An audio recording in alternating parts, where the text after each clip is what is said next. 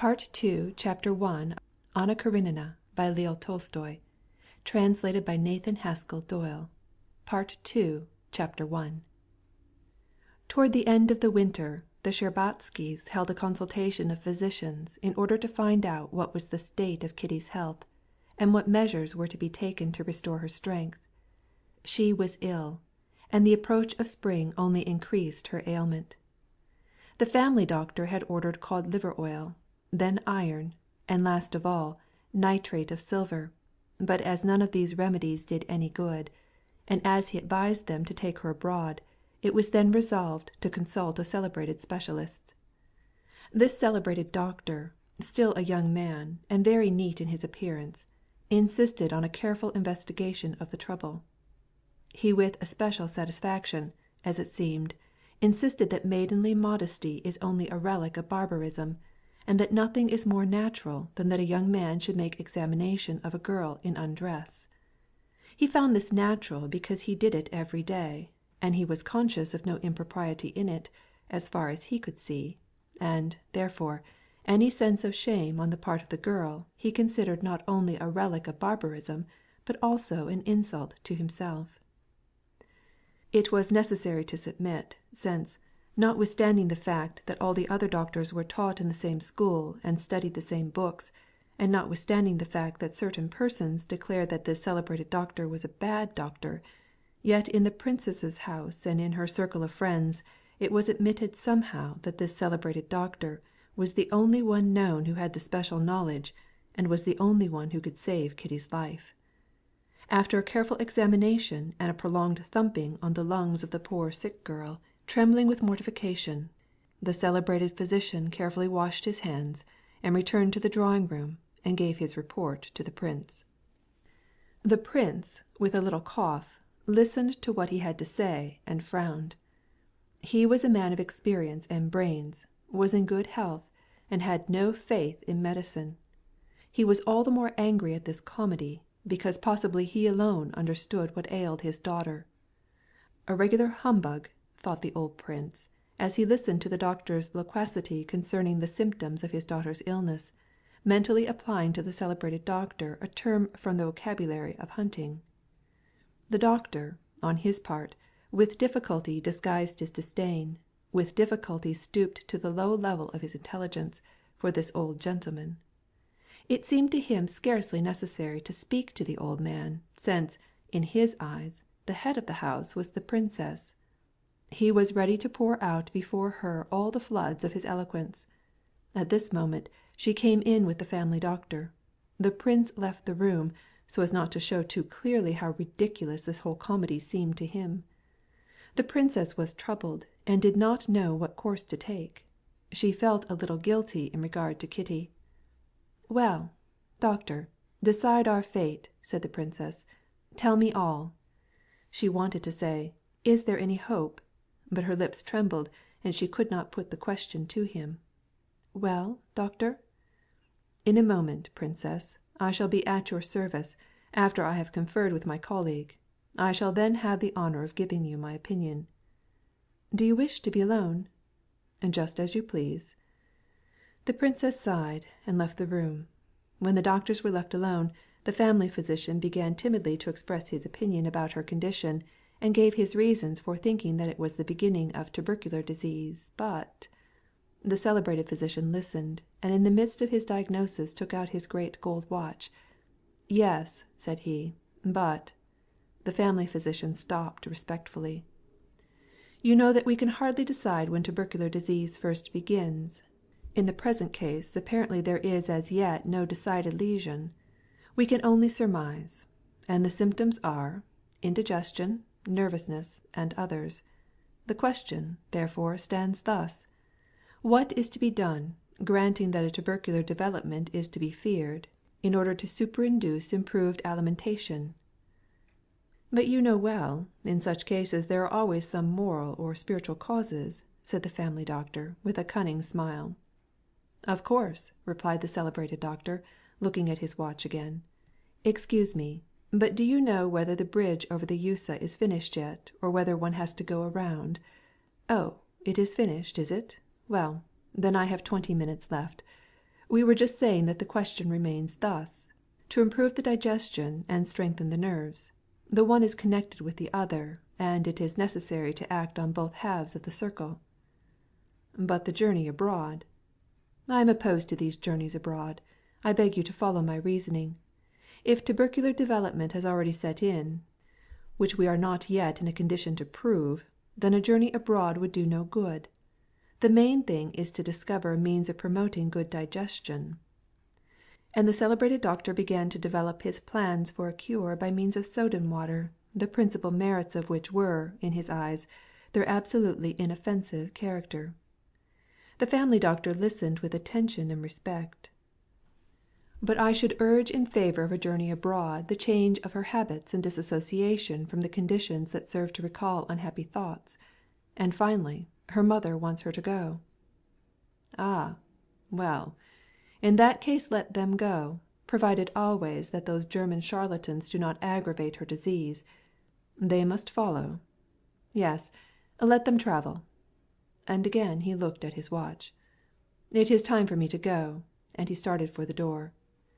The celebrated doctor explained to the princess that he wished to see the invalid once more. A sense of propriety dictated this. "What! Have another examination?" cried the princess with horror. "Oh, no. Only a few minor points, princess." "Then come in, I beg of you." And the mother ushered the doctor into the drawing room where Kitty was. Emaciated and flushed, with a peculiar gleam in her eyes, the result of the mortification she had borne, Kitty was standing in the middle of the room. When the doctor came in her eyes filled with tears, and she turned crimson. Her whole illness and the medical treatment seemed to her such stupid, even ridiculous nonsense. The medical treatment of her case seemed to her as absurd as to gather up the fragments of a broken vase. Her heart was broken, and could it be healed by pills and powders? But it was impossible to wound her mother's feelings, the more because her mother felt that she had been to blame. "Will you sit down, princess?" said the celebrated doctor. With a smile he sat down in front of her, felt her pulse, and with a smile began a series of wearisome questions. At first she replied to them, then suddenly arose impatiently.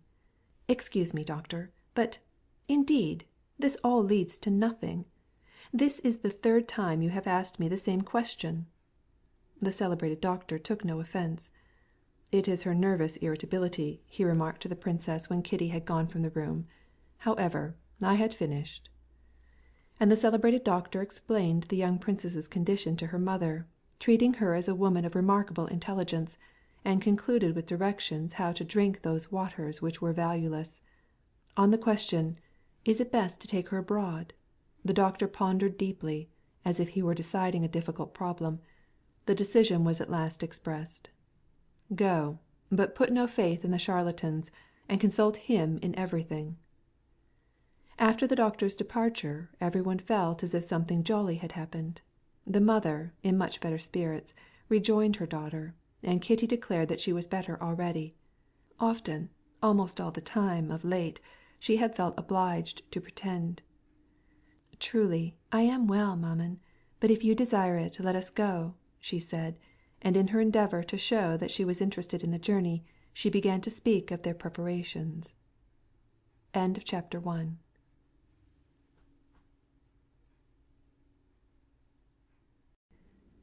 2. Chapter 2. Shortly after the doctor went, Dolly came. She knew that the consultation was to take place that day, and though she was as yet scarcely able to go out, having had a little daughter toward the end of the winter, and although she had many trials and cares of her own, she left her nursing baby and one of the little girls who was ailing, and came to learn what Kitty's fate should be. "Well, how is it?" she said, as she came into the drawing room with her hat on. "You are all happy? Then all is well?" They endeavoured to tell her what the doctor had said, but it seemed that, although the doctor had spoken very fluently and lengthily, no one was able to tell what he had said. The only interesting point was the decision in regard to the journey abroad. Dolly sighed involuntarily. Her sister, her best friend, was going away, and life for her was not joyous. Her relations with Stepan Arkadyevitch since the reconciliation had become humiliating. The union brought about by Anna had not been of long duration, and the family concord had broken down in the same place. There was nothing definite, but Stepan Arkadyevitch was scarcely ever at home. There was scarcely ever any money in the house, and suspicions of his unfaithfulness constantly tormented Dolly. But she kept driving them away in terror of the unhappiness which jealousy caused her. The first explosion of jealousy, having been lived down, could not indeed be experienced again, and even the discovery of his unfaithfulness could not have such an effect on her as it had the first time. Such a discovery now would only break up the family, and she preferred to shut her eyes to his deception, despising him and above all herself because of this weakness. Moreover, the cares of a numerous family constantly annoyed her. First the nursing of her baby was unsatisfactory, then the nurse went off, and now one of the children was ill. "And how are the children?" asked the princess. "Ach, maman, we have so many tribulations. Lily is ill in bed, and I'm afraid it is the scarlatina. I came out now to see how you were, for there'll be no getting out for me after this, if it is the scarlatina, which God forbid." The old prince also, after the doctor's departure, came out from his library, presented his cheek to Dolly, exchanged a few words with her, and then turned to his wife. "What decision have you come to? Shall you go? Well, and what are you going to do with me?" "I think, Alexander, that you had better stay at home." "Just as you please." "Maman, why doesn't papa come with us?" said Kitty. "It would be gayer for him and for us." The old prince got up and smoothed Kitty's hair with his hand. She raised her head, and with an effort smiled as she looked at him. It always seemed to her that he understood her better than anyone else in the family, though he did not say much. She was the youngest, and therefore her father's favorite daughter, and it seemed to her that his love made him clairvoyant. When she saw his kind blue eyes steadily fixed on her, it seemed to her that he read her very soul, and saw all the evil that was working there. She blushed and bent toward him, expecting a kiss, but he only pulled her hair, saying, "These stupid chignons! One never gets down to the real daughter, but you caress the hair of departed females. Well, Dolinka," turning to his eldest daughter, "what is that trump of yours doing?"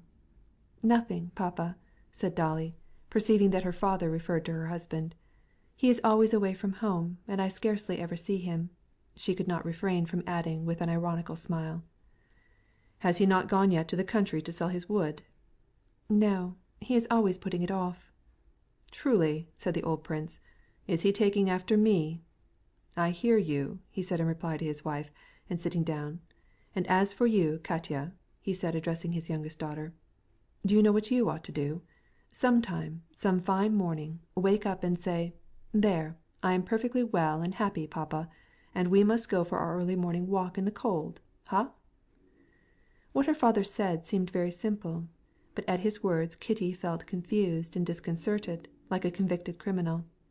"Yes, he knows all, he understands all, and these words mean that I ought to overcome my humiliation, however great it has been." She could not summon up the courage to reply. She began to say something, but suddenly burst into tears and ran from the room. "Just like your tricks," said the princess to her husband angrily. "You always—" and she began one of her tirades. The prince listened for some time to her reproaches and made no reply, but his face kept growing darker and darker. "She is so sensitive, poor little thing, so sensitive, and you don't understand how she suffers at the slightest allusion to the cause of her suffering. Ach, how mistaken we are in people!" said the princess. And by the change in the inflection of her voice Dolly and the prince perceived that she had reference to Vronsky. "I don't understand why there are not any laws to punish such vile, such ignoble men." "Ach, do hear her," said the prince with a frown, getting up from his chair and evidently anxious to make his escape, but halting on the threshold. "There are laws, Matushka, and if you force me to this I will tell you who is to blame in all this trouble. You alone. There are laws against such young fops, and there always will be. And if things had not been as they ought never to have been, old man that I am, I should have put that dandy on the fence. Yes, and now to cure her, you bring in these quacks." The prince would have had still more to say, but as soon as the princess heard his tone she immediately became humble and repentant, as always happened when important questions came up. "Alexander, Alexander," she murmured, going up to him and weeping. The prince held his peace when he saw her tears. He went to meet her. "Well, let it go, let it go. I know that it is hard for you also. What is to be done? There is no great harm. God is merciful. Thank you," said he, not knowing what he said, and replying to the princess's damp kiss which he felt on his hand. Then the prince left the room. As soon as Kitty, weeping, had left the room, Dolly, with her maternal domestic instinct, perceived that this was an affair which required a woman's management, and she was preparing to follow her. She took her hat, and morally tucking up her sleeves, prepared to act. But when her mother began to attack her father, she tried to restrain her, as far as her filial respect allowed. When the prince's outburst occurred, she said nothing. She was ashamed for her mother, and she felt a deep affection because of the instant return of his good nature. But when he went out, she determined to do the chief thing that was necessary, to go to Kitty and calm her. "I've long wanted to tell you, maman. Did you know that when Levin was here the last time, he intended to offer himself to Kitty? He told Stiva." "What is that? I do not understand." "Then perhaps Kitty refused him. Didn't she tell you?" "No, she did not say anything to me about either of them. She is too proud. But I know that all this comes from—" "Yes, but think, if she refused Levin, I know that she would not have done so if it had not been for the other one, and then he deceived her so abominably." It was terrible to the princess to think how blameworthy she had been toward her daughter, and she grew angry. "Ach, I do not know anything about it. Nowadays every girl wants to live as she pleases, and not to say anything to her mother, and so it comes that—" "Maman, I am going to see her." "Go, I will not prevent you," said her mother. Chapter 2.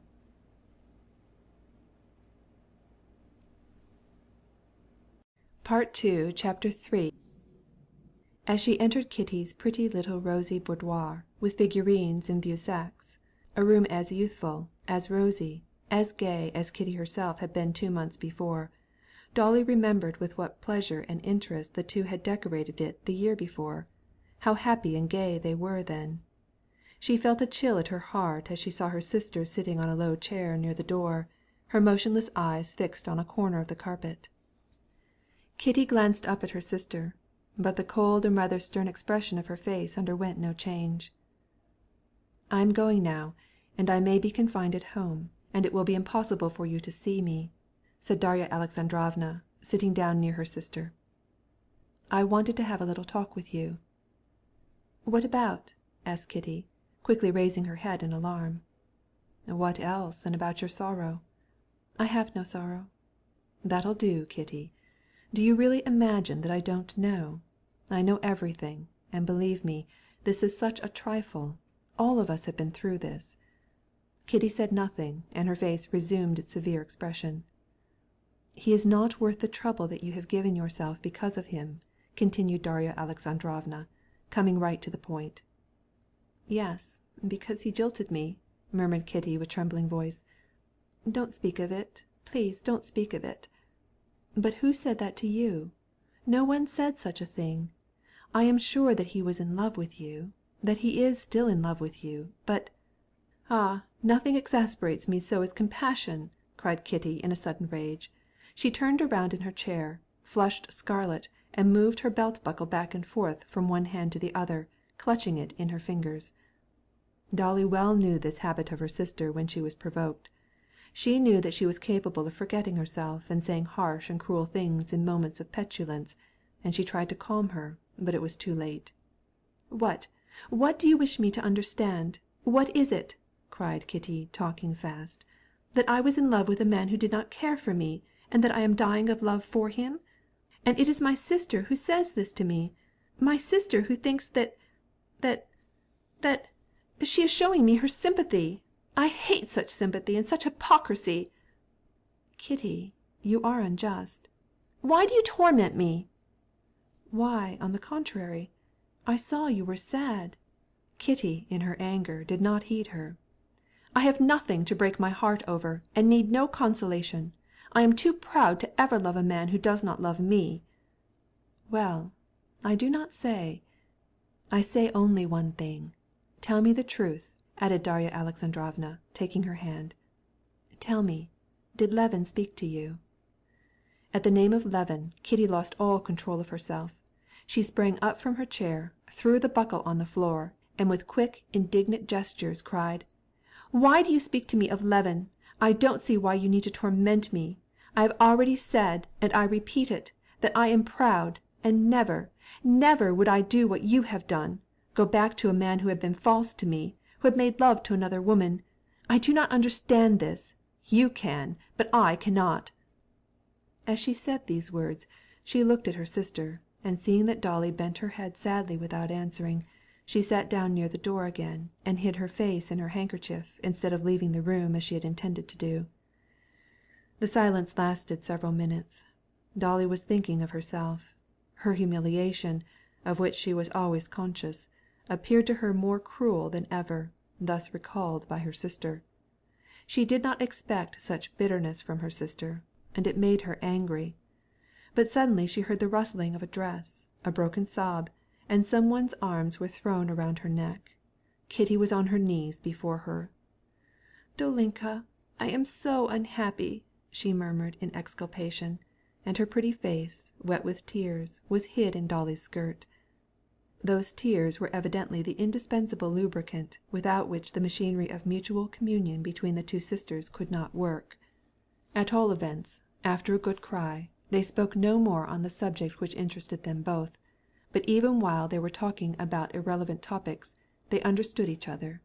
Kitty knew that the cruel words that she had uttered in her anger about the husband's unfaithfulness, the unfaithfulness of Dolly's husband, and her humiliation, struck deep into her poor sister's heart, but that she forgave her. Dolly, on her side, knew all that she wanted to know. She was convinced that her suspicions were correct, that the pain Kitty felt, the irremediable pain, lay in the fact that Levin had offered himself to her, and that she had refused him, and that Vronsky had played her false, and that she was ready to love Levin and to hate Vronsky. Kitty said not a word about this. She spoke only of the general state of her soul. "I have no sorrow," she said, regaining her calmness a little. "But you cannot imagine how wretched, disgusting, and vulgar everything seems to me, above all myself. You cannot imagine what evil thoughts come into my mind." "Yes, but what evil thoughts can you have?" asked Dolly with a smile. "The most abominable, the most repulsive. I cannot describe them to you. It is not melancholy, and it is not ennui. It is much worse. It is as if all the good that was in me had disappeared, and only the evil was left. Now how can that be, I tell you?" she asked, looking in perplexity into her sister's eyes. "Papa began to say something to me a few minutes ago. It seems to me he thinks that all I need is a husband. Mamma takes me to the ball. It seems to me that she takes me there for the sole purpose of getting rid of me, of getting me married as soon as possible. I know that it is not true, and yet I cannot drive away these ideas. So-called marriageable young men are unendurable to me. It always seemed to me that they are taking my measure. A short time ago, to go anywhere in a ball gown was a simple delight to me. I admired myself. I enjoyed it. Now it is a bore to me, and I feel ill at ease. Now, what do you think? The doctor? Well—" Kitty stopped. She wanted to say further that, since she had felt this great change in herself, Stepan Arkadyevitch had become unendurably distasteful to her, that she could not see him without the most repulsive and unbecoming conjectures arising in her mind. "Indeed, everything takes the most repulsive, disgusting aspect in my sight," she continued. "It is a disease. Perhaps it will pass away. But don't for a moment think. I cannot help it. I do not feel at ease except with you and the children. What a pity that you can't come home with me now." "Well, I will go. I've had scarlatina. I will persuade maman." Kitty insisted so eagerly that she was allowed to go to her sister's, and throughout the course of the disease, which proved to be the scarlatina, she looked after the children. The two sisters successfully nursed all the 6 children, but Kitty's health did not improve, and at Lent the Shtcherbatskys went abroad. End of chapter 3.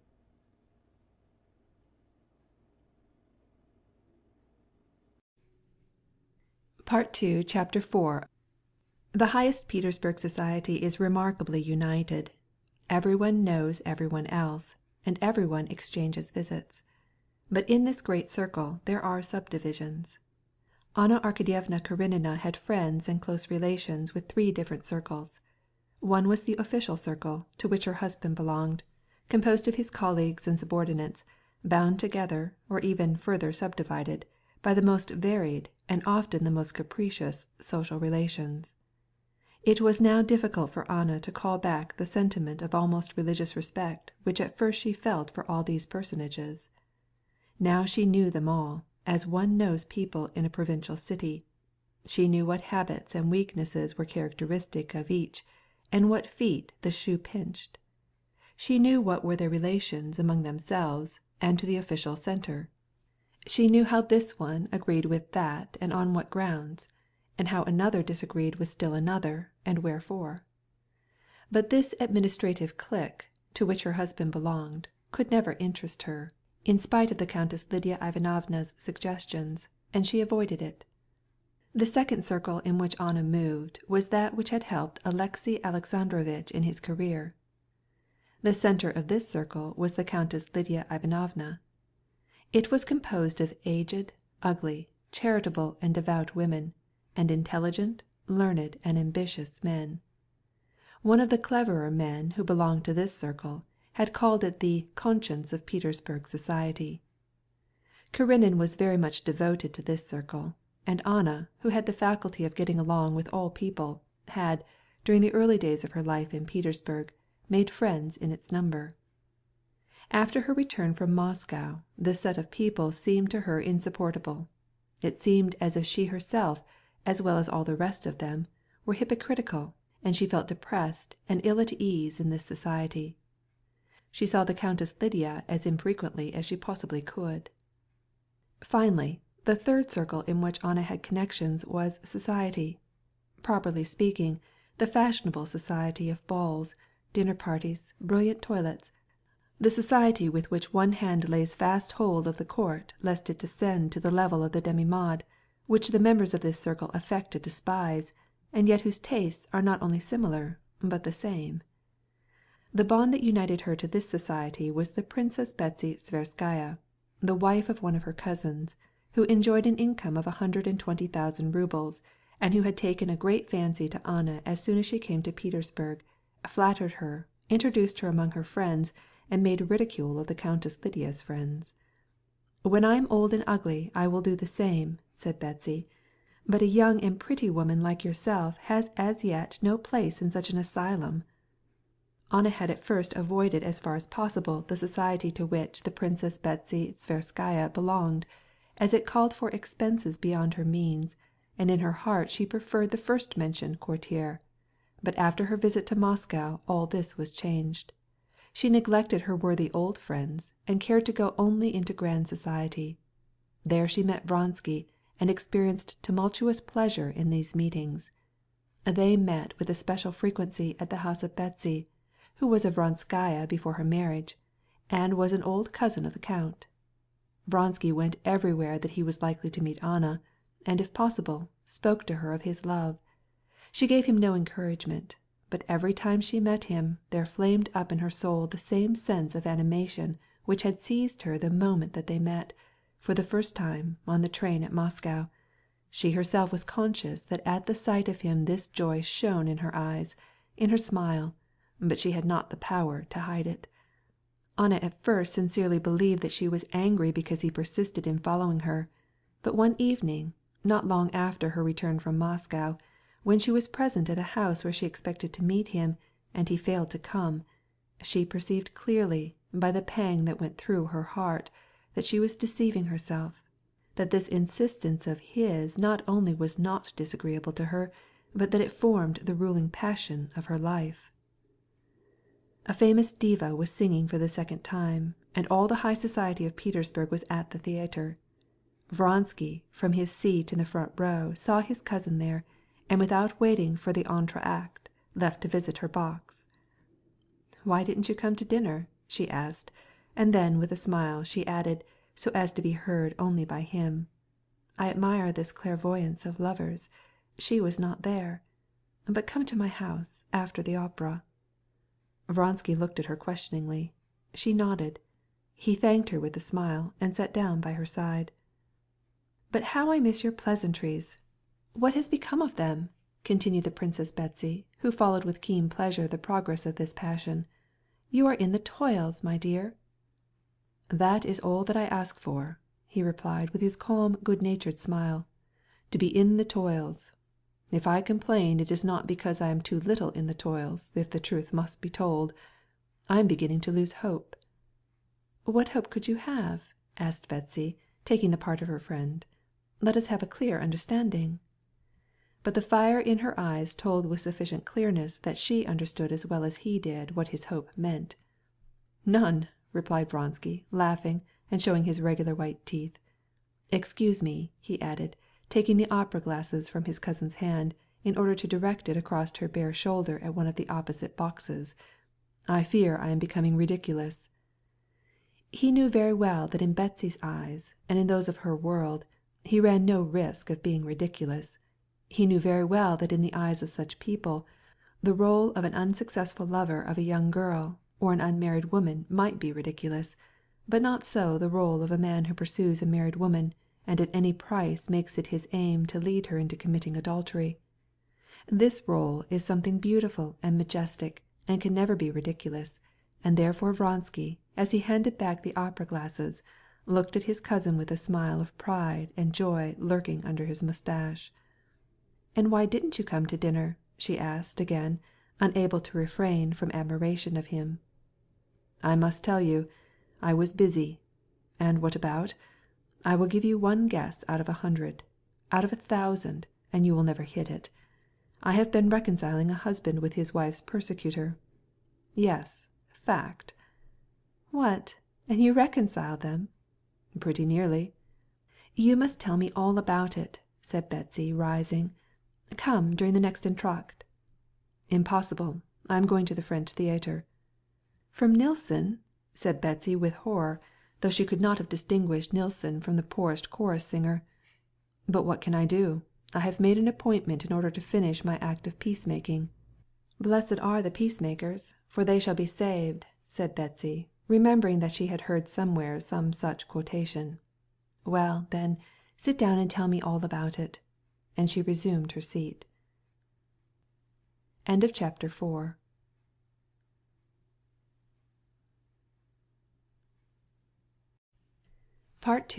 5. "It's a little improper, but so amusing, that I wanted awfully to tell you about it," said Vronsky, looking at her with sparkling eyes. "However, I will not mention any names." "But I can guess? So much the better." "Listen, then. 2 gay young men were dining." "Officers of your regiment, of course." "I did not say that they were officers, but simply young men, who had dined well." "Translated, tipsy." "Possibly. They went to dine with a comrade in most excellent spirits. They saw a pretty young woman passing them in a hired carriage. She turns around and, as it seems to them, nods to them and laughs. Of course they follow her. They gallop like mad. To their amazement their beauty stops at the entrance of the very house where they are going. She mounts to the upper floor, and they see nothing but a pair of rosy lips under a short veil, and a pair of pretty little feet." "You describe the scene with so much feeling that you make me believe that you were in the party." "Why do you accuse me so soon? Well, the 2 young men climb up to their comrade's room, where there is to be a farewell dinner, and there they drink, perhaps more than is good for them, as is usually the case at farewell dinners. And at dinner they ask who lives on the top story of the house. No one knows anything about it, only their friend's valet, to their questions, 'Do any mamsells live on the top floor?' replies that there are a good many. After dinner the 2 young men go into their friend's library and write a letter to the unknown. They write a passionate letter, a declaration. They themselves carry up the letter, in order to explain whatever in the letter might not be perfectly understood. "But why do you tell me such horrible things? Well?" "They ring. A girl comes to the door. They give her the letter, telling her that they are so desperately in love that they are ready to die, there at the door. The girl is in doubt, and parleys with them. Suddenly a gentleman appears, red as a lobster, and with side whiskers like sausages, declares that there is no one there except his wife, and unceremoniously puts them out of the door." "How did you know that his side whiskers were like sausages?" "But now listen. I have just made peace between them." "Well, what came of it?" "This is the most interesting part of the affair. The happy couple prove to be a titular councillor and his wife. The titular councillor brings a complaint, and I am obliged to serve as peacemaker. What a peacemaker! I assure you Talleyrand compared to me was nobody." "What were your difficulties?" "Here now, listen. We make excuses as in duty bound, as 'We are desperately sorry,' we said. 'We beg you to pardon us for this unfortunate misunderstanding.' The titular councillor with the sausage whiskers seemed to be thawing, but he felt it necessary to express his feelings, and as soon as he began to express his feelings he began to get wrathy and to say harsh things, and again I was obliged to bring all my diplomatic talents into requisition. I agree that their conduct was reprehensible, but please take into consideration that there was a misunderstanding. They were young and had just come from a good dinner. You understand. Now they are sorry from the bottom of their hearts, and beg you to forgive them their fault." The titular councillor was softened still more. "I agree with you, Count, and I am ready to pardon them, but you perceive that my wife, a virtuous woman, has been exposed to insult, to persecution, and to the impudence of a good-for-nothing young and the impudent good-for-nothing young fellows being present, I had to exert myself to calm them down. Again I put my diplomacy to work, and every time I seem on the point of success my titular councillor gets wrathy again, and his face gets red, and his sausages begin to wag up and down, and I find myself drowned in the waves of diplomatic subtleties." "Ach, we must tell you all about this," said Betsy to a lady who at that moment came into her box. "It has amused me so much. Well, good luck go with you," she added, giving Vronsky one of her fingers as she held her fan; and then, shrugging her shoulders so as to keep the waist of her gown from coming up, so that she might be as naked as possible when she should go to the front of the box, and sit down in the full blaze of gas and in the eyes of all. Vronsky went to the French theatre, where he really had to meet his regimental commander, who never failed to be present at a single representation. He wished to speak with him in regard to his business as peacemaker, which had occupied and amused him for 3 days. Petritsky, whom he liked, was involved in this affair, and the other one was a charming, a glorious fellow, young Prince Kurdov, who had lately joined their regiment. But the principal point was that the affair concerned the interests of his regiment.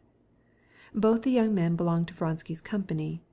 Vendin, the titular councillor, had come to the regimental commander with a complaint that the officers had insulted his wife.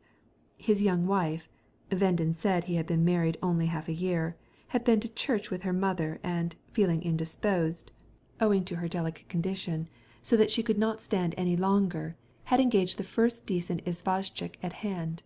The officers had chased her. She was frightened, and, feeling still more ill, had run up the stairs. Vendin himself, who had just returned from his office, heard the sound of a bell and voices. He came out, and, seeing drunken officers with a letter, he had them put out. He demanded that they should be severely punished. "No, it's all very well to talk," said the regimental commander to Vronsky, whom he had asked to join him. "But Petritsky is becoming unbearable. Not a week passes without some scandal. This chinovnik will not stop here, he will go farther." Vronsky saw all the unpleasantness of this affair, and he felt that a duel should be avoided, and that everything should be done to make the titular councillor relent and smooth over the scandal. The regimental commander and Vronsky both realized that Vronsky's name and his Flugel adjutant's monogram ought to have a great effect in soothing the titular councillor. In reality these two influences proved partially efficacious, but the results of the reconciliation remained in doubt, as Vronsky said. When he reached the French theater, Vronsky took the regimental commander into the lobby and told him of his success, or rather lack of success. After reflection the regimental commander decided to leave the matter in abeyance, but afterwards he began to question Vronsky regarding the details of the interview, and he could not help laughing as he heard Vronsky tell how the titular councillor kept suddenly flaming out in wrath as he recalled the particulars of the affair, and how Vronsky, veering round at the last mention of reconciliation, had withdrawn, pushing Petritsky before him, and his repeated attempts to bring him into a suitable frame of mind. "It is a wretched piece of business, but comical enough. Karadov cannot fight with this gentleman. Was he so horribly angry?" he asked, laughing. "And how do you like Claire this evening? Charming," he said, referring to a new French actress. "One can't see her too often. She is always new. Only the French can do that." Chapter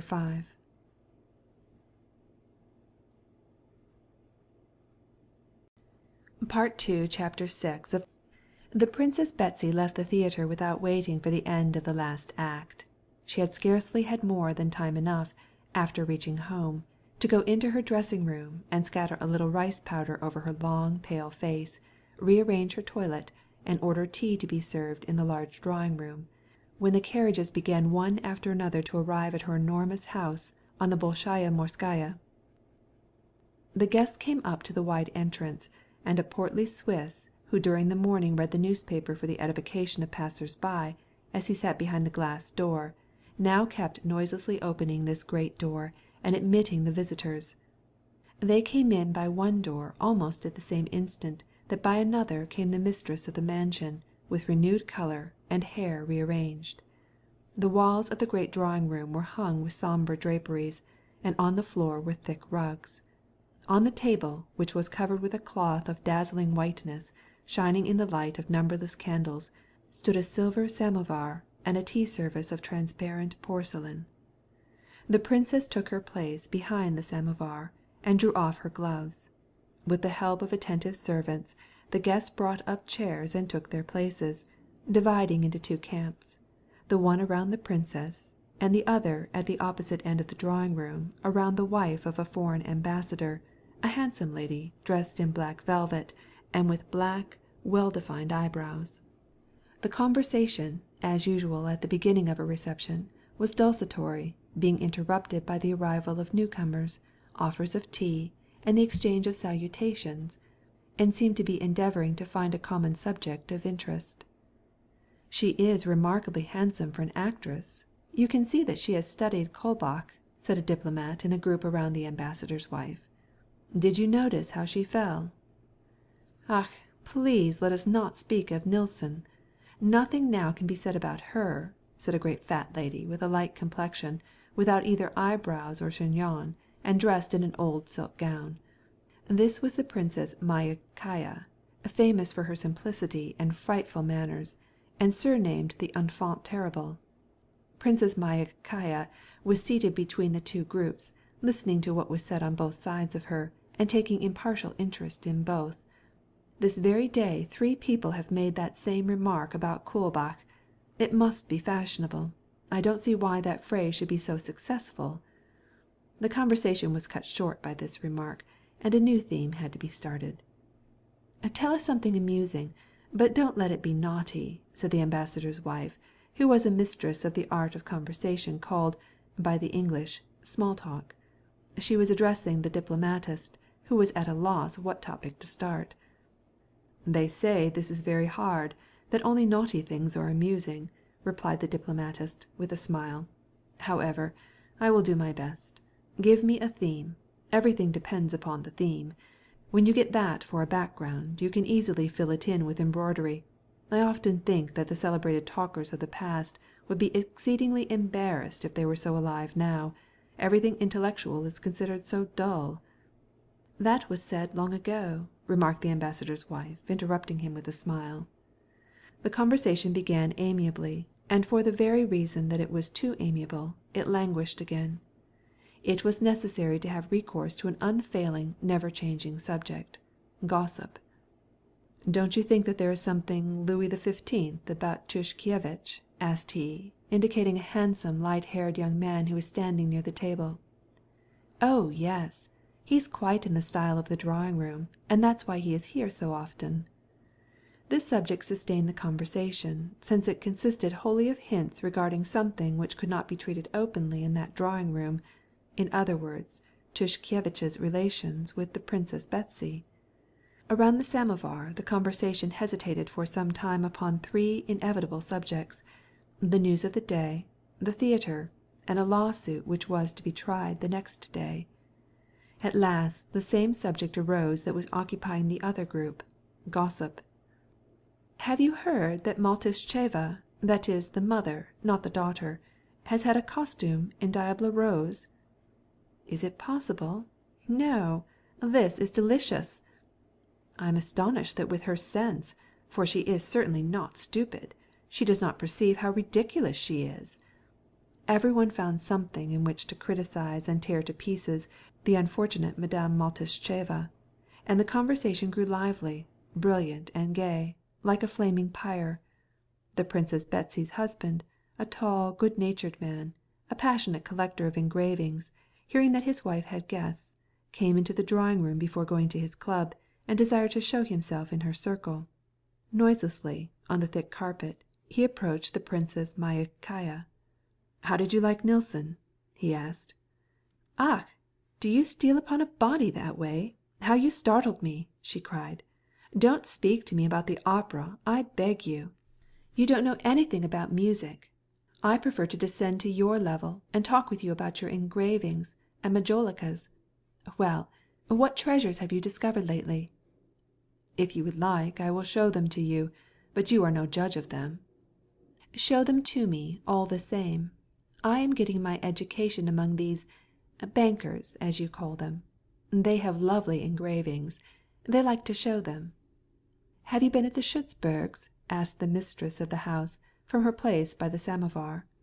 "Certainly, ma chère. They invited my husband and me to dinner, and they told me the sauce at this dinner cost 1,000 roubles," replied the Princess Myakaya in a loud voice, conscious that all were listening to her. "And it was a very poor sauce too, something green. I had to return the compliment, and I got them of a sauce that cost 85 kopecks, and all were satisfied. I can't make 1,000-rouble sauces." "She is unique," said the hostess. "Astonishing," said another.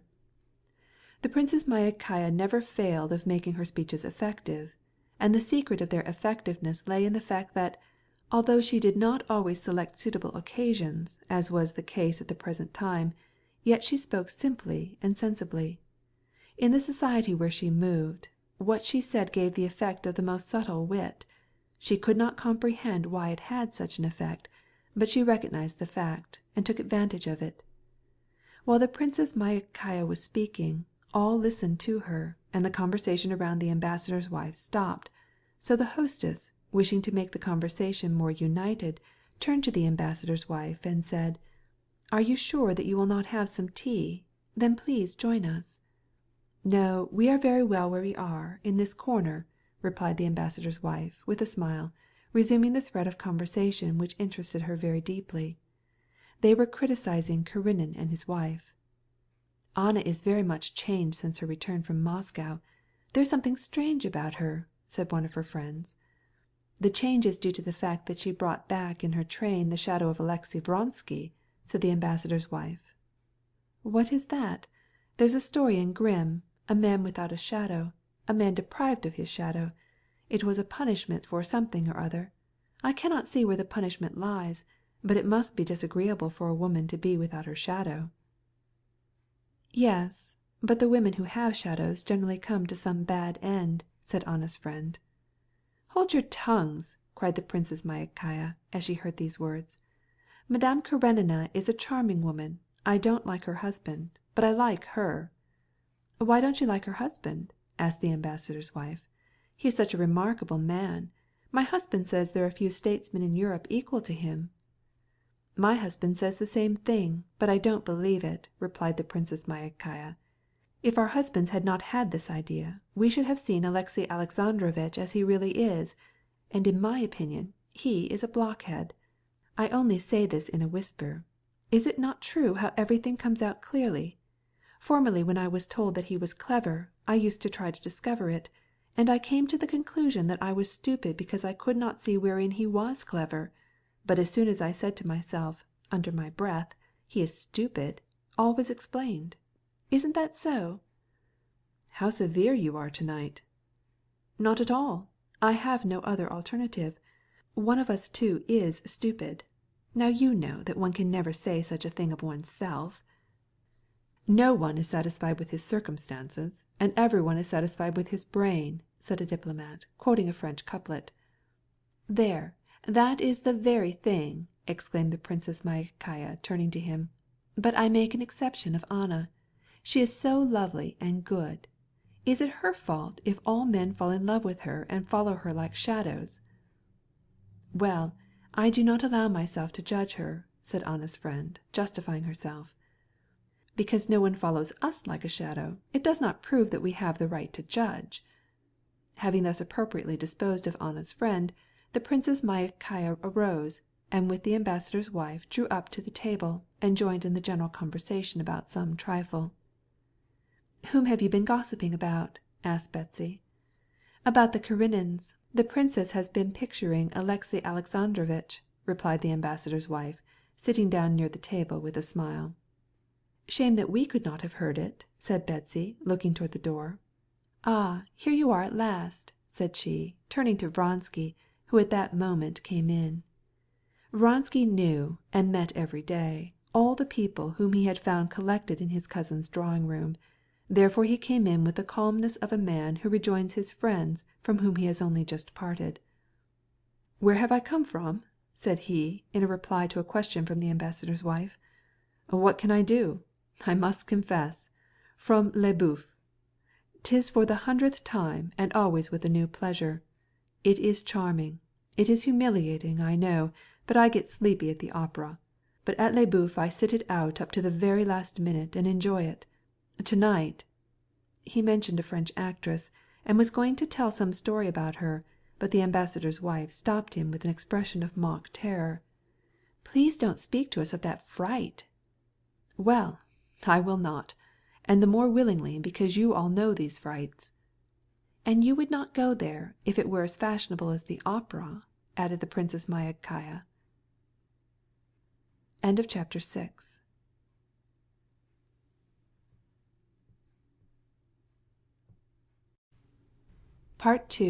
7. Steps were heard near the door, and the Princess Betsy, knowing that it was Madame Karenina, looked at Vronsky. He was looking toward the door, and his face had a strange, new expression. Joyfully, expectantly, and almost timidly, he gazed at Anna as she entered, and he rose slowly. Anna came into the drawing‐room, as always holding herself very erect and looking neither to right nor to left. She crossed the short distance between her and the hostess, with that rapid, light, but decided step which distinguished her from all the other women of this circle. She went directly up to Betsy and shook hands with a smile, and with the same smile she looked at Vronsky. He bowed low and offered her a chair.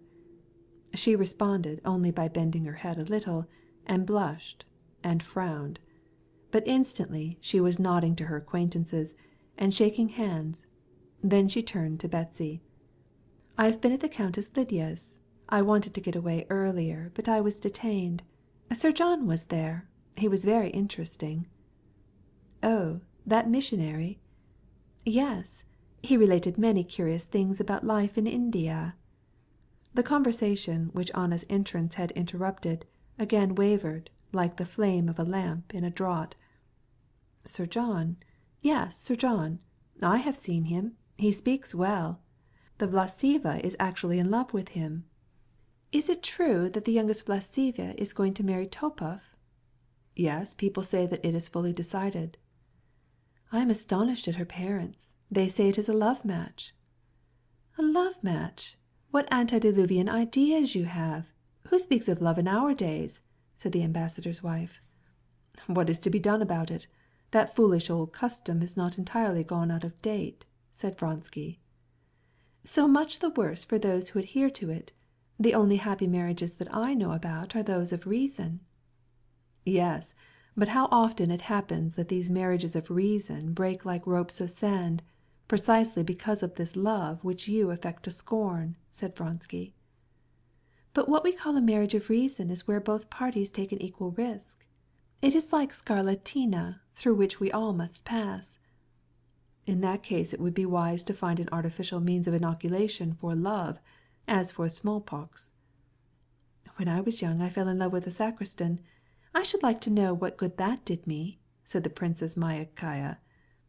"No, but jesting aside, I believe that to know what love really is, one must have been deceived once, and then been set right," said the Princess Betsy. "Even after marriage?" said the ambassador's wife, laughing. "It is never too late to mend," said the diplomatist, quoting the English proverb. "But really," interrupted Betsy, "you must be deceived, so as afterwards to get into the right path. What do you think about this?" she said, addressing Anna, who was listening silently to the conversation, with a scarcely perceptible smile on her firm lips. "I think," said Anna, playing with her glove, which she had removed, "I think, if there are as many opinions as there are heads, then there are as many ways of loving as there are hearts." Vronsky looked at her, and with a violent beating of the heart, waited for her answer. After she had spoken these words, he drew a deep breath, as if he had escaped some danger. She turned suddenly to Vronsky. "I have just had a letter from Moscow. They write me that Kitty Shtcherbatskaya is very ill." "Really?" said Vronsky with a frown. Anna looked at him with a severe expression. "Doesn't that interest you?" "It certainly does. I am very sorry. Exactly what did they write you, if I may be permitted to inquire?" Anna arose and went to Betsy. "Will you give me a cup of tea?" she said, standing behind her chair. While Betsy was pouring the tea, Vronsky went to Anna. "What did they write you?" "I often think that men do not know what nobility means, though they are all the time talking about it," said Anna, not answering his question. "I have been wanting to tell you for a long time," she added, and taking a few steps she sat down at a corner table laden with albums. "I don't quite know what your words mean," he said, offering her a cup of tea. She glanced at the divan near her, and he instantly sat down on it. "Yes, I have been wanting to tell you," she continued without looking at him. "You have acted badly, very badly." "Don't I know that I have? But whose fault was it?" "Why do you say that to me?" said she with a severe look. "You know why," he replied boldly and jealously, meeting her gaze and without dropping his eyes. She, not he, felt confused. "This simply proves that you have no heart," said she. But her eyes told the story, and she knew that he had a heart, and therefore she feared him.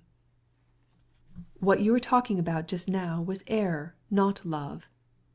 "Remember that I have forbidden you to speak that word, that hateful word," said Anna, trembling, and instantly she felt by the use of that one word "forbidden," she recognized a certain jurisdiction over him, and thus encouraged him to speak of love. "For a long time I have been wanting to say this to you," she continued, looking steadily into his eyes, and all aflame with the color that burned in her face. "I have come tonight on purpose, knowing that I should find you here. I have come to tell you this must come to an end. I have never had to blush before anyone before, and you somehow cause me to feel guilty in my own eyes." He looked at her, and was struck with the new spiritual beauty of her face. "What do you want me to do?" he said simply and gravely. "I want you to go to Moscow and beg Kitty's pardon." "You do not want that," said he. He saw that she was compelling herself to say one thing while she really desired something else. "If you love me, as you say you do," she murmured, "then do what will give me peace." Vronsky's face lighted up. "Don't you know that you are my life? But I don't know what peace means, and I can't give it to you. Myself, my love, I can give. Yes, I cannot think of you and myself separately. But for me, you and I are one. I see no hope of peace for you or for me in the future. I see the possibility of despair, of misfortune, unless I see the possibility of happiness, and what happiness! Is it really impossible?" he murmured, with lips only, but she heard him. She directed all the forces of her mind to say what she ought, but instead of that, she looked at him with love in her eyes, and said nothing. "Ah!" he thought with rapture, "at the very moment when I was in despair, when it seemed I should never succeed, it has come. She loves me. She confesses it." "Then do this for me, and never speak to me in this way again. Let us be good friends," said her words. Her eyes told a totally different story. "We can never be mere friends. You yourself know it. Shall we be the most miserable or the happiest of human beings? It is for you to decide." She began to speak, but he interrupted her. "You see I ask only one thing, the right of hoping and suffering as I do now. If it is impossible, order me to disappear, and I will disappear. You shall not see me if my presence is painful to you." "I do not wish to drive you away." "Then change nothing. Let things go on as they are," said he with a trembling voice. "Here is your husband." Indeed, Alexey Alexandrovitch at that instant was entering the drawing-room with his calm face and awkward gait. Glancing at his wife and Vronsky, he went first to the hostess, and then he sat down with a cup of tea, and in his slow, well-modulated voice, in his habitual tone of persiflage, which seemed always to deride some one or something, he said, as he glanced around at the assembly, "Your Rambouillet is complete, the Graces and the Muses." But the Princess Betsy could not endure this sneering tone of his, as she called it, and, like a clever hostess, quickly brought him round to a serious discussion of the forced conscription. Alexey Alexandrovitch immediately entered into it, and began gravely to defend the new ukase against Betsy's attacks. Vronsky and Anna still sat near their little table. "That is getting rather pronounced," said a lady in a whisper, indicating with her eyes Karenin, Anna, and Vronsky. "What did I tell you?" said Anna's friend. Not only these ladies, but nearly all who were in the drawing-room, even the Princess Myakaya and Betsy herself, glanced more than once at them sitting apart from the general company, as if it disturbed them. Only Alexey Alexandrovitch never once looked in their direction, and was not diverted from the interesting conversation on which he had started. Betsy, perceiving the disagreeable impression that all felt, substituted some one else in her place to listen to Alexey Alexandrovitch, and crossed over to Anna. "I always admire your husband's clear and explicit language," she said. "The most transcendental thoughts seem within my reach when he speaks." "Oh yes," said Anna, with a radiant smile of joy, and not understanding a word that Betsy had said. Then she went over to the large table and joined in the general conversation. After he had stayed half an hour, Alexey Alexandrovitch spoke to his wife, and proposed to her that they should go home together, but she answered, without looking at him, that she wished to remain to supper. Alexey Alexandrovitch took leave of the company and departed. Madame Karenina's coachman, the portly old Tartar, in his lacquered leather coat, was having some difficulty in restraining his left-hand gray, which was excited with the cold. A lackey stood holding open the carriage door. The Swiss was standing ready to open the outer door. Anna Arkadyevna was listening with ecstasy to what Vronsky whispered, while she was freeing, with nervous fingers, the lace of her sleeve, which had caught on the hook of her fur cloak. "You have said nothing, let us admit, and I make no claim," Vronsky was saying, as he accompanied her down. "But you know that it is not friendship that I ask for. For me, the only possible happiness of my life is contained in that word that you do not like, love." "Love," she repeated slowly, as if she had spoken to herself. Then suddenly, as she disentangled her lace, she said, "I do not like this word because it means too much, far more than you can imagine." And she looked him full in the face. "Das Vidanya." She reached him with her hand, and, with a quick elastic step, passed the Swiss and disappeared in her carriage.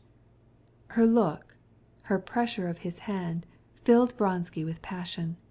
He kissed the palm on the place which she had touched, and went home with the happy conviction that that evening had brought him nearer to the goal of which he dreamed than all the 2 months past.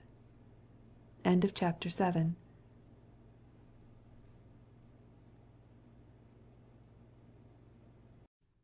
Part 2, Chapter 8. Alexey Alexandrovitch found nothing unusual or improper in the fact that his wife and Vronsky had been sitting by themselves and having a rather lively talk together. He noticed that to others in the drawing-room it seemed unusual and improper, and therefore it seemed to him also improper. He decided that he ought to speak about it to his wife. When he reached home, Alexey Alexandrovitch, according to his usual custom, went to his library, threw himself into his armchair, and opened his book at the place marked by a paper cutter in an article on papistry, and read till the clock struck 1, as he usually did. From time to time he passed his hand across his high forehead, and shook his head, as if to drive away an importunate thought. At his usual hour he arose, and he prepared to go to bed. Anna Arkadyevna had not yet returned.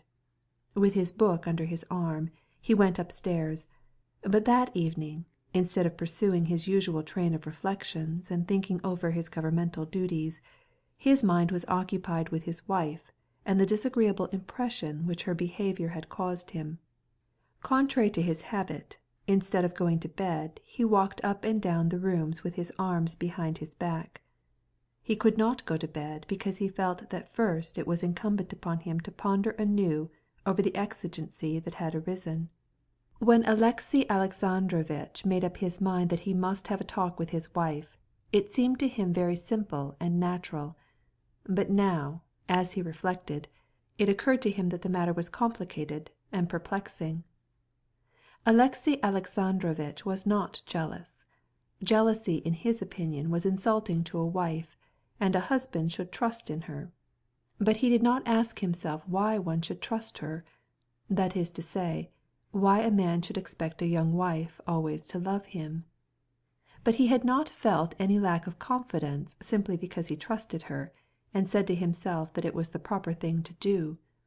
But now, although it was his conviction that jealousy is a disgusting state of mind, and that it was his duty to trust his wife, and that his faith was still intact, yet he felt that he was placed in an illogical and ridiculous position, and he knew not what he ought to do. Alexey Alexandrovitch was now standing face to face with life, with the possibility that his wife was in love with someone else besides him, and this seemed to him very senseless and incomprehensible, because it was life itself. All his life he had lived and labored in a round of official duties concerned with the reflections of life, and whenever he came in contact with life itself he was revolted by it.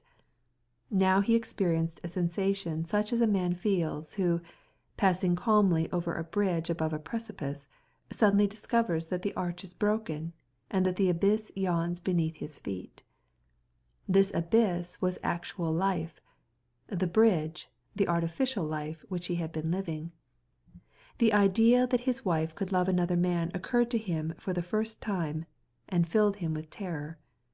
Without undressing, he kept walking back and forth with regular steps, over the echoing parquetry floor of the dining-room lighted with a single burner, over the carpet of the dark drawing-room, where the light fell on his recently painted full-length portrait, over the divan, and then through his wife's boudoir, where 2 candles were burning, lighting up the portraits of parents and friends, and the pretty trinkets upon her writing-table, so long familiar to him. When he reached the door of her bedroom, he turned and went back. At the end of each turn in his pacing back and forth, and especially on the hard-wood floor of his brightly lighted dining-room, he would stop and say to himself, "Yes, this must certainly be cut short. It must be decided. I must tell her my way of looking at it." And then he would turn back again. "But what can I say? What decision can I make?" he would ask himself by the time he reached the drawing-room, and find no answer. "But, after all," he would say, as he turned in the library, "what has been done? Nothing. She had a long talk with him. What of that? But whom not does a society woman talk with? To be jealous is degrading both to her and me," he would say to himself as he reached her boudoir. But this reasoning, which had hitherto had such weight, had now lost its cogency. From the door of her sleeping room he returned again to the hall, but, as he crossed the dark drawing room, he thought he heard a voice saying to him, "It is not so. The fact that the others noticed this signifies that there must be something in it." And by the time he reached the dining room again he was saying, "Yes, the thing must be decided, and broken short off." And once more in the drawing room, just before he turned about, he would ask himself, "How can I decide? How can I tell her?" And then he would ask himself, "What had happened?" and reply, "Nothing," and remember that jealousy is a feeling degrading to a woman. But again in the drawing room he would feel persuaded that something had happened. His thoughts, like his steps, followed the same circle, and he struck no new idea. He recognized this, rubbed his forehead, and sat down in her boudoir. There, as he looked at her table, with its malachite writing tablet, and a letter unfinished, his thoughts took another direction. He began to think of her, and how she would feel. His imagination vividly showed him her personal life, her thoughts and her desires, and the idea that she might, that she must, have her individual life apart from his, seemed to him so terrible that he hastened to put it out of his mind. This was the abyss which it was so dreadful for him to gaze into. To penetrate by thought and feeling into the soul of another, was a psychical effort strange to Alexey Alexandrovitch. He considered it a pernicious and dangerous mental habit. "And what is most terrible," he said to himself, "is that this senseless uncertainty comes on me just as I am about to bring my work to completion." He referred to a scheme which he was at that time managing. "And when I need perfect freedom from agitation, and all my mental powers. What is to be done? I am not one of those men who can endure agitation and annoyance, and have the strength of mind to face them. I must reflect.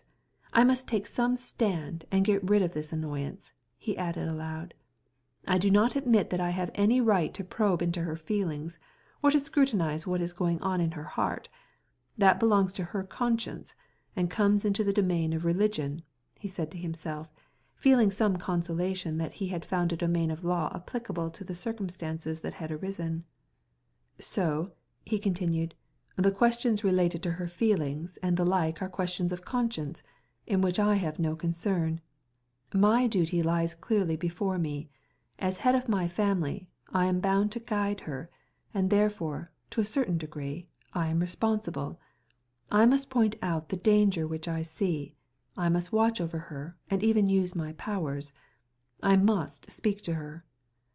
And Alexey Alexandrovitch formulated in his mind everything that he should say to his wife.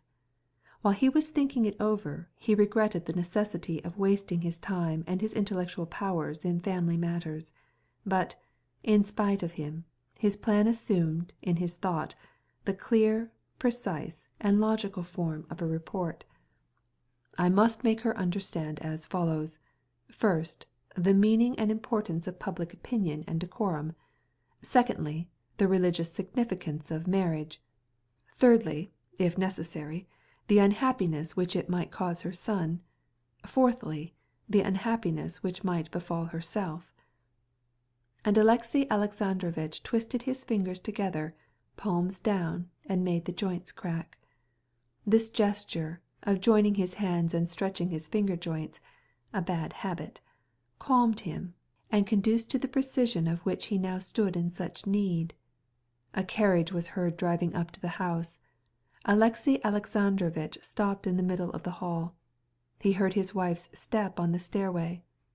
Alexey Alexandrovitch had his sermon all ready, but still he stood there, squeezing his crossed fingers and trying to make the joints crack.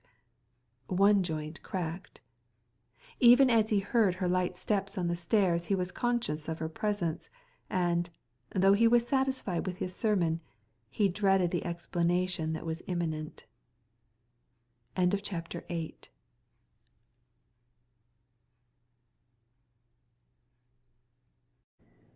Part 2, Chapter 9 of Anna entered with bent head, playing with the tassels of her bashlyk, or Turkish hood. Her face shone with a bright glow, but this bright glow did not betoken joy. It reminded one of the terrible glow of a conflagration against the midnight sky. When she saw her husband, she raised her head and smiled, as if she had awakened from a dream. "You are not abed yet? What a miracle!" she said, taking off her bashlyk, and, without pausing, she went into her dressing-room, crying, "It's late, Alexey Alexandrovitch," as she got to the door.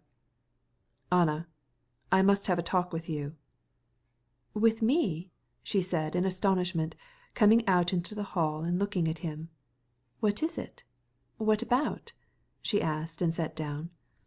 "Well, let us talk then, if it is so necessary, but I would much rather go to sleep." Anna said what came to her tongue, and was astonished to hear herself, astonished at her own facility at telling a lie. How perfectly natural her words sounded, and how probable that she wanted to go to sleep. She felt herself clad in an impenetrable armor of falsehood. She felt that some invisible power assisted her and sustained her. "Anna, I must give you a warning." "A warning?" she exclaimed. "Why?" She looked at him so innocently, so gaily, that any one who did not know her as her husband did, would have noticed nothing unnatural either in the tone of her voice or in the meaning of what she said. But for him, who knew her, who knew that when he was 5 minutes later than usual she always remarked on it, and asked the reason, for him who knew that her first impulse was always to tell him of her pleasures and her sorrows, for him now to see the fact that Anna took special pains not to observe his agitation, that she took special pains not to say a word about herself, all this was very significant. He saw that the depths of her soul, hitherto always opened to his gaze, were now shut away from him. Moreover, by her tone he perceived that she was not confused by this, but as it were she said openly and without dissimulation, "Yes, I am a sealed book, and so it must be, and will be from henceforth." He felt as a man would who should come home and find his house barricaded against him. "Perhaps the key will yet be found," thought Alexey Alexandrovitch. "I want to warn you," said he, in a gentle voice, "lest by your imprudence and your thoughtlessness you give people cause to talk about you. Your rather too lively conversation this evening with Count Vronsky," he pronounced this name slowly and distinctly, "attracted attention." He finished speaking, and looked at Anna's laughing eyes, now terrible to him because they were so impenetrable, and he saw all the idleness and uselessness of his words. "You are always like this," she said, as if she had not understood him, and intentionally had understood only the last part of what he said. "Sometimes you don't like it because I am bored, and sometimes you don't like it because I have a good time. I was not bored this evening. Does that disturb you?" Alexey Alexandrovitch trembled. Again he stretched his fingers till the knuckles cracked. "Ah, I beg of you, don't crack your fingers. I detest it so," said she. "Anna, is this you?" said Alexey Alexandrovitch, trying to control himself, and stopping the movement of his hands. "Yes, but what is it?" she asked with a sincere and almost comic astonishment. "What do you want of me?" Alexey Alexandrovitch was silent, and passed his hand across his brow and over his eyes. He felt that, instead of having done as he intended, that is, instead of having warned his wife of her errors in the sight of the world, he was agitated at what concerned her conscience, and was perhaps striking some imaginary wall. "This is what I wanted to say," he continued coldly and calmly, "and I beg you to listen to me until I have done. As you know, I regard jealousy as an insulting and degrading sentiment, and I never allow myself to be led away by it. But there are certain laws of propriety which one cannot cross with impunity. This evening, judging by the impression which you made, I am not the only one that noticed it, all did. You did not conduct yourself at all in a proper manner." "Decidedly I do not understand at all," said Anna, shrugging her shoulders. "He does not really care," she thought. "All that he fears is the opinion of the world. You are not well, Alexey Alexandrovitch," she added, rising and starting to go to her room. But he stepped in front of her as if to prevent her from going. Never had Anna seen his face so displeased and ugly. She remained standing, tipping her head to one side, while with quick fingers she began to pull out the hairpins. "Well, I will hear what you have to say," she said in a calm, bantering tone. "I shall even listen with interest, because I should like to know what it is all about." She herself was astonished at the assurance and calm naturalness with which she spoke, as well as at her choice of words. "I have no right to examine your feelings. I think it is useless and even dangerous," Alexey Alexandrovitch began. "If we probe too deeply into our hearts, we run the risk of touching on what we ought not to perceive. Your feelings concern your conscience. But in presence of yourself, of me, and of God, I am in duty bound to remind you of your obligations. Our lives are united, not by men, but by God. Only by crime can this bond be broken, and such a crime brings its own punishment."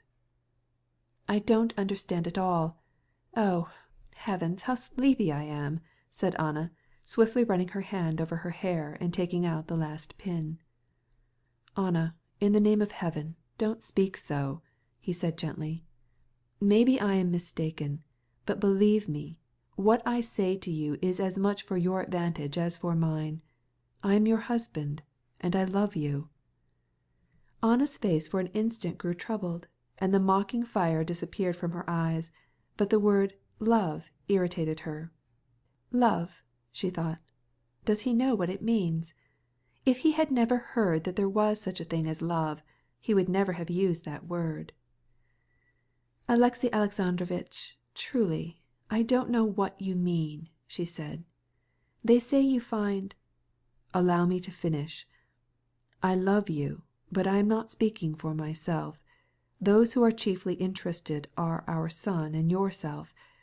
It is quite possible, I repeat, that my words may seem idle and ill-judged. Possibly they are the result of mistake on my part. In that case, I beg you to forgive me.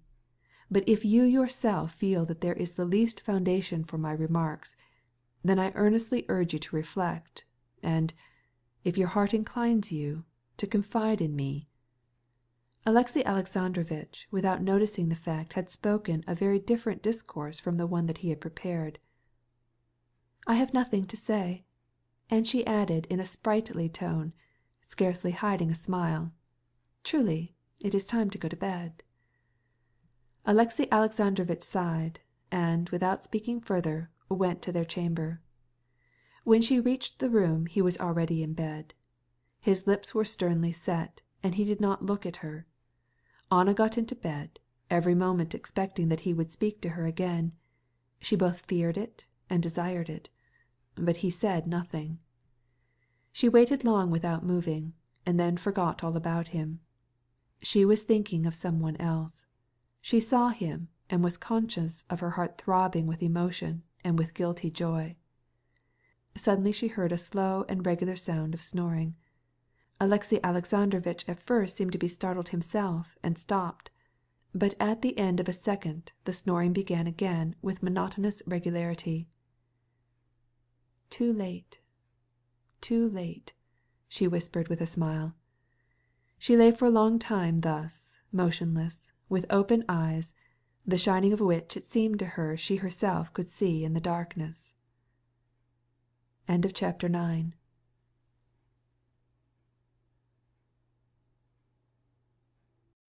Part 2, Chapter 10. From this time began a new life for Alexey Alexandrovitch and his wife. Nothing unusual happened. Anna continued to go into society, and was especially often at the Princess Betsy's, and everywhere she met Vronsky. Alexey Alexandrovitch saw it, but was powerless to prevent it. Whenever he tried to bring about an explanation, she raised up against him an impenetrable wall of humorless perplexity. Outwardly everything was the same, but their relations had completely changed. Alexey Alexandrovitch, a remarkably strong man in matters requiring statesmanship, here found himself powerless. Like an ox, submissively lowering its head, he waited the blow of the axe which he felt was lifted against him. Whenever he began to think about it, he felt that once more he must try by gentleness, tenderness, reason, to save Anna and bring her back to him. Every day he made up his mind to speak, but as soon as he made the attempt, that evil spirit of falsehood which possessed her seemed to lay hold of him also, and he spoke not at all in the tone in which he meant to speak. Involuntarily, what he said was spoken in his tone of raillery, which seemed to cast ridicule on those who would speak as he did. And this tone was not at all suitable for the expression of the thoughts that he wished to express. End of chapter 10.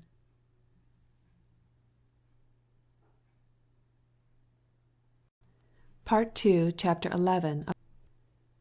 What had been for nearly a whole year the sole desire of Vronsky's life, changing all his former desires, what Anna had looked upon as an impossible, a terrible, and therefore the more fascinating, dream of bliss, was at last realized.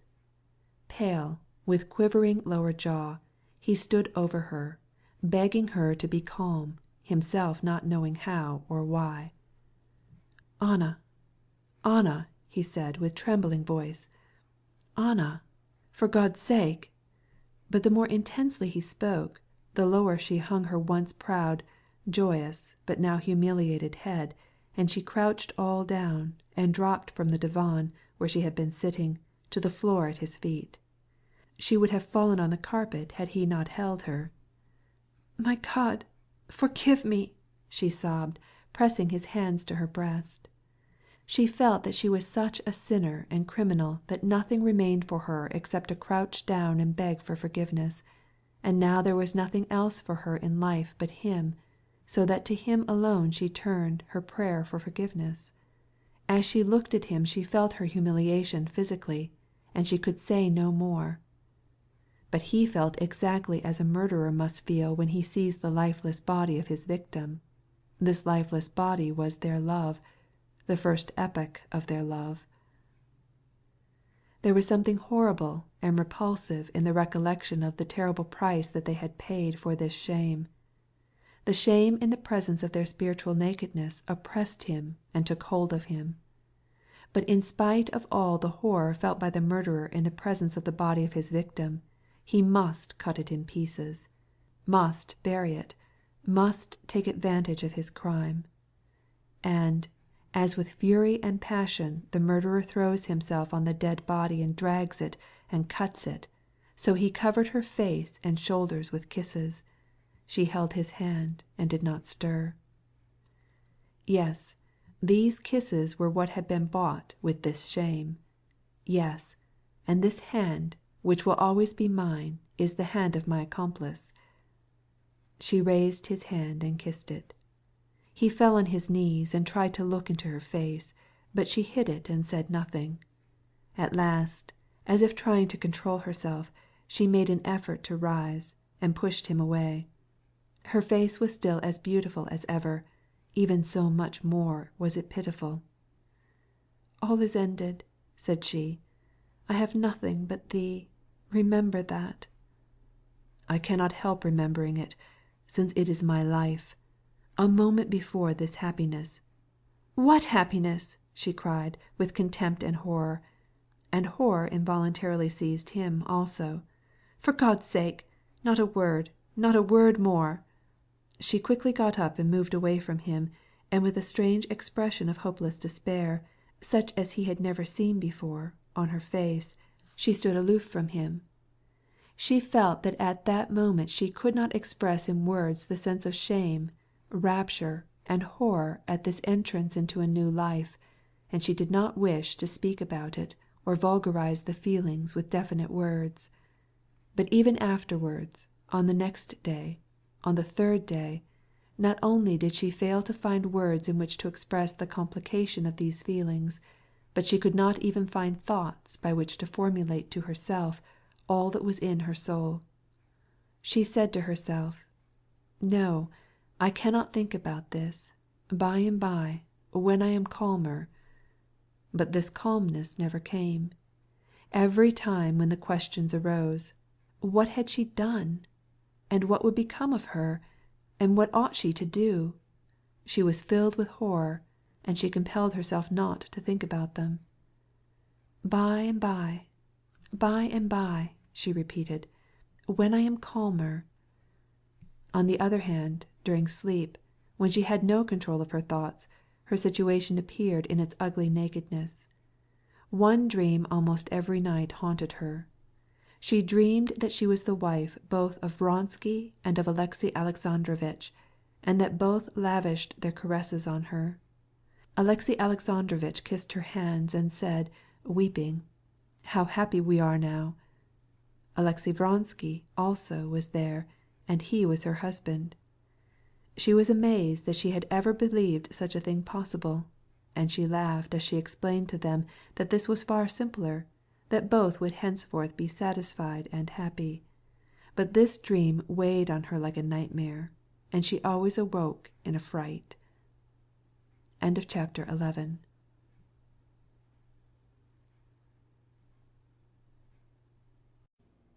Part 2, Chapter 12.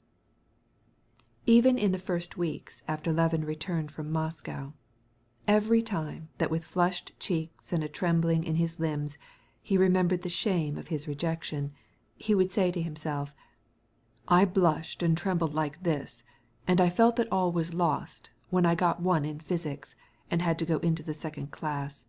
And I thought myself irretrievably ruined when I bungled in my sister's affairs, which were confided to me. And now the years have gone by, and I look back and wonder how it could disturb my mind. It will be just the same with my disappointment this time. Time will pass, and I shall grow callous." But 3 months passed away, and the callousness did not come, and it was as painful for him to remember it as on that first day. He could not reconcile himself to the fact that, after dreaming so long of family life, after being, as he thought, so well prepared for it, not only was he not married, but found himself farther than ever from marriage. He felt painfully, as all those around him felt, that it is not good for a man of his age to live alone. He remembered that before his departure for Moscow he had once said to his cowherd, Nikolai, a simple-hearted muzhik with whom he liked to talk, "Do you know, Nikolai, that I am thinking of getting married?" Whereupon Nikolai had instantly replied as if there could not be the slightest doubt about it, "This ought to have been long ago, Konstantin Dmitrich." And now marriage was farther off than ever. The place was taken, and when, exercising his imagination, he put into that place some young girl of his acquaintance, he felt that it was perfectly impossible. Moreover, the recollection of how Kitty refused him, and of the part which he played still tormented him with mortification. It was idle to say that he was not to blame in this. This recollection, taken together with other mortifying experiences of the same sort, made him quiver and grow red in the face. He had on his conscience, as every man has, the remembrance of evil deeds for which he should have repented. But the remembrance of these evil deeds did not trouble him nearly so much as the feeling of his humiliation, slight as it really was. It was a wound that refused to heal. He could not keep out of his mind his rejection, and the miserable position in which he must have been placed in the eyes of others. Time and labor, however, brought their balm. The painful impressions little by little began to fade in presence of the events of the country life, important in reality, in spite of their apparent insignificance. Each week his thoughts turned to Kitty with less frequency. He even began to await with impatience the news that she was married, or was going to be married, hoping that this event would bring healing in the same way as the pulling of a tooth may. Meantime spring came, beautiful, friendly, without treachery or false promises, a spring such as fills plants and animals, no less than men, with joy. This splendid season gave Levin new zeal, and confirmed his resolution to tear himself from the past so as to reorganize his solitary life on conditions of permanence and independence. Although many of the plans that he had formed on his return to the country had not been put into effect, yet the most essential one, that his life should be kept pure, had been realized. He experienced none of that sense of shame which ordinarily tormented him after a fall, and he could look fearlessly into men's eyes. In February he had received a letter from Marya Nikolaevna, who informed him that his brother's health was failing, and that he would not use any remedies. In consequence of this letter he had immediately gone to Moscow, where he persuaded Nikolai to consult a physician, and then to go abroad for the baths. He succeeded so well in persuading his brother and in lending him money for the journey without exasperating him, that he felt quite satisfied with himself. Besides his farm labourers, which especially occupied his attention that spring, and his ordinary reading, Levin was deeply engaged in writing a work on rural economy, which he had begun during the winter. His theory was that in farming the labourer's temperament is a factor as important as climate or the soil, and that consequently all the deductions of agronomic science are drawn, not from the premises of soil and climate alone, but from the soil, the climate, and the certain unchangeable character of the labourer. Thus, notwithstanding his loneliness, or in consequence of his loneliness, his life, therefore, was very busy and full. Only occasionally he felt the need of some one besides Agafya Mikhailovna, with whom to communicate the ideas that came into his head. However, he brought himself to discuss with her about physics, the theories of rural economy, and, above all, philosophy. Philosophy was Agafya Mikhailovna's favourite subject. The spring opened late. During the last weeks of Lent the weather was clear but cold. During the day the snow melted in the sun, but at night the mercury went down to 7 degrees. The crust on the snow was so thick that carts could go anywhere across the fields. It snowed on Easter Sunday. Then suddenly, on the following day, a warm wind blew, the clouds drifted over, and for 3 days and 3 nights a warm and heavy rain fell ceaselessly.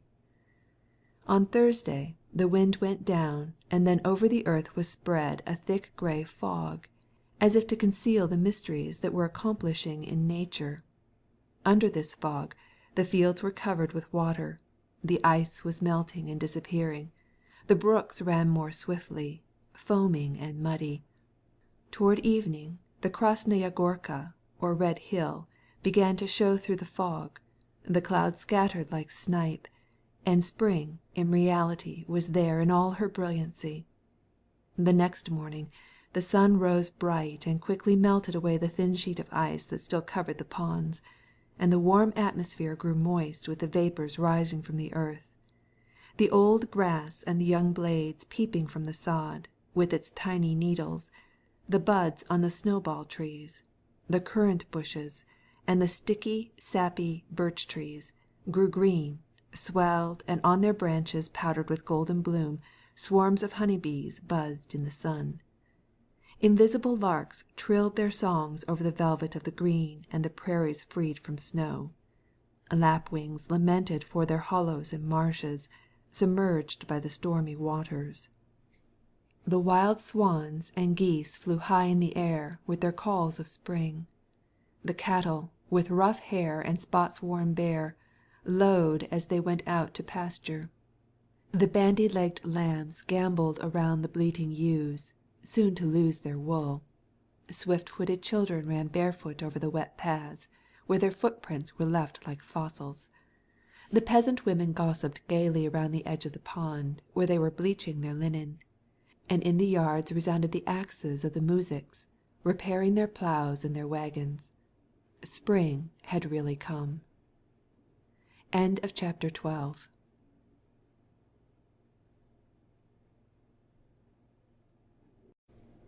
Part 2, Chapter 13. Levin put on his heavy boots and, for the first time, his sleeveless cloth coat instead of his fur shuba, and went out to look over his estate, tramping through the brooklets which dazzled his eyes as they glanced in the sun, and stepping, now on a cake of ice, and now in sticky mud. Spring is the epoch of plans and projects. Levin, as he went out into his court, no more definitely knew what he would first take in hand in his beloved farming than the tree in early spring knows how and why his young sprouts and branches grow out from their enveloping buds. But he felt that he was going to originate the most charming projects and the most sensible plans. He went first to see his cattle. The cows had been let out into the yard, and with their smooth new coats of hair glistening as they warmed themselves in the sun, they were lowing as if to beg permission to go out to pasture. Levin knew them all, even to the minutest particulars. He contemplated them with satisfaction, and gave orders to take them to pasture and to let the calves out into the yard. The cowboy gaily started to drive them out into the field. The milkmaids, gathering up their petticoats and splashing through the mud with bare feet, white as yet and free from tan, chased the bellowing calves, silly with the rapture of spring, and with switches kept them from escaping from the yard. Admiring the young cattle which the year had brought, for they were uncommonly beautiful, the oldest already as large as a peasant's cow, and Pava's daughter, 3 months old, as big as a yearling, Levin ordered the trough to be brought out for them, and their hay to be given them behind gratings. He found, however, that these gratings, which had been made in the autumn but were not used during the winter, were out of repair. He sent for the carpenter, who was supposed to be busy repairing the threshing machine, but it seemed that the carpenter was not there. He was repairing the harrows, which should have been repaired during Lent. This made Levin very indignant. He was indignant at this everlasting repetition of such slovenliness, against which he had so many years struggled with all his might. The gratings, as he soon learned, had not been in use during the winter, had been carried to the stable, where, as they were of light construction and meant only for calves, they had been broken. Moreover, it appeared that nothing had been done to the harrows and other agricultural implements, which should have been inspected and put in order during the winter months, and for this purpose especially he had hired 3 carpenters. The harrows were needed immediately for work in the fields. Levin summoned the overseer. Then he himself went in search of him. The overseer, as radiant as everything else was that day, came from the threshing floor dressed in a lined lambskin coat. He was twisting a straw between his fingers. "Why isn't the carpenter at work on the threshing machine?" "Oh, yes, that is what I meant to tell you last evening. The harrows had to be repaired. We've got to plough." "Yes, but what were you doing this winter?" "Yes, but why did you hire such a carpenter?" "Where are the gratings for the calves?" "I ordered them to be put in place. You can't do anything with such people," replied the overseer, waving his hands. "Not such people, but such an overseer," said Levin, getting still more angry. "Well, what do I keep you for?" he shouted, but recollecting that shouts did not do any good, he stopped in the middle of his remark and only sighed. "Well, can you get the seed in yet?" he asked after a silence. "Back of Turkino we might tomorrow, or the day after." "And the clover?" "I sent Vasily and Mishka to sow it, but I don't know whether they succeeded. It's muddy." "On how many acres?" 16 acres. "Why not the whole?" cried Levin. He was more indignant because they had sowed only 16 acres instead of 54. He knew by his own experience, as well as by theory, the need of sowing the clover seed as early as possible, almost in the snow, and Levin could never get this done. Not enough people. What can you do with these men? 3 hired men did not come, and then Semen. "Well, you would better have taken them away from the straw." "Yes, I did that very thing." "Where are all the people?" "There are 5 at the compote." he meant to say compost. 4 are moving the oats, so that they should not spoil, Konstantin Dmitrievitch. Levin knew very well that these words, so that they should not spoil, meant that his English oats saved for seed were already ruined. Again they had not done what he had ordered. "Yes, but did I not tell you during Lent to put in the ventilating chimneys?" he cried. "Don't you be troubled, we will do it all in good time." Levin angrily waved his hand and went to examine his oats in the granary. Then he went to the stables. The grain was not yet spoiled, but the workmen were stirring it up with shovels when they might have let it down from one story to the other. After he had straightened this matter and sent 2 hands to sow the clover, Levin calmed down in regard to his overseer. It was such a lovely day that one could not keep angry. "Ignat!" he cried to his coachman, who, with upturned sleeves, was washing the carriage near the pump. "Saddle me a horse." "Which one?" "Well, Klopik." "I will do so." While he was saddling the horse, Levin again called the overseer, who was busying himself in his vicinity, hoping to be restored to favor, and began to speak with him about the work that he wanted done during the spring and about his plans for carrying on the estate. He wanted the compost spread as soon as possible, so as to have this work done before the first mowing. Then he wanted the farthest field plowed so that it might be left fallow. All the fields, not half of them, should be attended to with the laborers. The overseer listened attentively, doing his best evidently to approve of his master's plans, but nevertheless his face wore that vexatiously hopeless and melancholy expression which Levin knew so well. This expression seemed to say, "This is all very well and good, but as God shall give." Nothing exasperated Levin so much as this tone, but it was common to all the overseers that had ever been in his service. They all received his projects with the same dejected air, and so he now refrained from getting angry, but he was exasperated and felt himself still more stimulated for the struggle against this, as it were elemental, force which he could not help calling, "as God shall give," and which constantly opposed him everywhere. "If we have time, Konstantin Dmitrievitch," said the overseer. "Why shall we not have time? We absolutely ought to hire 15 more workmen, but they can't be had. Some came to-day who asked 70 rubles for the summer." Levin did not speak. Again the opposing force. He knew that, however he might exert himself, he never could hire more than 40, 37, or 38 laborers at a reasonable price. He had succeeded in getting 40, never more, but nevertheless he could not give up vanquished. "Send to Sury, to Sheferovka. If they don't come, we must go for them." "I'm going to go," said Vasily Feodorovitch gloomily, "but then the horses are very feeble." "Buy some more, but then I know," he added with a laugh, "that you will do as little and as badly as you can. However, I warn you that I will not let you do as you please this year. I shall take the reins in my own hands."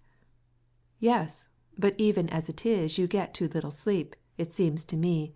We are very happy to be under our master's eyes." "Now, have the clover put in on the Berezov bottom, and I shall come myself to inspect it," said he, mounting his little horse, Klopik, which the coachman brought up. "Don't go across the brooks, Konstantin Dmitrievitch," cried the coachman. "Well, then, by the woods." And on his little, lively, easy-going ambler, which whinnied as it came to the pools and which pulled on the bridle, having been too long in the stable, Levin rode out of the muddy courtyard and across the open fields. Happy as Levin had felt in his cow-yard and cattle-pen, he felt still happier out in the field, rhythmically swaying on his easy-going, gentle pony, drinking in the warm air, freshened by the snow as he rode through the forest where the snow still lay here and there rapidly melting in the tracks. He took keen delight in every one of his trees, with greening moss and swelling buds. As he came out from the forest, before him lay a vast stretch of fields. They seemed like an immense carpet of velvet where there was not a bare spot or a marsh, only here and there in the hollows marked with patches of melting snow. The sight of a peasant's mare and colt treading down his fields did not anger him. but he ordered a passing muzhik to drive them out. With the same gentleness he received the sarcastic and impudent answer of the muzhik Ipet, whom he met and asked, "Ipet, shall we put in the seed before very long?" And Ipet replied, "We must plough first, Konstantin Dmitrich."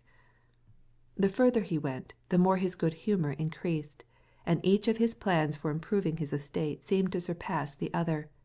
To protect the fields on the south by lines of trees so as to prevent the snow from staying too long, to divide his arable fields into 9 parts, 6 of which should be well dressed and the other 3 sown down to grass, to build a cow yard in the farthest corner of one field, and have a pond dug, to have portable enclosures for the cattle so as to utilize the manure, and thus to cultivate 300 desyatins of wheat, 100 desyatins of potatoes, and 150 of clover, without exhausting the soil.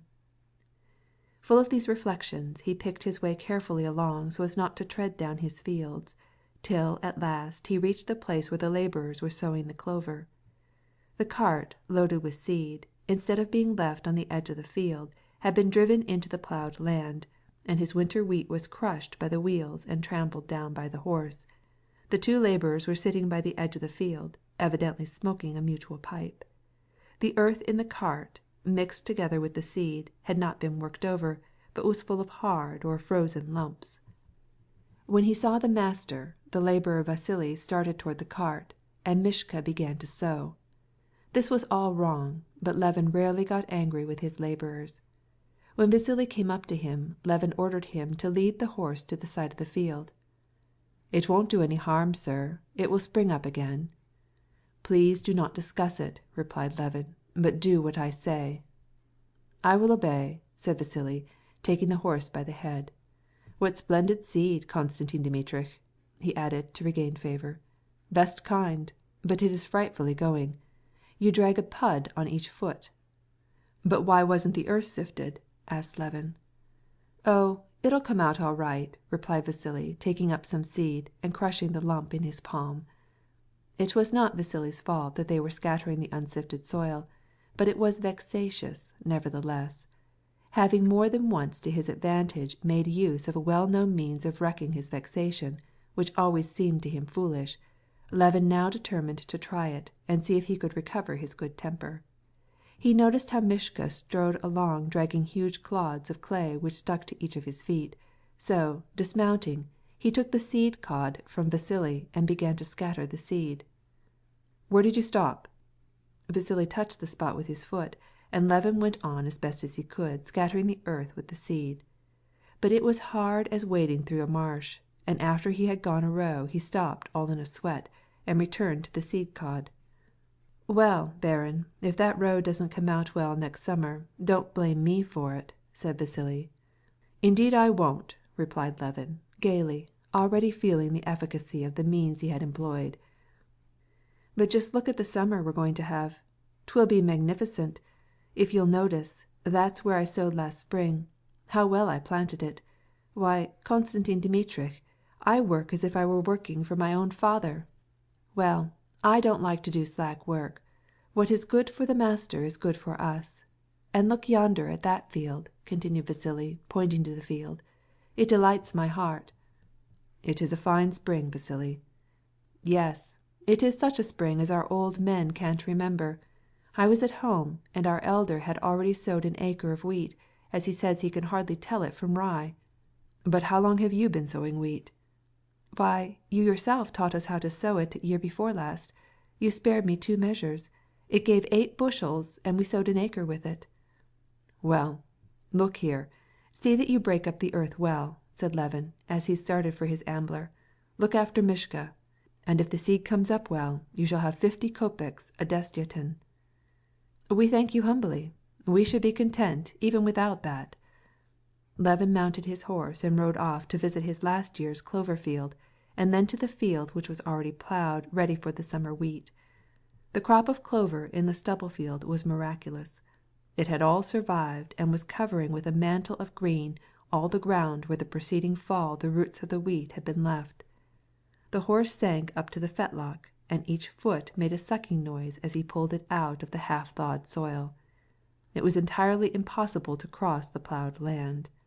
Only where there was ice would it hold, but in the thawed furrows the horses' legs sank above the fetlock.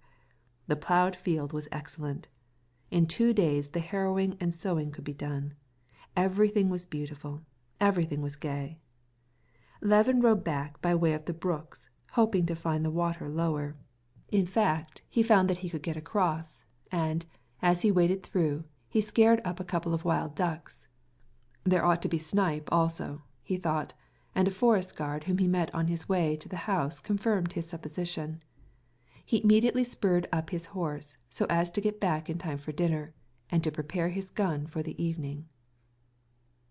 End of chapter 13.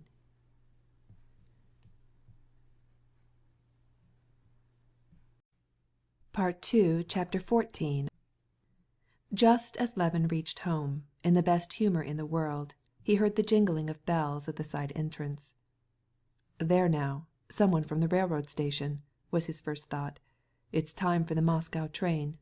Who can have come? Brother Nikolai? Did he not say that instead of going abroad he might perhaps come to see me? For a moment it occurred to him disagreeably that his brother Nikolai's presence might spoil his pleasant plans for the spring. But, disgusted at the selfishness of this thought, his mind, so to speak, instantly received his brother with open arms, and he began to hope, with affectionate joy, that it was really he. He hurried his horse, and as he came out from behind the acacia, he saw a hired troika from the railway station and a traveller dressed in a shuba. It was not his brother. "Ah, if it is only some agreeable man to talk with," he thought. "Ah!" he cried, lifting up both arms as he recognized Stepan Arkadyevitch. "Here is the most delectable of guests. Ach, how glad I am to see you! I shall certainly learn from him if she is married, or when she is going to be," he added to himself. This splendid spring morning he felt that the memory of Kitty was not at all painful. "You scarcely expected me, I suppose," said Stepan Arkadyevitch, leaping out of the sledge, with spots of mud on the bridge of his nose, on his cheeks, and on his forehead, but radiant with health and pleasure. "I am come, first, to see you," he cried, throwing his arms around Levin and kissing him. "Secondly, to shoot a few birds, and thirdly, to sell the forest at Yergushovo." "Perfect, isn't it? What do you think of this spring? But how could you have got here in a sledge?" "Travelling is far worse with a telyaga, Konstantin Dmitrievitch," replied the postilion, who was an acquaintance. "Well, indeed, I am delighted to see you again," said Levin, with a genuine smile of boyish joy. He conducted his guest to the room kept in readiness for visitors, and had Stepan Arkadyevitch's things brought up, a gripsack, a gun in its case, and a box of cigars, and then, leaving him to wash and dress himself, he went down to his office to speak about the clover and the ploughing. Agafya Mikhailovna, who had very much at heart the honor of the mansion, met him in the vestibule with questions about dinner. "Do just as you please," replied Levin, as he went out. "Only make haste about it," said he, and went to the overseer. When he returned, Stepan Arkadyevitch, who had washed and combed his hair, was just coming out of his room with a radiant smile, and together they went upstairs. "Well, I am very happy to have got out to your house at last.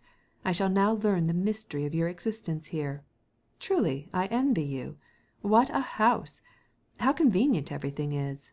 How bright and delightful!" said Stepan Arkadyevitch, forgetting that bright days and the springtime were not always there. "And your old nurse! What a charming old soul! All that's lacking is a pretty little chambermaid with an apron on. But that does not suit your severe monastic style. But this is very good." Stepan Arkadyevitch had much interesting news to tell. Especially interesting to Levin was the tidings that his brother, Sergey Ivanovitch, expected to come into the country this summer. But not one word did Stepan Arkadyevitch say about Kitty or any of the Shtcherbatskys. He simply transmitted his wife's greeting. Levin was grateful to him for this delicacy. As usual, he had stored up during his hours of solitude a throng of ideas and impressions which he could not share with any of his domestics, and now he poured into Oblonsky's ears his poetical spring joys, his failures and plans and farming projects, his thoughts and his observations on the books which he had read, and above all the idea of his treatise, the scheme of which consisted, though he himself had not noticed it, of a critique on all former works on farming. Stepan Arkadyevitch, amiable and always ready to grasp a point, showed usual cordiality, and Levin even thought that he noticed a certain flattering consideration in an undertone of tenderness in his treatment of him. The efforts of Agafya Mikhailovna and the cook to get up an especially good dinner resulted in the two friends, who were half starved, betaking themselves to the Zerkassa or lunch table and devouring bread and butter, cold chicken, and salted mushrooms, and finally in Levin calling for the soup without the little pasties which the cook had made in hope of surprising the guest. But Stepan Arkadyevitch, though he was used to different kinds of dinners, found everything excellent.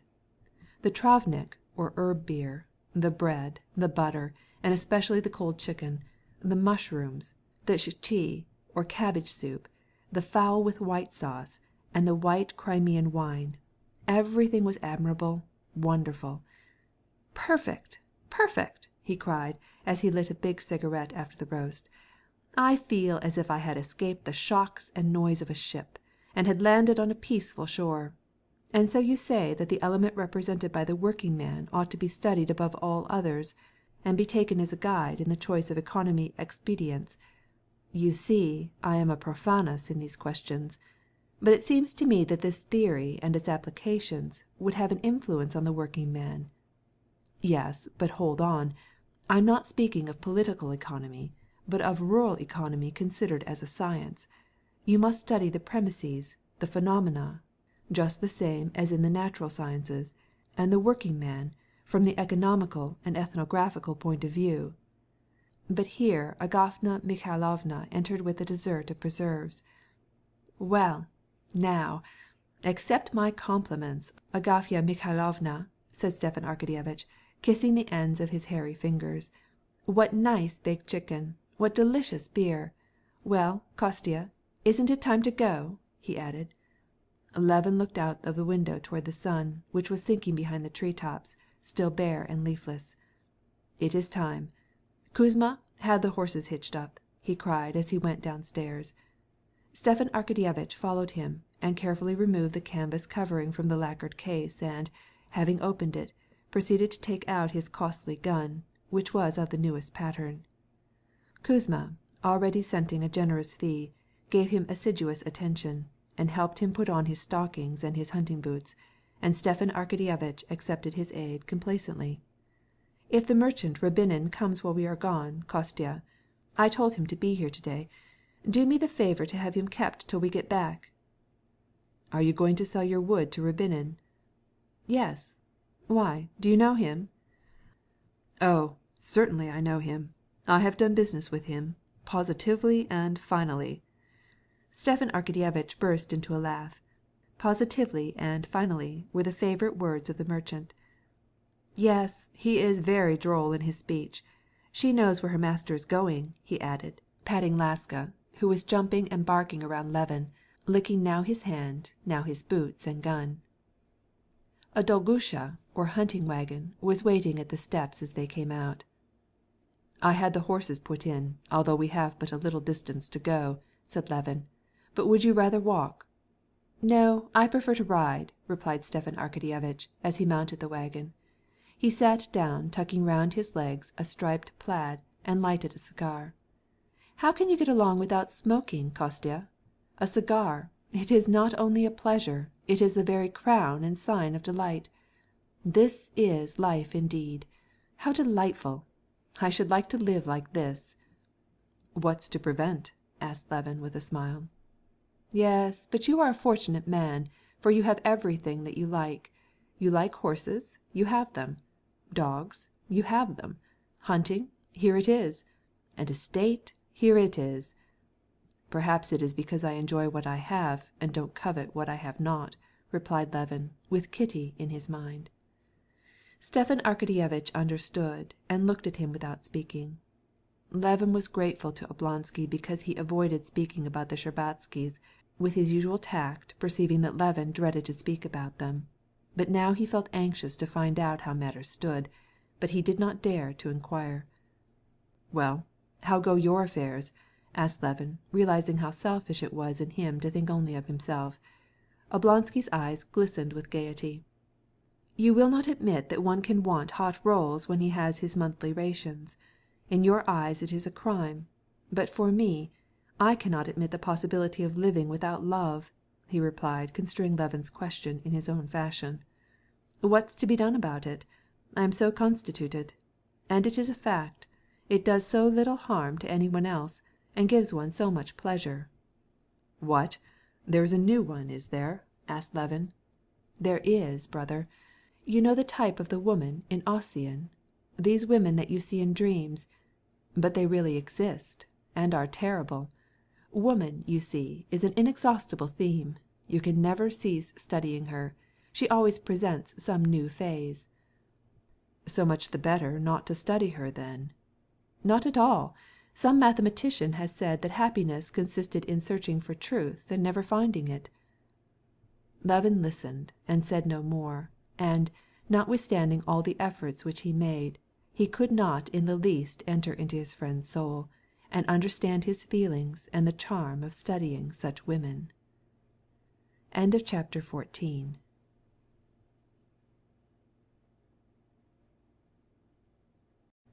Part 2, Chapter 15. The place where the birds collected was not far away, by a small stream flowing through an aspen grove.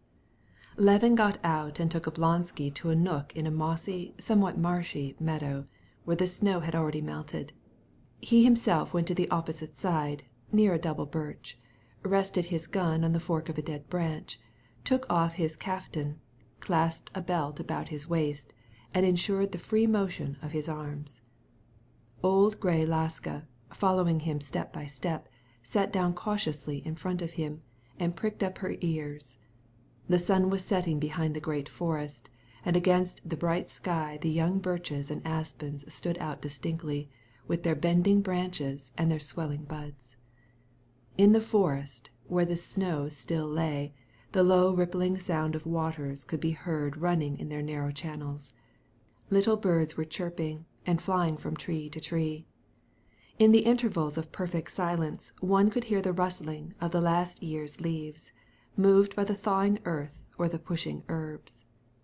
"Why, one can really hear and see the grass grow," said Levin to himself, as he saw a moist and slate-colored aspen leaf raised by the blade of a young herb starting from the sod. He stood, listening and looking, now at the damp moss-covered ground, now at the watchful Laska, now at the bare tree-tops of the forest, which swept like a sea to the foot of the hill, and now at the darkening sky, where floated little white bits of cloud. A hawk flew aloft, slowly flapping his broad wings above the distant forest. Another took the same direction and disappeared. In the thicket the birds were chirping louder and more gaily than ever. Not far away, an owl lifted his voice, and Laska pricked up her ears again, took 2 or 3 cautious steps, and bent her head to listen. On the other side of the stream a cuckoo sang. Twice it uttered its customary cry, and then its voice grew hoarse. It flew away and was heard no more. "Why, the cuckoo has come," said Stepan Arkadyevitch, coming out from behind his thicket. "Yes, I hear," said Levin, disgusted that the silence of the forest was broken by the sound even of his own voice. "You won't have to wait long now." Stepan Arkadyevitch returned to his place behind his thicket, and Levin saw only the flash of a match and the red glow of his cigarette and a light bluish smoke. Chick, chick. Stepan Arkadyevitch cocked his gun.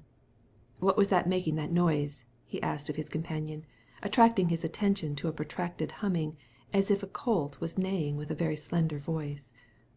"Don't you know what that is? That is the buck-rabbit. Don't speak any more. Listen, there is a bird," cried Levin, cocking his gun. A slender, distinct whistle was heard, with that rhythmic regularity which the huntsman knows so well. Then, a moment or two later, it was repeated, nearer, and suddenly changed into a hoarse little cry. Levin turned his eyes to the right, to the left, and finally saw just above his head against the fading blue of the sky, above the gently waving aspens, a bird flying. It flew straight toward him. Its cry, like the noise made by tearing stiff cloth, rang in his ears. Then he distinguished the long bill and the long neck of the bird, but hardly had he caught sight of it when a red flash shone out from behind Oblonsky's bush. The bird darted off like an arrow and rose into the air again, but again the light flashed and a report was heard, and the bird, vainly striving to rise, flapped its wings for a second and fell heavily to the wet earth. "Did I miss?" asked Stepan Arkadyevitch, who could see nothing through the smoke. "Here she is!" cried Levin, pointing to Laska, who, with one ear erect and waving the tip end of her hairy tail, slowly, as if to lengthen out the pleasure, came back with the bird in her mouth, seeming almost to smile as she laid the game down at her master's feet.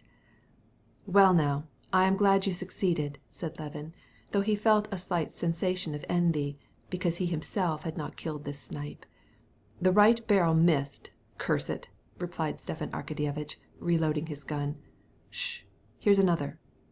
In fact, the whistles came thicker and thicker, rapid and sharp. 2 snipe flew over the hunters, playing, chasing each other, and only whistling, not clucking. 4 shots rang out, and the snipe, making a sudden turn like swallows, disappeared from sight. The sport was excellent. Stepan Arkadyevitch killed 2 others, and Levin also 2, one of which was lost. It grew darker and darker. Venus, with silvery light, shone out low in the west from behind the birches, and high in the east Arcturus gleamed with his sombre reddish fire. Above his head Levin found and lost the stars of the Great Bear. The snipe had now ceased to fly, but Levin resolved to wait until Venus, which was visible above the birch trees, should stand clear above the lower branches, until all the stars of the Great Bear should be entirely visible. The star had passed beyond the birch trees, and the wane of the Great Bear with its pole was shining out clear in the dark blue sky, and he was still waiting. "Isn't it getting late?" asked Stepan Arkadyevitch. All was calm in the forest, not a bird moved. "Let us wait a little longer," replied Levin. "Just as you please." At this moment they were not 15 paces apart. "Stiva," cried Levin suddenly, "you have not told me whether your sister-in-law is married yet, or whether she is to be married soon." He felt so calm, his mind was so thoroughly made up, that nothing, he thought, could move him. But what Stepan Arkadyevitch answered was wholly unexpected. "She is not married, and she is not thinking of marriage. She is very ill, and the doctors have sent her abroad. They even fear for her life." "What did you say?" cried Levin. "Very ill? What is the matter? How did she—" While they were talking thus, Laska, with ears erect, was gazing at the sky above her head, and looking at them reproachfully. "This is not the time to talk," thought Laska. "Ah, here comes one. There he goes. They will miss him." At the same instant a sharp whistle pierced the ears of the 2 huntsmen, and both, leveling their guns, shot at once. The 2 reports, the 2 flashes, were simultaneous. The snipe, flying high, folded his wings, drew up his delicate legs, and fell into the thicket. "Excellent! Both together!" cried Levin, running with Laska in search of the game. "Oh, yes! What was it that hurt me so much just now? Ah, yes, Kitty was ill," he remembered. "What is to be done about it? It is too bad. Ah, she has found it. Good dog!" said he, taking the bird, still warm, from Laska's mouth, and putting it into his overflowing game-bag. "Come on, Stiva!" he cried. Chapter 15.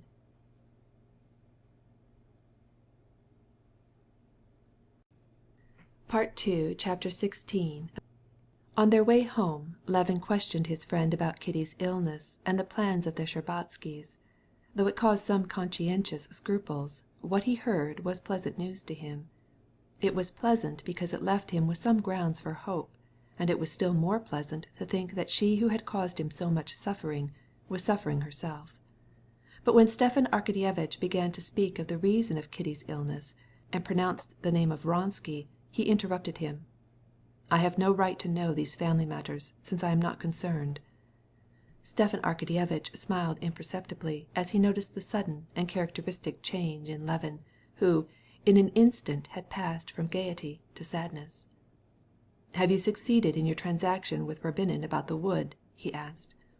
"Yes, I have made the bargain. He gives me an excellent price, 38,000 roubles, 8 in advance and the rest in 6 years. I had been long about it, and no one offered me any more." "That means you are selling your wood for a song," said Levin, frowning. "Why so?" said Stepan Arkadyevitch, with a good-humored smile, knowing that now Levin would totally disapprove of everything. "Because your wood is worth at least 500 roubles a desiatin." "Oh, you rural economists!" replied Stepan Arkadyevitch banteringly.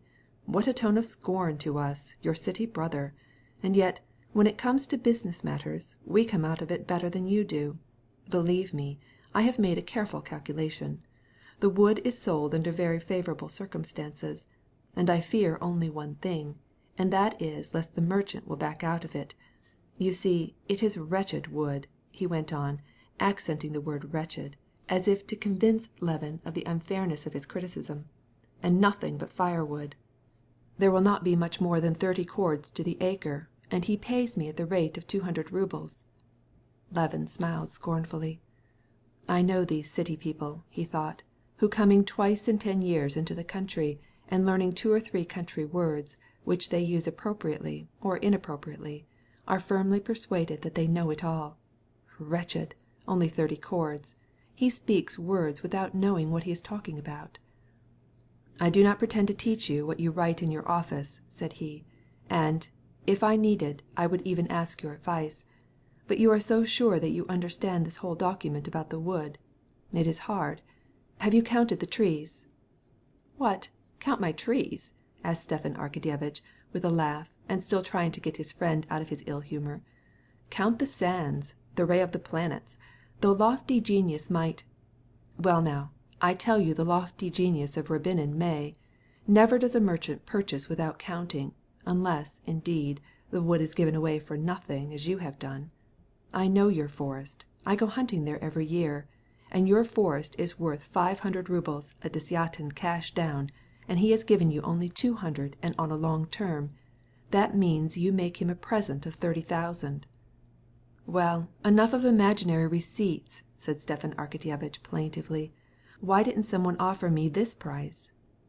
"Because the merchants connive together. I've had to do with all of them. I know them.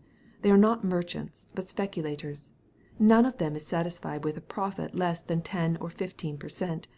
They wait till they can buy for 20 kopecks what is worth a rouble." "Well enough. You are out of sorts." "Not at all," said Levin sadly, as they were approaching the house. A small cart, tightly bound with iron and leather, drawn by a fat horse, tightly harnessed with wide straps, was standing at the entrance. In the cart sat a red-faced overseer tightly belted, who served Rabinin as a coachman. Rabinin himself was already in the house, and met the two friends in the vestibule. Rabinin was a man of middle age, tall and thin, wearing a mustache, but his prominent chin was well shaven. His eyes were protuberant and muddy. He was clad in a dark blue coat with buttons set low behind, and he wore high boots, wrinkled around the ankles and smooth over the calves, and over his boots huge galoshes. Wiping his face with his handkerchief and wrapping his overcoat closely around him, though without that it fitted him well enough, he came out with a smile to meet the gentlemen as they entered. He gave one hand to Stepan Arkadyevitch as if he wanted to grasp something. "Ah, here you are," said Stepan Arkadyevitch, shaking hands. "Very good. I should not have ventured to disobey your Excellency's orders, though the roads are very bad. Positively, I came all the way on foot, but I got here on time. A greeting to you, Konstantin Dmitrich," said he, turning to Levin, intending to seize his hand also, but Levin, frowning, affected not to notice the motion, and began to take out the snipe. "You have been enjoying a hunt? What kind of a bird is that?" asked Rabinin, looking at the snipe disdainfully. "I suppose it has a peculiar flavor," and he shook his head disapprovingly, as if he felt doubtful whether the game were worth the candle. "Would you like to go to the library?" said Levin, darkly scowling, addressing Stepan Arkadyevitch in French. "Go to the library and discuss your business there." "Just as you please," replied the merchant, in a tone of disdainful superiority, apparently wishing it to be understood that others might find difficulties in transacting business, but that he never could. As he entered the library, Rябinin glanced about as if his eyes were in search of the holy image, but when he caught sight of it, he did not cross himself. He glanced at the bookcases and the shelves lined with books, and with the same air of doubt that the snipe had caused, he smiled scornfully and shook his head disapprovingly, as if this kind of game also were not worth the candle. "Well, did you bring the money?" asked Stepan Arkadyevitch. "Sit down." "The money will come all in good time. But I came to see you and have a talk." "What have we to talk about?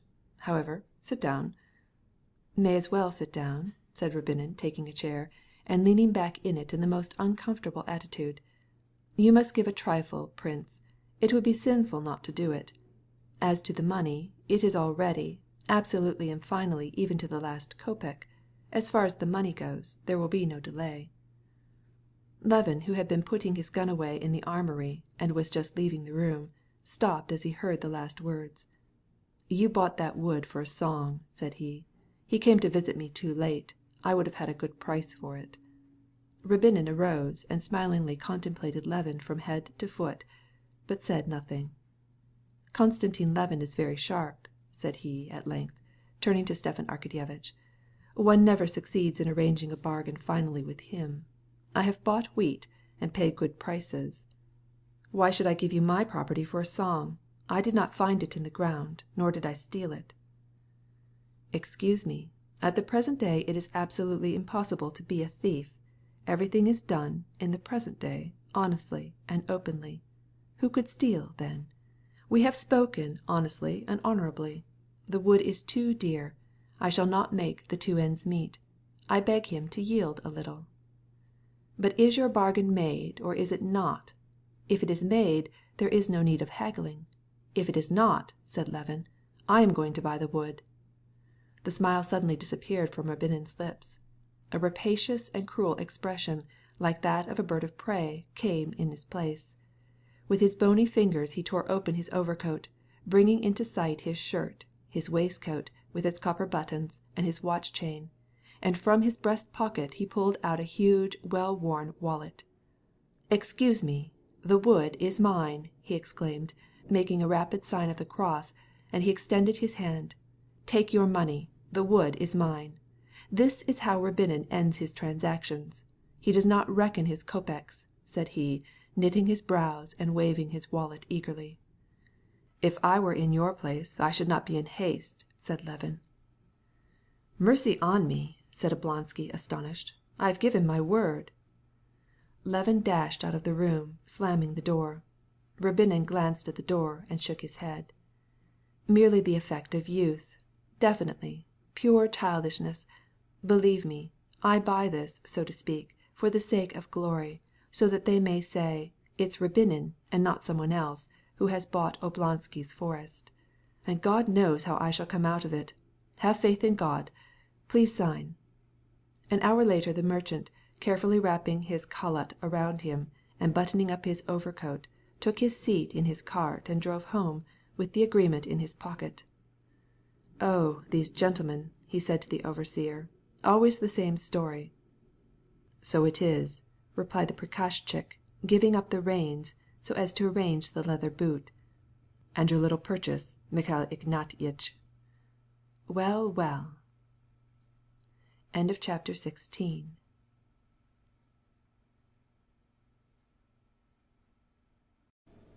Part 2, Chapter 17. Stepan Arkadyevitch went upstairs, his pockets bulging out with promises to pay due in 3 months, which the merchant had given him. The sale of the forest was concluded. He had money in his pocket. Sport had been good, and Stepan Arkadyevitch was in the happiest frame of mind, and therefore was especially eager to dispel the sadness which had taken possession of Levin. He wanted a good ending for the day that since dinner had shown such promise. In point of fact, Levin was not in good spirits, and in spite of his desire to seem amiable and thoughtful toward his beloved guest, he could not control himself. The intoxication which he felt in learning that Kitty was not married had begun little by little to affect him. Kitty not married, and ill from love for a man who had jilted her. It was almost like a personal insult. Vronsky had slighted her, and she had slighted him. Levin, consequently, had gained the right to despise him. He was therefore his enemy. Levin did not reason this all out. He had a vague sense that there was something in this humiliating to him, and he was angry now because it had upset his plans, and so everything which came up annoyed him. The stupid sale of the forest, which had taken place under his roof, and the way Oblonsky had been cheated, exasperated him. "Well, is it finished?" he asked, as he met Stepan Arkadyevitch upstairs. "Would you like some supper?" "Yes, I won't refuse. What an appetite I feel in the country! It's wonderful. Why didn't you offer a bite to Rabinin?" The devil take him!" "Why, how you treated him!" exclaimed Oblonsky. "You didn't even offer him your hand. Why didn't you offer him your hand?" "Because I don't shake hands with my lackey, and my lackey is worth 100 of him." "What a retrograde you are! And how about the fusion of classes?" said Oblonsky. "Let those who like it enjoy it. It is disgusting to me." "You, I see, are a retrograde." "To tell the truth, I never asked myself what I am. I am Konstantin Levin, nothing more." "And Konstantin Levin is in a very bad humor," said Stepan Arkadyevitch, smiling. "Yes, I am in a bad humor. And do you know why? Because of your stupid Stepan Arkadyevitch frowned good-naturedly, like a man who is unreasonably scolded and blamed. "There, that'll do," he said. "After any one has sold anything, they come saying, 'You might have sold this at a higher price.' But no one thinks of offering this fine price before the sale. No, I see you have a grudge against this unfortunate Rabinin." "Maybe I have. And do you know why?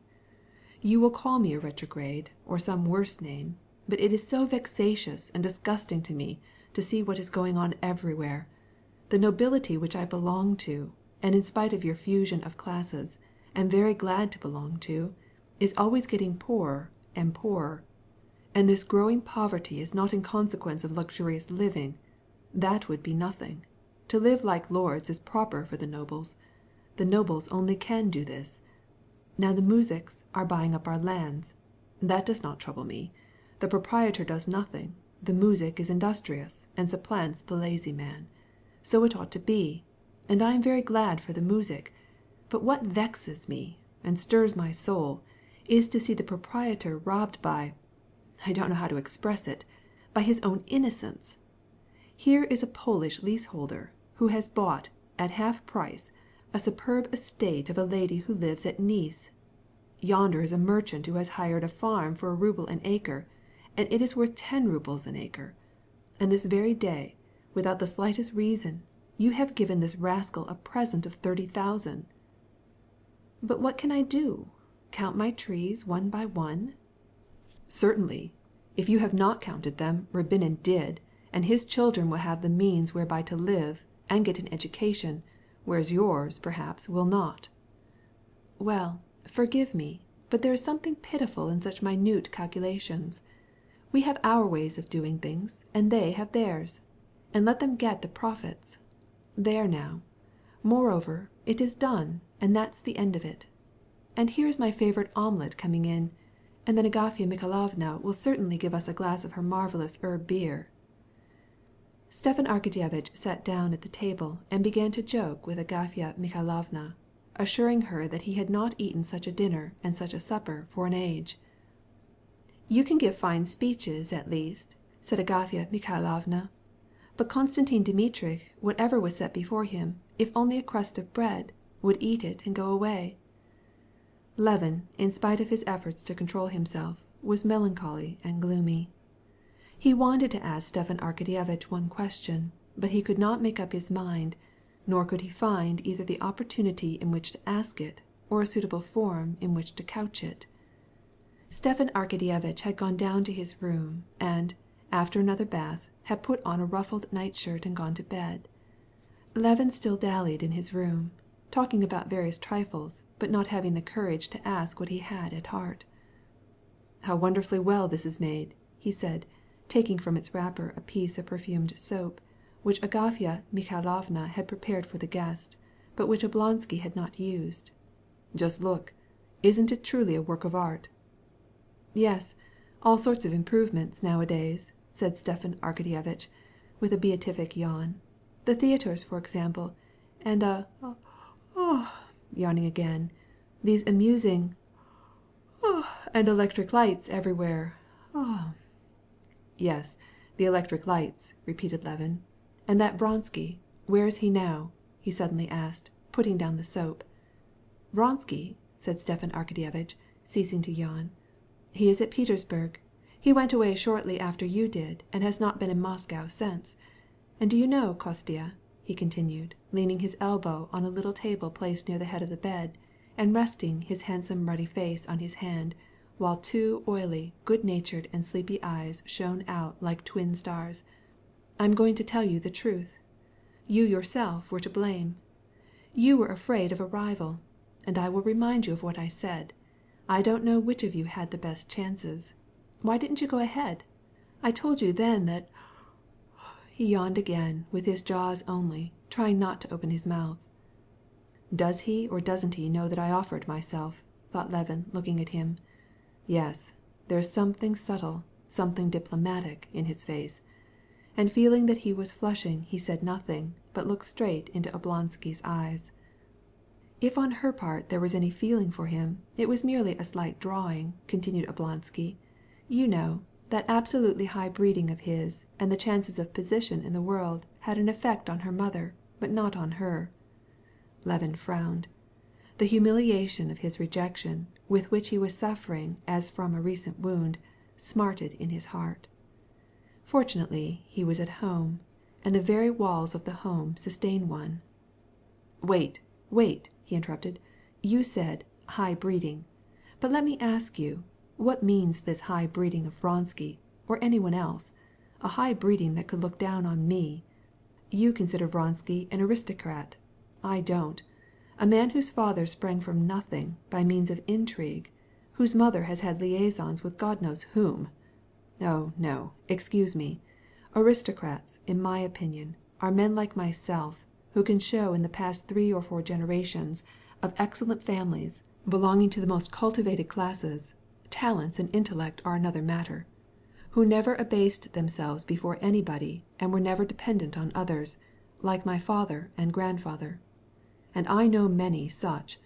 It seems small business to you that I count my trees, while you give 30,000 rubles to Rabinin. But you receive a salary and other things, and I receive nothing of the sort, and therefore I appreciate what my father left me and what my labor gives me. We are the aristocrats, and not those who live only by means of what the powers of this world dole out to them, who can be bought for a copper."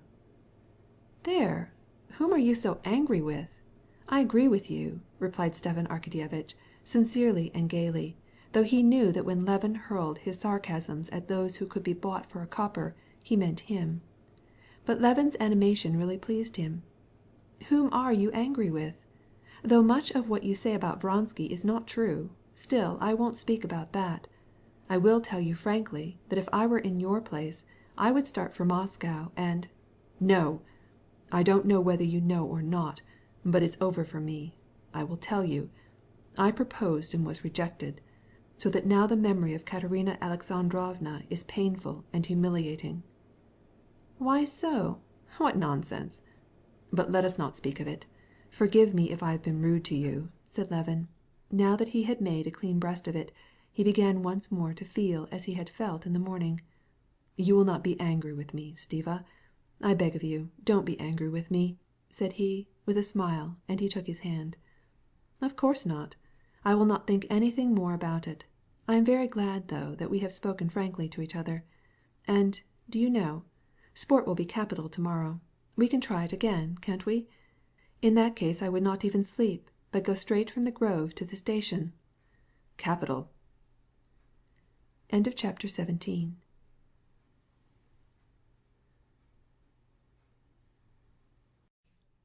Part 2, Chapter 18.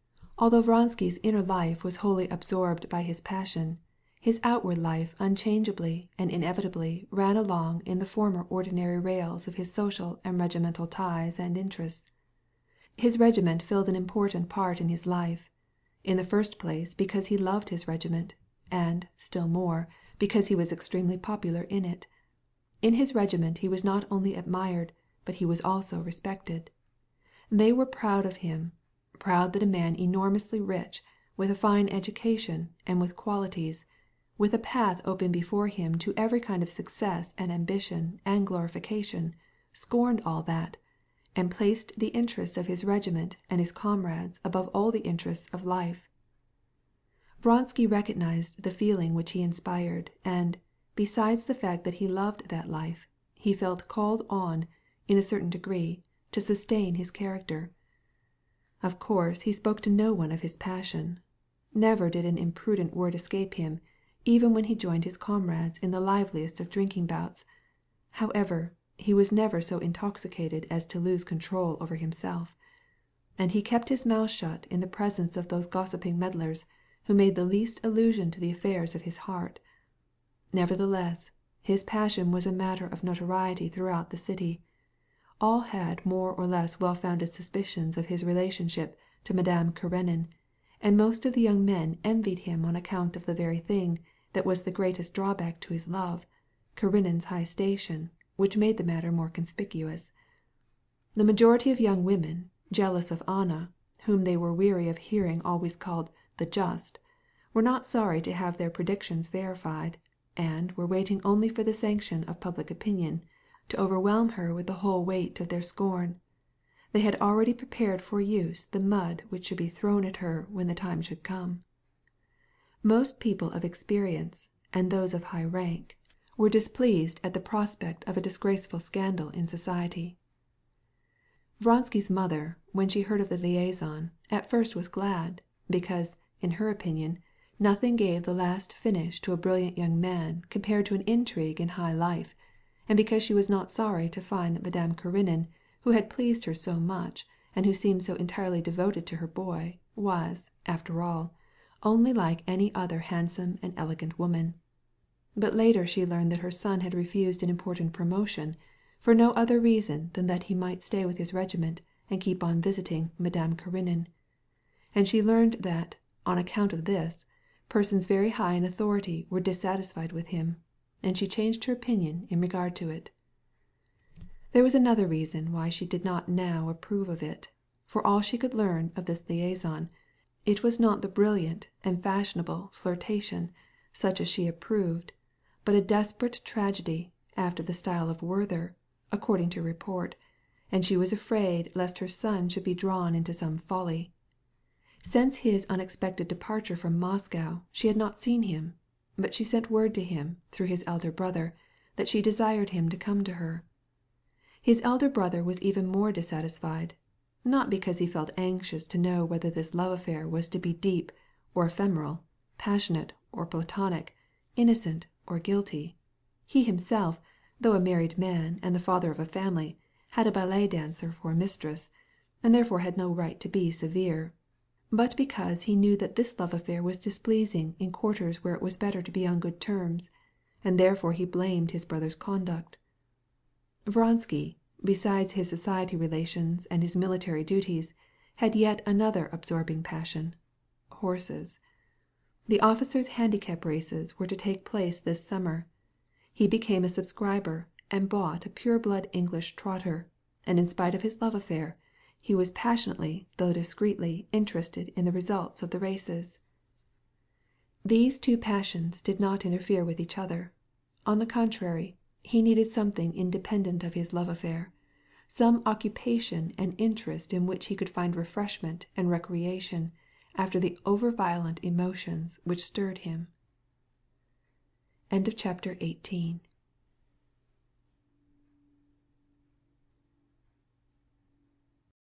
Part 2, Chapter 19. On the day of the Krasno-Silo races, Vronsky came earlier than usual to eat a beefsteak in the officers' common dining hall. He was not at all constrained to limit himself, since his weight satisfied the 160 pounds required, but he did not want to get fat, and so he refrained from sweet and farinaceous foods. He sat down with his coat unbuttoned over his white waistcoat, and with both elbows resting on the table. While he was waiting for his beefsteak he kept his eyes on the pages of a French novel which lay on the plate. He looked at his book only so as not to talk with the officers as they went and came, but he was thinking. He was thinking how Anna had promised to meet him after the races, but he had not seen her for 3 days, and he was wondering if she would be able to keep her appointment, as her husband had just returned to Petersburg from a journey abroad. And he was wondering how he could find out. They had met for the last time at his cousin Betsy's dacha, or country house, for he went to the Karenins' dacha as little as possible, and now he wanted to go there, and he was asking himself, how can it be managed?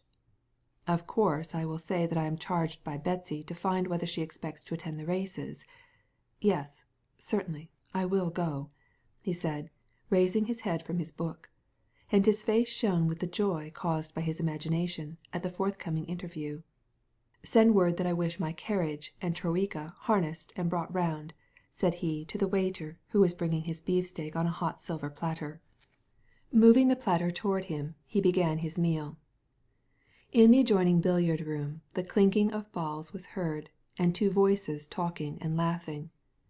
2 officers appeared in the door.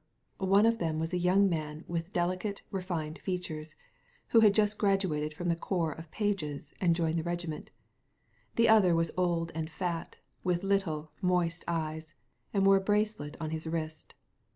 Vronsky glanced at them and frowned, and went on eating and reading at the same time, as if he had not seen them. "Getting ready for work, are you?" asked the fat officer, sitting down near him. "You see I am," replied Vronsky, wiping his lips, and frowning again without looking up. "But aren't you afraid of getting fat?" continued the elderly officer, pulling up a chair for his junior. "What?" cried Vronsky, making a grimace to express his disgust and aversion, and showing his splendid teeth. "Aren't you afraid of getting fat?" "Waiter, sherry!" cried Vronsky, without replying, and he changed his book to the other side of his plate, and continued to read. The fat officer took the wine list and passed it over to the young officer. "You select what we'll have to drink," said he, giving him the list and looking at him. "Rhine wine, if you please," replied the young officer, looking timidly at Vronsky out of the corner of his eye and trying to twist his imaginary mustache. When he saw that Vronsky did not turn, the young officer got up and said, "Let us go into the billiard room." The fat officer humbly arose, and the 2 went out of the door. At the same time a tall, stately cavalry captain named Yashvin came in. He condescendingly and disdainfully nodded to the 2 officers, and went toward Vronsky. "Ah, here he is!" he cried, laying his heavy hand on Vronsky's shoulder. Vronsky turned round angrily, but in an instant a pleasant, friendly expression came into his face. "Well, Alyosha," said the cavalry captain, in his big baritone, "have something more to eat, and drink 1 more glass with me." "No, I don't want any more to eat." "Those are inseparables," said Yashvin, looking derisively at the 2 officers as they disappeared. And then he sat down, doubling up under the chair, which was too short for him, his long legs dressed in tight uniform trousers. "Weren't you at the Krosmensky Theatre last evening? Numerovna was not bad at all. Where were you?" "I stayed too late at the Tverskoyas'," said Vronsky. "Ah!" exclaimed Yashvin. Yashvin, a gambler, a debauch, was Vronsky's best friend in the regiment. It could not be said of him that he lacked principles. He had principles, but they were immoral ones.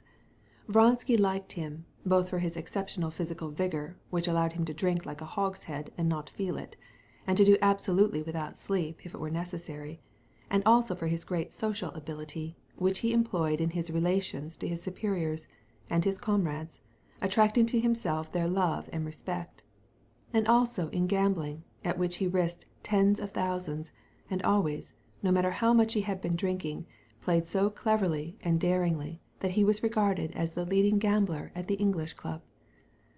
Vronsky felt friendship and consideration for him, because he felt that Yashvin liked him, not for his fortune or his social position, but chiefly on his own account. Moreover, Yashvin was the only man to whom Vronsky would have been willing to speak of his love. He felt that, in spite of his affected scorn for all kinds of sentiment, he alone could appreciate the serious passion which now absorbed his whole life. Besides, he was persuaded that he found absolutely no pleasure in tittle-tattle and scandal, but considered this feeling as essential, in other words, that he knew and believed that love was no joke, no mere pastime, but something serious and important. Thus, taken all in all, his presence was always agreeable to him. Vronsky had not yet spoken to him about his love, but he knew that Yashvin knew it, looked on it in its true light, and it was a pleasure to read this in his eyes. "Ah, yes," said the cavalry captain, when he heard the name of the Tverskoyas, and, flashing his brilliant black eyes at him, he seized his left moustache and began to cram it into his mouth, for this was a bad habit of his. "And what did you do last evening? Did you gain?" asked Vronsky. 8,000 rubles, but 3,000 possibly are no good. I may not get them." "Well, then you may lose on me," said Vronsky, laughing. Yashvin had laid a large wager on him. "But I shall not lose. Makhötin is the only one to be afraid of." And the conversation went off in regard to the races, which was the only subject of which Vronsky could now think. "Come on, I have done," said Vronsky, getting up and going to the door. Yashvin also arose and stretched his huge legs and long back. "I can't dine so early, but I will take something to drink. I will follow you immediately. Here, wine!" he cried in his heavy voice, which was the wonder of the regiment. It made the windows rattle. "No, no matter," he cried again. "If you are going home, I'll join you." And he went off with Vronsky. End of chapter 19.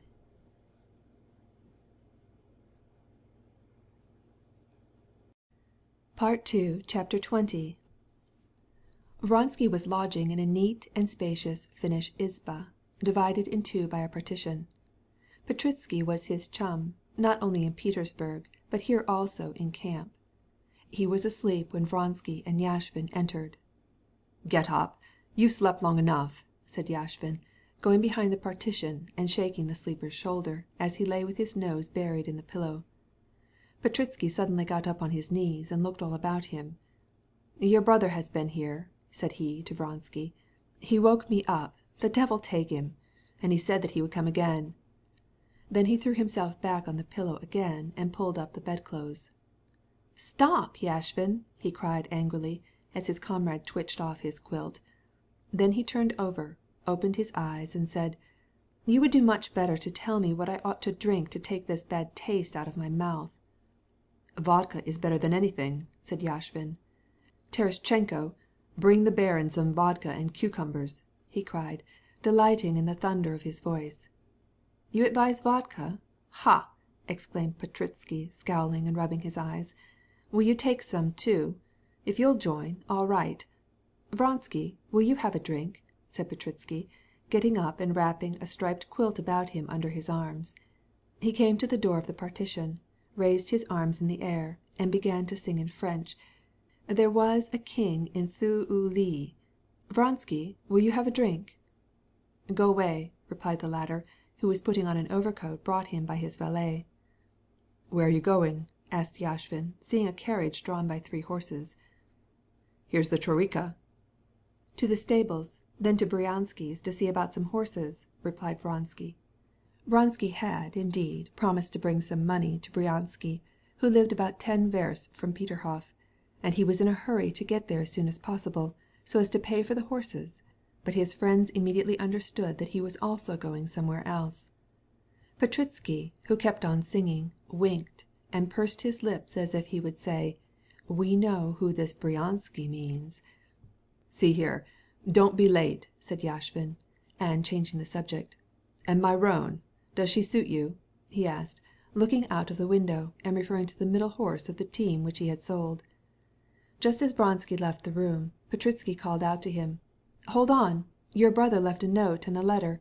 Hold on, where did I put them?" Vronsky waited impatiently. "Well, where are they?" "Where are they indeed? That's the question," declaimed Petritsky, solemnly, putting his forefinger above his nose. "Speak quick! No nonsense!" said Vronsky, smiling. "I have not had any fire in the fireplace. Where can I have put them?" "Come now, enough talk. Where's the letter?" "I swear I have forgotten. Or did I dream about it? Wait, wait! Don't get angry. If you had drunk 4 bottles, as I did yesterday, you wouldn't even know where you went to bed. Hold on, I'll think in a minute." Petritsky went behind the screen again and got into bed. "Hold on, I was lying here. He stood there. Da, da, da, da. Here it is!" And he pulled the letter out from under the mattress where he had put it. Vronsky took the letter and his brother's note. It was exactly as he expected. His mother reproached him because he had not been to see her, and his brother said he had something to speak to him about. "What concern is it of theirs?" he muttered, and crumpling up the notes, he thrust them between his coat buttons, intending to read them more carefully on the way. Just as he left the izba, he met 2 officers, one of whom belonged to a different regiment. Vronsky's quarters were always the headquarters of all the officers. "Whither away?" "Must, to Peterhof." "Has your horse come from Tsarskoye?" "Yes, but I have not seen her yet." "They say Makotin's gladiator is lame." "Rubbish! How can you trot in such mud?" "Here are my saviors!" cried Petritsky, as he saw the newcomers. The denshchik was standing before him with vodka and salted cucumbers on a platter. "Yashvin here ordered me to drink, so as to clear my head." "Well, you were too much for us last night," said one of the officers. "You did not let us sleep all night." "I must tell you how we ended it," began Petritsky. "Volkov climbed up on the roof and told us that he was blue. I sung out, 'Give us some music, a funeral march,' and he went to sleep on the roof to the music of the funeral march." "Drink your vodka by all means, and then take seltzer and a lot of lemon," said Yashvin, encouraging Petritsky as a mother encourages her child to swallow some medicine. "It is only a little bottle." "Now, this is sense. Hold on, Vronsky, and have a drink with us." "No, good‐bye, gentlemen. I am not drinking today." "Vronsky!" cried someone after he had gone into the vestibule. "What?" "You had better cut off your hair. It's getting very long, especially on the bald spot." Vronsky, in fact, was beginning to get a little bald. He laughed gaily, showing his splendid teeth, and, pulling his cap over the bald spot, he went out and got into his carriage. "To the stables," he said. He started to take his letters for a second reading, but on second thought deferred them so that he might think of nothing else but his horse. "I'll wait." Chapter 21.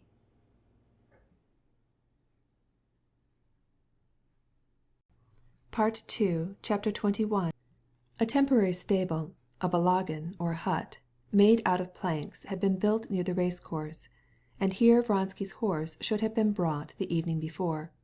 He had not as yet seen her. During the last few days he himself had not been out to drive, but he had entrusted her to the trainer, and Vronsky did not know in what condition he should find her. He was just getting out of his carriage when his konyak, or groom, a young fellow, saw him from the distance and immediately called the trainer. This was an Englishman with a withered face and tufted chin, and dressed in short jacket and top boots. He came out toward Vronsky in the mincing steps peculiar to jockeys, and with elbows sticking out. "Well, how is Frau?" said Vronsky in English. "All right, sir," said the Englishman in a voice that came out of the bottom of his throat. "Better not go in, sir," he added, taking off his hat. "I've put a muzzle on her, and that excites her. Better not go in, it excites a horse." "No, I'm going in. I want to see her." "Come on, then," replied the Englishman testily, and, without ever opening his mouth and with his dandified step, he led the way. They went into a small yard in front of the stable. An active and alert stable-boy in a clean jacket, with whip in hand, met them as they entered and followed them. 5 horses were in the stable, each in its own stall. Vronsky knew that his most redoubtable rival, Makotin's gladiator, a chestnut horse 5 vershaks high, was there, and he was more curious to see Gladiator than to see his own racer, but he knew that, according to the etiquette of the races, he could not have him brought out, or even ask questions about him. As he passed along the corridor, the groom opened the door of the second stall at the left, and Vronsky saw a powerful chestnut with white feet. He knew it was Gladiator, but with the delicacy of a man who turns away from an open letter which is not addressed to him, he instantly turned away and walked toward Frou Frou's stall. "That horse belongs to Mac. I never can pronounce his name," said the Englishman over his shoulder and pointing to Gladiator's stall with a huge finger, the nail of which was black with dirt. "Makotin's? Yes, he is my only dangerous rival." "If you would mount him, I would bet on you," said the Englishman. "Frou Frou has more nerve. This one's stronger," said Vronsky, smiling at the jockey's praise. "In hurdle races it all depends on the mount, and on pluck." Pluck, that is, audacity and coolness, Vronsky knew that he had in abundance, and, what was far more important, he was firmly convinced that no one could have more of this pluck than he had. "You are sure that a good sweating was not necessary?" "Not at all," replied the Englishman. "Please not speak so loud, the horse is restive," he added, jerking his head toward the closed stall in front of which they were standing. They could hear the horse stamping on the straw. He opened the door, and Vronsky entered a box stall feebly lighted by a little window. A dark bay horse, muzzled, was nervously prancing up and down on the fresh straw. As he gazed into the semi-obscurity of the stall, Vronsky, in spite of himself, took in at one general observation all the points of his favorite horse. Frou Frou was a horse of medium size, and not faultless in form. Her bones were slender, although her brisket showed powerfully. Her breast was narrow, the crupper was rather tapering, and the legs, particularly the hind legs, considerably bowed. The muscles of the legs were not big, but, on the other hand, where the saddle rested the horse was extraordinarily wide, and this was particularly striking by reason of the firmness and the smallness of her belly. The bones of the legs below the knee seemed not thicker than a finger, seen from the front. They were extraordinarily large when seen sidewise. The whole steed, with the exception of the ribs, seemed squeezed in and lengthened out. But she had one merit that outweighed all her faults. She was a thoroughbred, had good blood, which tells, as the English say. Her muscles, standing out under a network of veins, covered with a skin as smooth and soft as satin, seemed as solid as bone. Her slender head, with prominent eyes, bright and animated, widened out at the septum into projecting nostrils with membrane which seemed suffused with blood. In her whole form, and especially in her head, there was an expression of something energetic and decided, and at the same time good-tempered. It was one of those creatures which do not speak for the single reason that the mechanical construction of their mouths does not permit it. Vronsky, at any rate, was convinced that she understood all his thoughts while he was looking at her. As soon as he went to her she began to take long breaths, and, turning her prominent eyes so that the whites became suffused with blood, she gazed from the opposite side at the visitors, trying to shake off her muzzle, and dancing on her feet with elastic motion.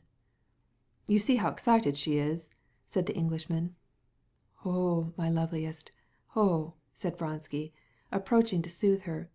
But the nearer he came the more nervous she grew, and only when he had caressed her head did she become tranquil. He could feel her muscles strain and tremble under her delicate, smooth skin. Vronsky smoothed her powerful neck, and put into place a tuft of her mane that she had tossed on the other side. And then he put his face close to her nostrils, which swelled and dilated like the wings of a bat. She drew in the air and loudly expelled it from her quivering nostrils, pricked up her sharp ears, and stretched out her long black lips to seize his sleeve. But, when she found herself prevented by her muzzle, she shook it and began to caper again on her slender legs. "Quiet, my beauty, quiet," said Vronsky, calming her, and he left the stable with the reassuring conviction that his horse was in perfect condition. But the nervousness of the steed had taken possession of Vronsky. He felt the blood rush to his heart, and, like the horse, he wanted violent action. He felt like prancing and biting. It was a sensation at once strange and joyful. "Well, I count on you," he said to the Englishman. "Be on the grounds at 6:30. "All shall be ready. But where are you going, my lord?" asked the Englishman, using the title of "my lord," which he almost never permitted himself to use. Astonished at this, Vronsky raised his head and looked at him as he well understood how to do, not into the Englishman's eyes, but at his forehead. He instantly saw that the Englishman had spoken to him, not as to his master, but as to a jockey, and he replied, "I've got to see Bryansky, and I shall be at home in an hour." "How many times have I been asked that question to-day?" he said to himself, and he grew red, which was a rare occurrence with him. The Englishman looked at him closely, and, as if he also knew where Vronsky was going, he said, "The main thing is to keep calm before the race. Don't get out of sorts. Don't get bothered." "All right," replied Vronsky with a smile, and jumping into his carriage he ordered the coachman to drive to Peterhof. He had gone but a short distance before the clouds, which since morning had been threatening rain, grew thicker, and a heavy shower fell. "Too bad," thought Vronsky, raising the hood of his carriage. "It has been muddy, now it will be a swamp." Now that he was sitting alone in his covered calash, he took out his mother's letter and his brother's note, and read them over. Yes, it was always the old story. Both his mother and his brother found it necessary to meddle again with his love affairs. This interference aroused his anger, a feeling which he rarely experienced. "How does this concern them? Why does everyone feel called on to meddle with me, and why do they bother me? Because they see that there is something about this that they can't understand. If it were an ordinary vulgar society intrigue, they would leave me in peace. But they imagine that it is something else, that it is not mere trifling, that this woman is dearer to me than life. It is incredible and vexatious to them.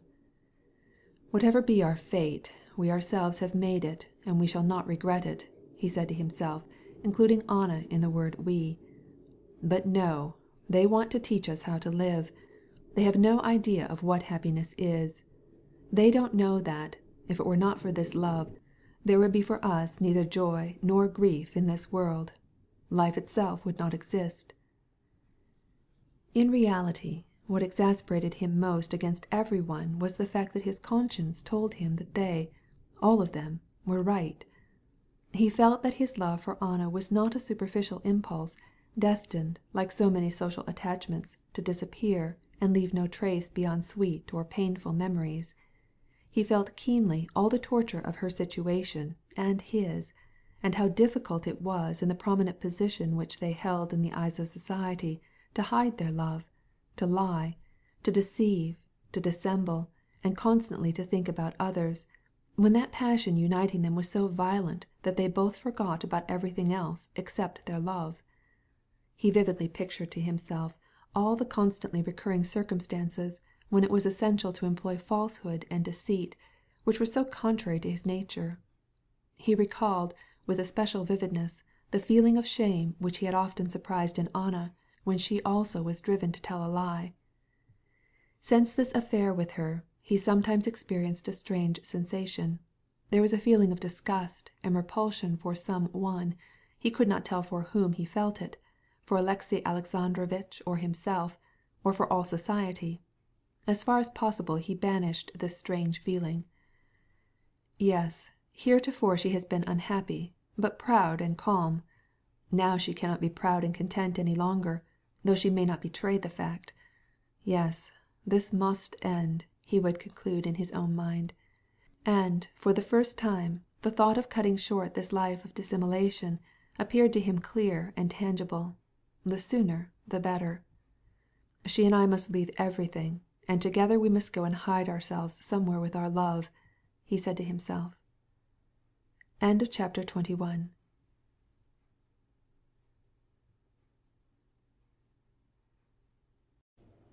Part 2, Chapter 22. The shower was of short duration, and when Vronsky reached Peterhof, his shaft horse at full trot, and the other two galloping along in the mud, the sun was already out again, and the wet roofs of the villas and the old lindens in the gardens on both sides the principal avenue were dazzlingly shining. The water was running from the roofs, and the raindrops were dripping from the tree tops. He no longer thought of the harm that the shower might do to the race course, but he was full of joy as he remembered that, thanks to the rain, she would be alone, for he knew that Alexey Alexandrovitch, who had just got back from a visit to the baths, would not have driven out from Petersburg. Hoping to find her alone, Vronsky stopped his horses, as he always did, at some little distance from the house, in order to attract as little attention as possible, and, not driving across the little bridge, got out and went to the house on foot. He did not go to the front entrance, but went through the court. "Has the baron come?" he asked of a gardener. "Not yet, but the barunya is at home. Go to the front door, there are servants there. If you ring, they will open the door." "No, I will go in through the garden."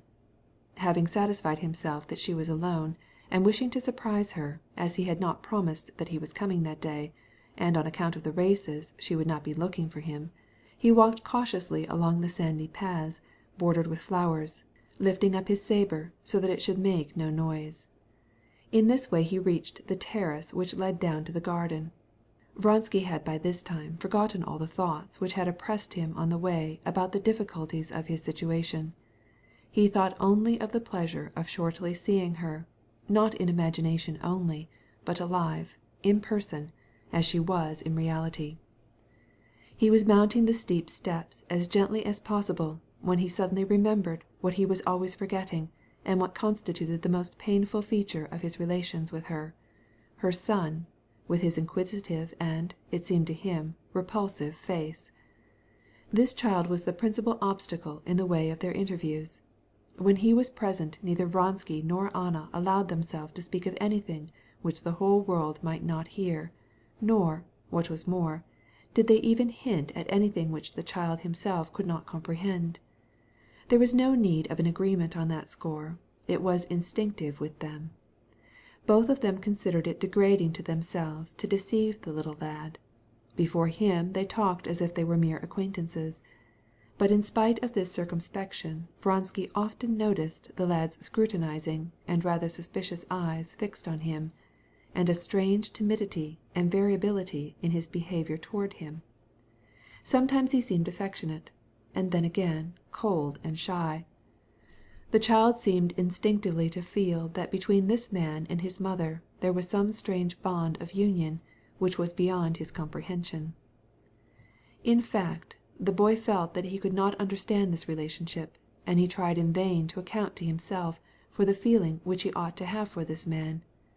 He saw, with that quick intuition peculiar to childhood, that his father, his governess, and his nurse, all of them, not only did not like Vronsky, but looked with the utmost disfavor on him, although they never spoke about him, while his mother treated him as her best friend. What does this mean? Who is he? Must I love him? And is it my fault, and am I a naughty or stupid child, if I don't understand it at all? Thought the little fellow. Hence came his timidity, his questioning and distrustful manner, and this changeableness which were so unpleasant to Vronsky. The presence of this child always caused Vronsky that strange feeling of unreasonable repulsion which for some time had pursued him. The presence of the child aroused in Vronsky and Anna a feeling like that experienced by a mariner who sees by the compass that the course in which he is swiftly moving is widely different from that which it should be, but that to stop this course is not in his power. That every instant carries him farther and farther in the wrong direction, and the recognition of the movement that carries him from the right course is the recognition of the ruin that impends. This child with his innocent views of life was the compass which pointed out to them the degree of their deviation from what they knew but wished not to know. This day Saraza was not at home, and Anna was entirely alone, and sitting on the terrace and waiting for the return of her son, who had gone out to walk and got caught in the rain. She had sent a man and a maid to find him, and was sitting there till he should return. Dressed in a white gown with wide embroidery, she was sitting at one corner of the terrace, concealed by plants and flowers, and she did not hear Vronsky's step. With her dark curly head bent, she was pressing her heated brow against a cool watering pot, standing on the balustrade, and with both her beautiful hands laden with rings, which he knew so well, She was holding the watering-pot. The beauty of her figure, her head, her neck, her hands, always caused in Vronsky a new feeling of surprise. He stopped and looked at her in ecstasy. But as soon as he proceeded to take another step and come nearer to her, she felt his approach, pushed away the watering-pot, and turned to him her glowing face. "What is the matter? Are you ill?" said he in French as he approached her. He felt a desire to run to her, but, remembering that there might be witnesses, he looked toward the balcony door and turned red, as he always turned red when he felt that he ought to be ashamed of himself and dread to be seen. "No, I am well," said Anna, rising and warmly pressing the hand that he offered her. "I did not expect you."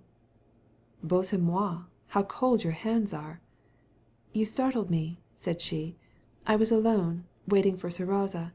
He went out for a walk. They will come back this way." But though she tried to be calm, her lips trembled. "Forgive me for coming, but I could not let the day go by without seeing you," he continued in French, as he always spoke, thus avoiding the impossible vous, you, and the dangerous tu, thou, of the Russian. "What have I to forgive? I am so glad." "But are you ill or sad?" said he, bending over her and still holding her hand. "What were you thinking about?" "Always about one thing," she replied with a smile. She told the truth. If at any moment she had been asked what she was thinking about, she could have made the infallible reply that she was thinking about one thing, her happiness and her unhappiness. Just as he had surprised her, she was thinking about this. She was thinking how it was that for some time, for Betsy, for example, for she knew about her love affair with Tushkevitch, though it was a secret from society in general, all this was such a trifle, while for her it was so painful. To-day this thought, for various reasons, had been particularly tormenting her. She asked him about the races. He answered her, and, seeing that she was in a very excited state, in order to divert her mind, told her, in the tone most natural, about the preparation that had been made. "Shall I or shall I not tell him?" she thought, as she looked at his calm, affectionate eyes. "He seems so happy, he is so interested in these races, that he will not comprehend, probably, the importance of what I must tell him." "But you have not told me of what you were thinking when I came," said he, suddenly, interrupting the course of his narration. "Tell me, I beg of you." She did not reply, but she lifted her head a little, and looked at him questioningly from her beautiful eyes, shaded by her long lashes. Her fingers, playing with a fallen leaf, trembled. He saw this, and his face immediately showed the expression of humble adoration, of absolute devotion, which had so won her. "I see that something has happened. Can I be easy for an instant when I know that you feel a grief that I do not share? In the name of heaven, speak," he insisted, in a caressing tone. "I shall never forgive him if he does not appreciate the importance of what I have to tell him. Better be silent than to put him to the proof," she thought, continuing to look at him in the same way, and conscious that her hand holding the leaf trembled more and more violently. "In the name of heaven," said he, taking her hand again. "Shall I tell you?" "Yes, yes, yes." "Je suis enceinte," she said in a low and deliberate voice. The leaf that she held in her fingers trembled still more, but she did not take her eyes from his face, for she wished to see how he would receive what she had said. He grew pale, tried to speak, then stopped short, dropped her hand, and hung his head. "Yes, he understands the significance of this," she said to herself, and gratefully pressed his hand. But she was mistaken in thinking that he appreciated the significance of what she had told him, as she, a woman, did. On learning this, he felt that he was attacked with tenfold force by that strange feeling of repulsion and horror which he had already experienced. But at the same time he realized that the crisis which he had expected was now at hand, that it was impossible longer to keep the secret from the husband, and it was important to extricate themselves as soon as possible from the unnatural situation in which they were placed. Moreover, her anguish communicated itself to him physically. He looked at her with humbly submissive eyes, kissed her hand, arose, and began to walk up and down the terrace without speaking. At last he approached her, and said in a tone of decision, "Well," said he, "neither you nor I have looked on our relationship as a pastime, and now our fate is decided. At last we must put an end to the false situation in which we live." And he looked around him. "Put an end? How put an end, Alexey?" she asked gently. She was calm now, and her face beamed with a tender smile. "You must leave your husband and unite your life with mine." "But aren't they already united?" she asked in an almost inaudible voice. "Yes, but not completely, not absolutely." "But how, Alexey? Tell me how," said she, with a melancholy irony at the hopelessness of her situation. "How is there escape from such a position? Am I not the wife of my husband?" "From any standpoint, however difficult, there is always some way of escape. Here we must simply decide. Anything is better than the life you are leading. How well I see how you are tormenting yourself about your husband, your son, society, all." "Ah, only not my husband," said she, with a simple smile. "I don't know him. I don't think about him. He is not." "You speak insincerely. I know you. You torment yourself on his account also." "Not even he knows," said she, and suddenly a bright crimson spread over her face. It colored her cheeks, brow, her neck, and tears of shame came into her eyes. "Let us not speak more of him." Chapter 22.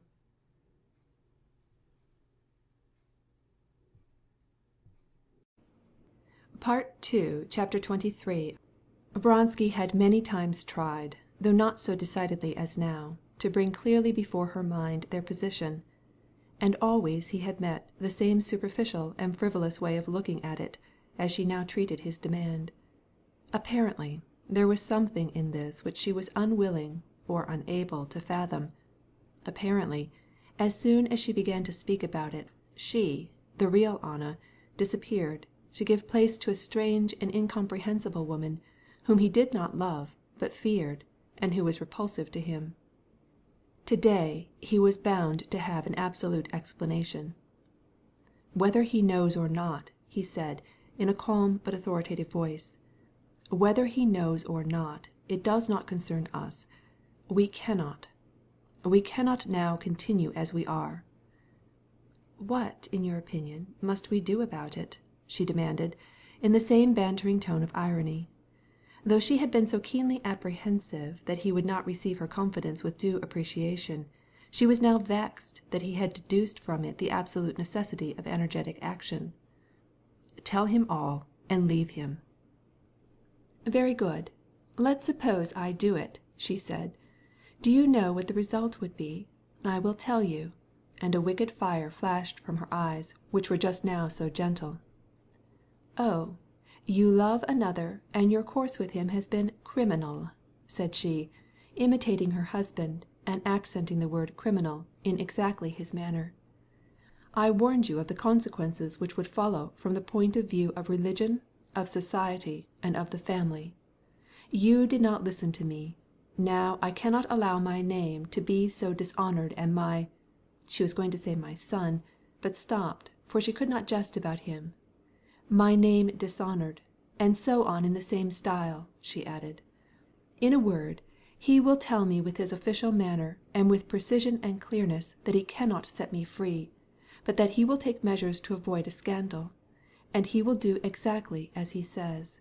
That is what will take place, for he is not a man, he is a machine, and when he is stirred up, an ugly machine," said she, calling to mind the most trifling details in her husband's face and manner of speaking, and charging to him as a crime all the ill that she could find in him, and not pardoning him at all on account of the terrible sin of which she had been guilty before him.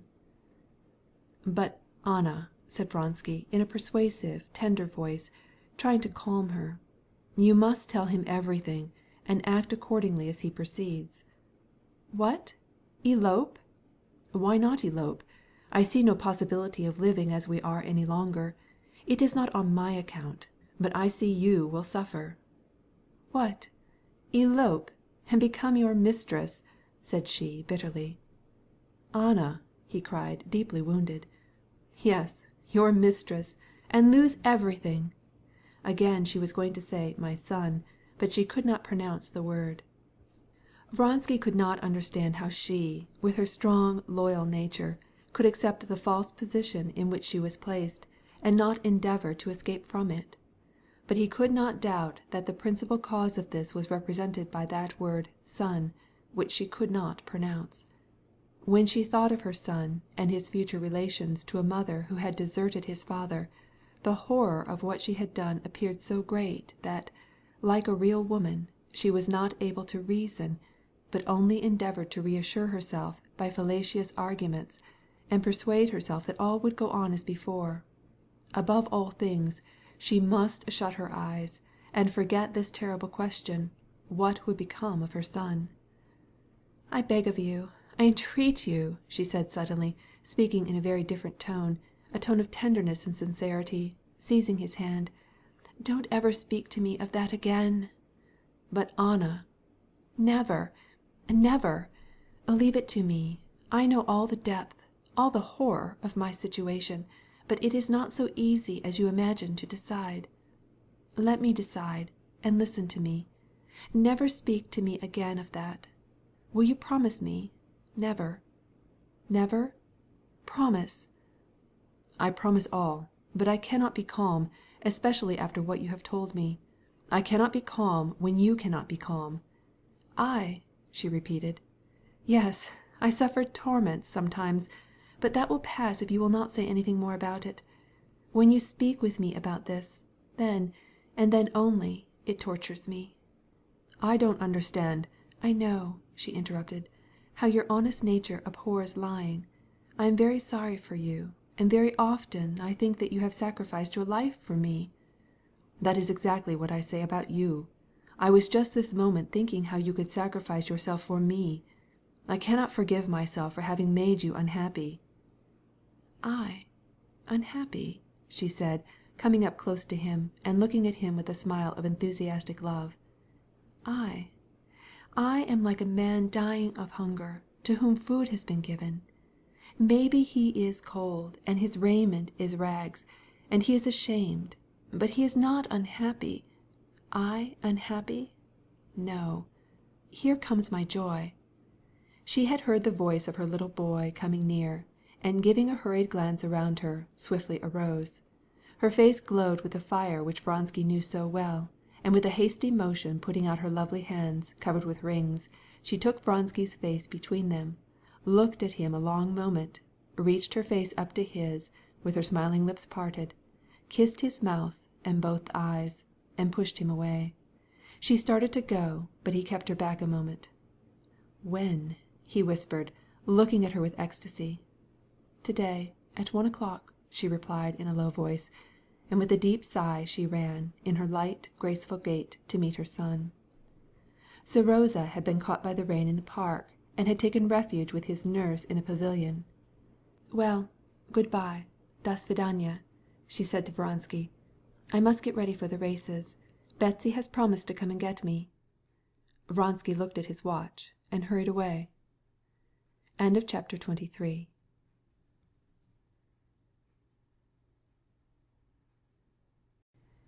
Part 2, Chapter 24. When Vronsky looked at his watch on the Karenins' terrace, he was so stirred and preoccupied that, though he saw the figures on the face, he did not know what time it was. He hurried along the driveway, and, picking his way carefully through the mud, he reached his carriage. He had been so absorbed by his conversation with Anna that he did not notice the hour, or ask if he still had time to go to Bryansky's. As it often happens, he had only the external faculty of memory, and it recalled to him only that he had decided to do something. He found his coachman dozing on his box under the already slanting shade of the linden. He noticed the swarms of midgets buzzing around his sweaty horses. Then, waking the coachman, he jumped into his carriage and ordered him to drive to Bryansky's. Only after he had gone 6 or 7 versts did he remember that he had looked at his watch and realized that it was 5:30 and that he was late. On that day there were to be several races. First the draught horses, then the officer's 2-verst dash, then a second of 4, and last that in which he was to take part. He could be in time for his race, but, if he went to Bryansky's, he ran the risk of getting to the grounds after the court had arrived. That was not in good form, but he had promised Bryansky to be there, therefore he kept on, commanding the coachman not to spare the troika. He reached Bryansky's, spent 5 minutes with him, and was off again at full speed.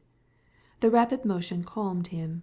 All the difficulties that had confronted him in his relations with Anna, all the uncertainty that remained after their conversation, vanished from his mind. He thought with delight and excitement of the race, and how he might after all get there in time, and then again he vividly imagined the brilliant society which would gather to-day at the course. And he got more and more into the atmosphere of the races as he overtook people coming in their carriages from various villas, and even from Petersburg, on their way to the Hippodrome. When he reached his quarters, no one was at home. All had gone to the races, except his valet, who was waiting for him at the entrance. While he was changing his clothes, his valet told him that the second race had already begun, that a number of gentlemen had been to inquire for him. Vronsky dressed without haste, for he never was hurried, and he never lost his self-command, and directed the coachman to take him to the stables. From there he saw a sea of carriages of all sorts, of pedestrians, soldiers, and spectators, surrounding the Hippodrome, and the seats boiling with people. Evidently the second course had been run, for just as he reached the stables he heard the sound of a bell. As he reached the stable he noticed Makotin's white-footed chestnut Gladiator, covered with a blue and orange caparison, and with huge ear protectors trimmed with blue. They were leading him out to the Hippodrome. "Where is Cord?" he asked of the groom. "In the stable. He is putting on the saddle." Frau was all saddled in her open box-stall. They started to lead her out. "I am not late, am I?" All right," said the Englishman. "Don't get excited." Vronsky once more gave a quick glance at the excellent, favorable shape of his horse, as she stood trembling in every limb, and, finding it hard to tear himself away from such a beautiful sight, he left her at the stable. He approached the benches at a most favorable moment for doing this without attracting observation.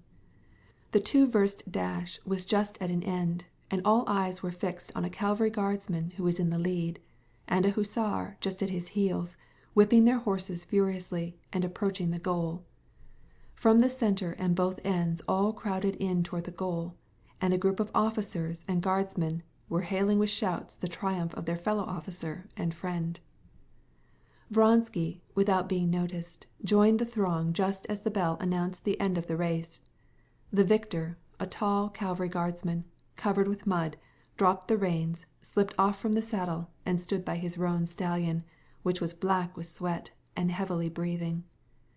The stallion, with a violent effort thrusting out his legs, had stopped the swift course of his big body, and the officer, like a man awakening from a deep sleep, was looking about him, trying hard to smile. A throng of friends and strangers pressed about him. Vronsky, with intention, avoided the elegant people who were circulating about, engaged in gay and animated conversation in front of the seats. He had already caught sight of Anna, Betsy, and his brother's wife, but he did not join them, so that he might not be disconcerted. But he kept meeting acquaintances who stopped him, or told him various items about the last race, or asked him why he was late. While they were distributing the prizes at the pavilion, and everyone had gone in this direction, Vronsky was joined by his elder brother. Alexander Vronsky was a colonel and wore epaulets, and, like Alexey, was a man of medium stature and rather thick-set, but he was handsomer and ruddier. His nose was red, and his frank, open face was flushed with wine. "Did you get my note?" he asked of his brother. "You are never to be found." Alexander Vronsky, in spite of his life of dissipation and his love for drink, which was notorious, was a thoroughly courtly man. Knowing that many eyes might be fixed on them, he preserved, while he talked on a very painful subject, a smiling face, as if he were jesting with his brother about some trifling matter. "I got it," said he, "but I really don't understand why you interfere." "I interfere because I noticed you were not to be found this morning, and because you were seen at Peterhof Monday." There are matters which cannot be judged except by those who are directly interested, and the matter in which you concern yourself is such." "Yes, but when one is not in the service, I beg you to mind your own business, and that is all." Alexey Vronsky's frowning face grew pale, and his rather prominent lower jaw shook. This happened rarely with him. He was a man of kindly heart, and rarely got angry, but when he grew angry, and when his chin trembled, he became dangerous. Alexander Vronsky knew it, and with a gay laugh replied, "I only wanted to give you Matushka's letter. Answer it, and don't get angry before the race. Bonne chance," he added with a smile, and left him. The next moment another friendly greeting surprised Vronsky. "Won't you recognize your friends? How are you, mon cher?" said Stepan Arkadyevitch, with his rosy face and carefully combed and pomaded whiskers. In the midst of the brilliant society of Petersburg, he was no less brilliant than at Moscow. "I came down yesterday, and am very glad to be present at your triumph. When can we meet?" "Come to the mess after the race is over," said Vronsky, and with an apology for leaving him, he squeezed the sleeve of his paletot and went to the middle of the hippodrome where they were bringing the horses for the handicap race. The grooms were leading back the sweaty horses wearied by the race which they had run, and one by one the fresh horses entered for the next course appeared on the ground.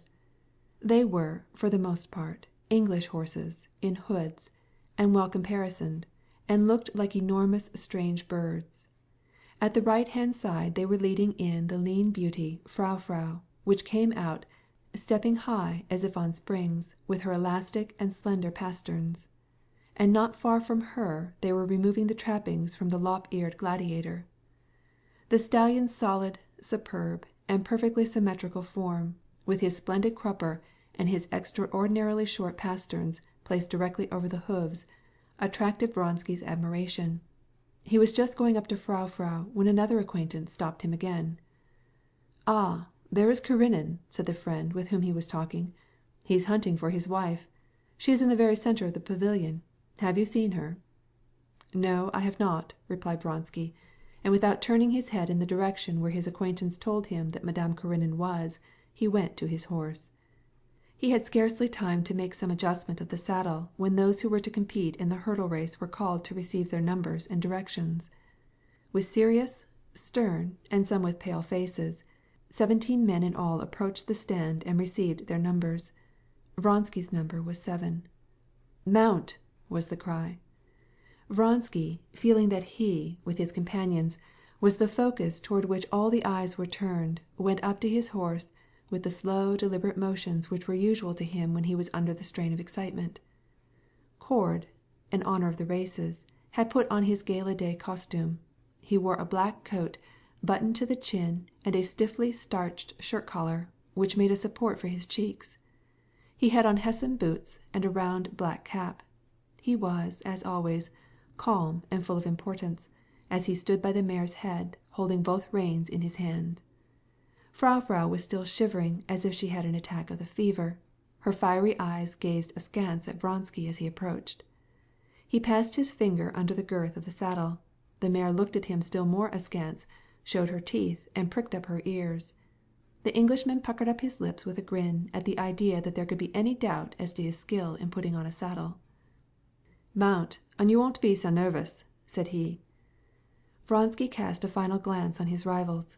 He knew that he should not see them again until the race was over. 2 of them had already gone through to the starting point. Galston, a friend of his, and one of his dangerous rivals, was turning around and around his bay stallion, which was trying to keep him from mounting. A little Leib hussar, in tight cavalry trousers, was off at a gallop, bent double over his horse, like a cat on the crupper, in imitation of the English fashion. Prince Kuzovlev, white as a sheet, was mounted on a thoroughbred mare, from the Grabovsky stud. An Englishman held it by the bridle. Vronsky and all his comrades knew Kuzovlev's terrible self-conceit and his peculiarity of weak nerves. They knew that he was timid at everything, especially timid of riding horseback, but now, notwithstanding the fact that all this was horrible to him, because he knew that people broke their necks, and that at every hurdle stood a surgeon, an ambulance with its cross and sister of charity, Still he made up his mind to ride. They exchanged glances, and Vronsky gave him an encouraging and approving nod. One only now he failed to see. The most redoubtable rival, Makoitin, on Gladiator, was not there. "Don't be in haste," said Cord to Vronsky. "And remember one thing. When you come to a hurdle, don't pull back or spur on your horse. Let her take it her own way." "Very good," replied Vronsky, taking the reins. "If possible, take the lead. But don't be discouraged even to the last if you are behind." The horse did not have time to stir before Vronsky, with supple and powerful movement, put his foot on the notched steel stirrup, and gracefully, firmly took his seat in the squeaking leather saddle. Having put his right foot in the stirrup with his customary care, he then arranged the double reins between his fingers, and Cord let go the animal's head. Frau, as if not knowing which foot to put down first, stretched out her neck and pulled on the reins, and she started off as if on springs, balancing her rider on her supple back. Cord, quickening his pace, followed them. The mare, excited, jumped to the right and left, trying to take her master off his guard, and pulled at the reins, and Vronsky vainly endeavored to calm her with his voice and with his hand. They were approaching the diked bank of the river, where the starting post was placed. Some of the riders had gone on ahead, others were riding behind, when Vronsky suddenly heard on the muddy track the gallop of a horse, and Makotin dashed by on his white-footed, lop-eared Gladiator. Makotin smiled, showing his long teeth, but Vronsky looked at him angrily.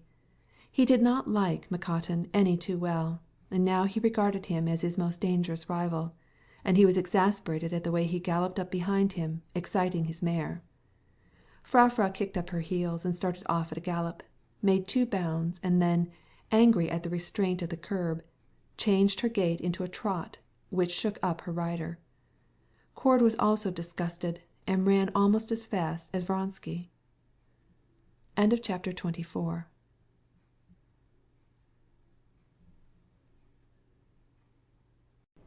Part 2, Chapter 25.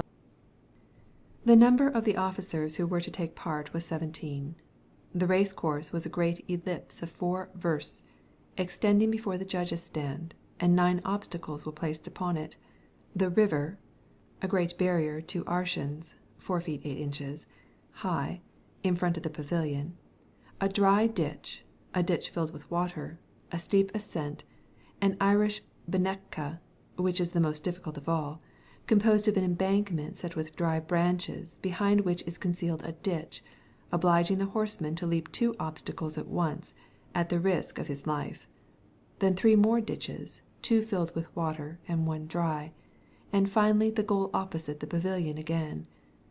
The track did not begin in the circle itself, but about 100 sazhens, or 700 feet, to one side, and in this space was the first obstacle, the diked river, about 3 arshins, or 7 feet, wide, which the racers were free to leap or to ford. 3 times the riders got into line, but each time some horse or other started before the signal, and the men had to be called back. Colonel Sestrin, the starter, was beginning to get impatient, but at last, for the 4th time, the signal was given. "Pashol, go," and the riders put spurs to their horses. All eyes, or lorgnettes, were directed toward the variegated group of racers as they started off. "There they go! There they come!" was the cry on all sides after the silence of expectation. And in order to follow them the spectators rushed, singly or in groups, toward the places where they could get a better view. At the first moment the collected group of horsemen scattered a little, and it could be seen how they in 2s or 3s, and singly, one after another, approached the river. To the spectators it seemed as if they were all moving together, but to the racers themselves there were seconds of separation which had great value. Frau, excited and too nervous at first, lost the first moment, and several of the horses were ahead of her. But Vronsky, not having yet reached the river, and trying with all his might to calm her as she pulled on the bridle, soon easily outstripped 3, and now had as competitors only Makotin's chestnut Gladiator, which was easily and smoothly running a whole length ahead, and still more to the fore the pretty Diana, carrying Prince Kuzovlev, not knowing whether he was dead or alive. During these first few seconds Vronsky had control neither of himself nor of his horse. Up to the first obstacle, the river, he could not control the movements of his horse. Gladiator and Diana reached it at almost one and the same moment. Both at once rose above the Reka, or river, and flew across it to the other side. Frau leaped lightly behind them, as if she had wings. The instant that Vronsky perceived that he was in the air, he caught a glimpse of Kuzovlev, almost under the feet of his horse, wrestling with Diana on the other side of the river. Kuzovlev had loosed the reins after Diana jumped, and the horse had stumbled, throwing him over her head. These details Vronsky learned afterwards, but at this time he only saw that Frau might land on Diana's head or legs. But Frau, like a falling cat, making a desperate effort with back and legs as she leaped, landed beyond the fallen racer. "Oh, you dear!" thought Vronsky. After the Reka he got full control of his horse, and even held her back a little, meaning to leap the great hurdle behind Makotin, and do his best to outstrip him when they reached the long stretch of about 200 sazhens, or 1,400 feet, which was free of obstacles. This great hurdle was built exactly in front of the imperial pavilion. The emperor, the court, and an immense throng were watching him and Makotin on the horse a length ahead of him, as they approached the chort, or devil as the barrier was called. Vronsky felt all these eyes fixed on him from every side, but he saw only his horse's ears and neck, the ground flying under him, and Gladiator's flanks and white feet beating the ground in cadence and always maintaining the same distance between them. Gladiator flew at the hurdle, gave a whisk of his well-cropped tail, and, without having touched the hurdle, vanished from Vronsky's eyes. "Bravo!" cried a voice. At the same instant the planks of the hurdle flashed before his eyes. Without the least change in her motion, the horse rose under him. The planks creaked, and just behind him there was a sound of a thump. Frau, excited by the sight of Gladiator, had leaped too soon, and had struck the hurdle with one of her hind feet, but her gait was unchanged. And Vronsky, his face splashed with mud, saw that he was still at the same distance from Gladiator.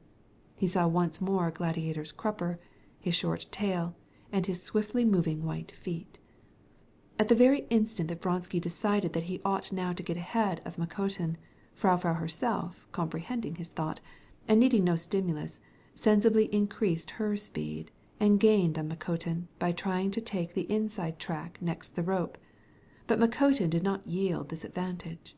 Vronsky was wondering if they could not pass on the outside, when Frau, as if divining his thought, changed of her own accord and took this direction. Her shoulder, darkened with sweat, came up even with Gladiator's flank, and for several seconds they flew almost side by side. But Vronsky, before the obstacle to which they were now coming, in order not to take the outside of the great circle, began to ply his reins, and, just on the declivity, he managed to get the lead. As he drew by Makotin, he saw his mud-stained face. It even seemed to him that he smiled. Vronsky had passed Makotin, but he was conscious that he was just behind. He was still there, within a step, and Vronsky could hear the regular rhythm of Gladiator's feet, and his hurried, but far from winded, breathing. The next two obstacles, the ditch and the hurdle, were easily passed, but Gladiator's gallop and puffing came nearer, and Vronsky gave Frau the spur, and perceived with a thrill of joy that she easily accelerated her speed. The sound of Gladiator's hoofs was heard once more in the same relative distance behind. He now had the lead, as he had desired, and as Cord had recommended, and he felt sure of success. His emotion, his joy, his affection for Frau were all growing more pronounced. He wanted to look back, but he did not dare turn around, and he strove to calm himself and not to push his horse too far, so that she might keep a reserve equal to that which he felt Gladiator still maintained. One obstacle, the most serious, now remained. If he cleared that before the others, then he would be in first. He was now approaching the Irish bank Ketka. He and Frau at the same instant caught sight of the obstacle from afar, and both horse and man felt a moment of hesitation. Vronsky noticed the hesitation in his horse's ears, and he was just lifting his whip, but instantly he was conscious that his fears were ungrounded. The horse knew what she had to do. She got her start, and, exactly as he had foreseen, spurning the ground, she gave herself up to the force of inertia which carried her far beyond the ditch, then fell again into the measure of her pace, without effort and without change. "Bravo, Vronsky!" He heard the acclamations of the throng. He knew it was his friends and his regiment who were standing near this obstacle, and he could not fail to distinguish Yashvin's voice, though he did not see him. "Oh, my beauty!"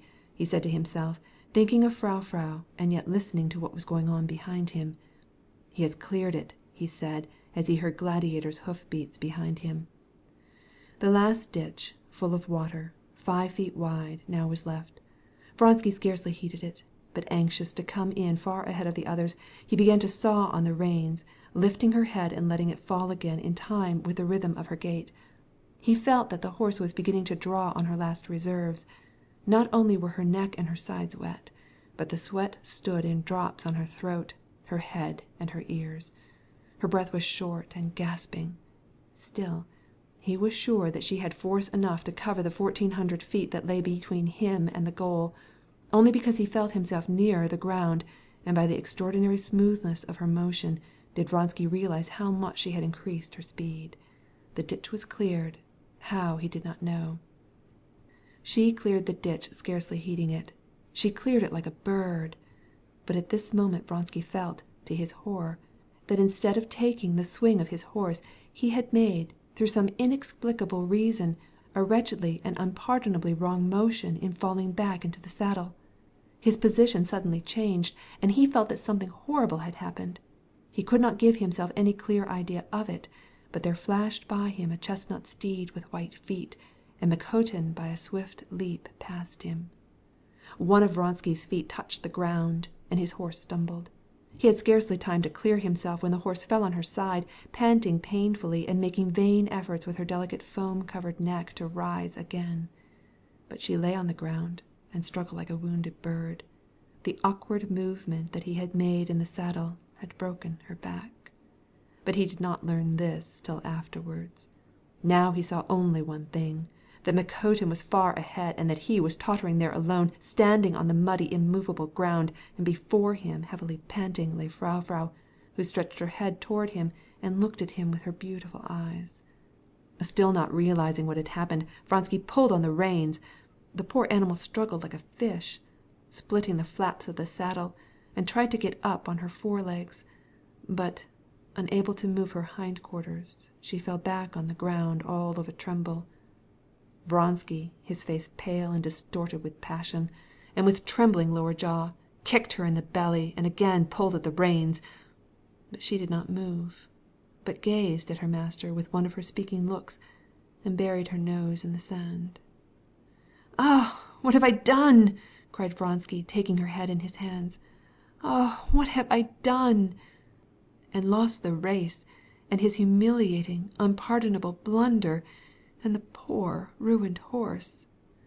"Oh, what have I done?" The people's doctor and his assistant, the officers of his regiment, ran to his aid, but to his great mortification he found that he was safe and sound. The horse's back was broken, and she had to be killed.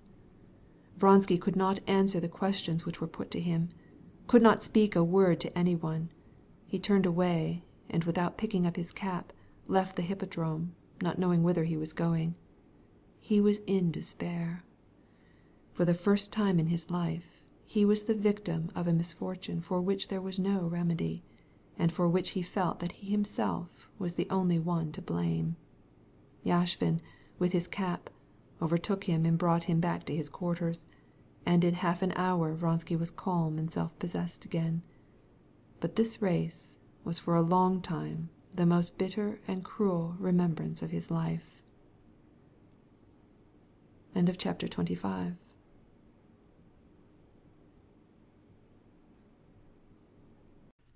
Part 2, Chapter 26. The external relations of Alexey Alexandrovitch and his wife were the same as they had been. The only difference was that he was more absorbed in his work than he had been. Early in the spring he went abroad, as was his custom each year, to recuperate at the water cure after the fatigues of the winter. He returned in July, as he usually did, and resumed his duties with new energy. His wife had taken up her summer quarters as usual in a dacha or summer villa, not far from Petersburg. He remained in the city. Since their conversation after the reception at Princess Tverskaya's, he had said nothing more about his jealousies or suspicions, and the tone of raillery habitual with Alexey Alexandrovitch was to the highest degree useful to him in his present relations with his wife. He was somewhat cooler in his treatment of her, although he seemed to have felt only a slight ill will toward her after that night's conversation which she had refused to listen to. In his relations to her there was a shade of spite, but nothing more. He seemed to say, "You have not been willing to have an understanding with me, so much the worse for you. Now you must make the first advances, and I, in my turn, will not listen to you." "So much the worse for you," said he in his thought, like a man who should try in vain to put out a fire, and should be angry at his vain efforts, and should say, "I have done my best for you, burn then." This man, so keen and shrewd in matters of public concern, could not see the absurdity of such behaviour to his wife.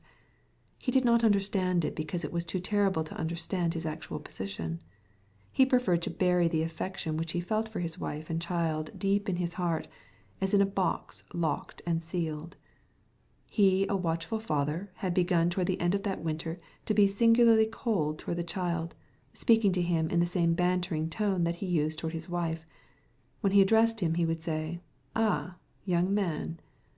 Alexey Alexandrovitch thought and declared that he had never had so many important affairs as this year, but he did not confess that he had himself undertaken them in order to keep from opening his secret coffer which contained his sentiments toward his wife and his family, and his thoughts concerning them, thoughts which grew more and more terrible to him the longer he kept them out of sight. If any one had assumed the right to ask him what he thought about his wife's conduct, this calm and pacific Alexey Alexandrovitch would have made no reply, but would have been very indignant with the man who should dare to ask him such a question. And so his face always looked stern and haughty whenever any one asked him how his wife was. Alexey Alexandrovitch did not wish to think about his wife's conduct and feelings, and therefore he did not think about them. The Karenins' summer dacha was at Peterhof, and the Countess Lidia Ivanovna generally spent her summers in the same neighbourhood, keeping up friendly relations with Anna.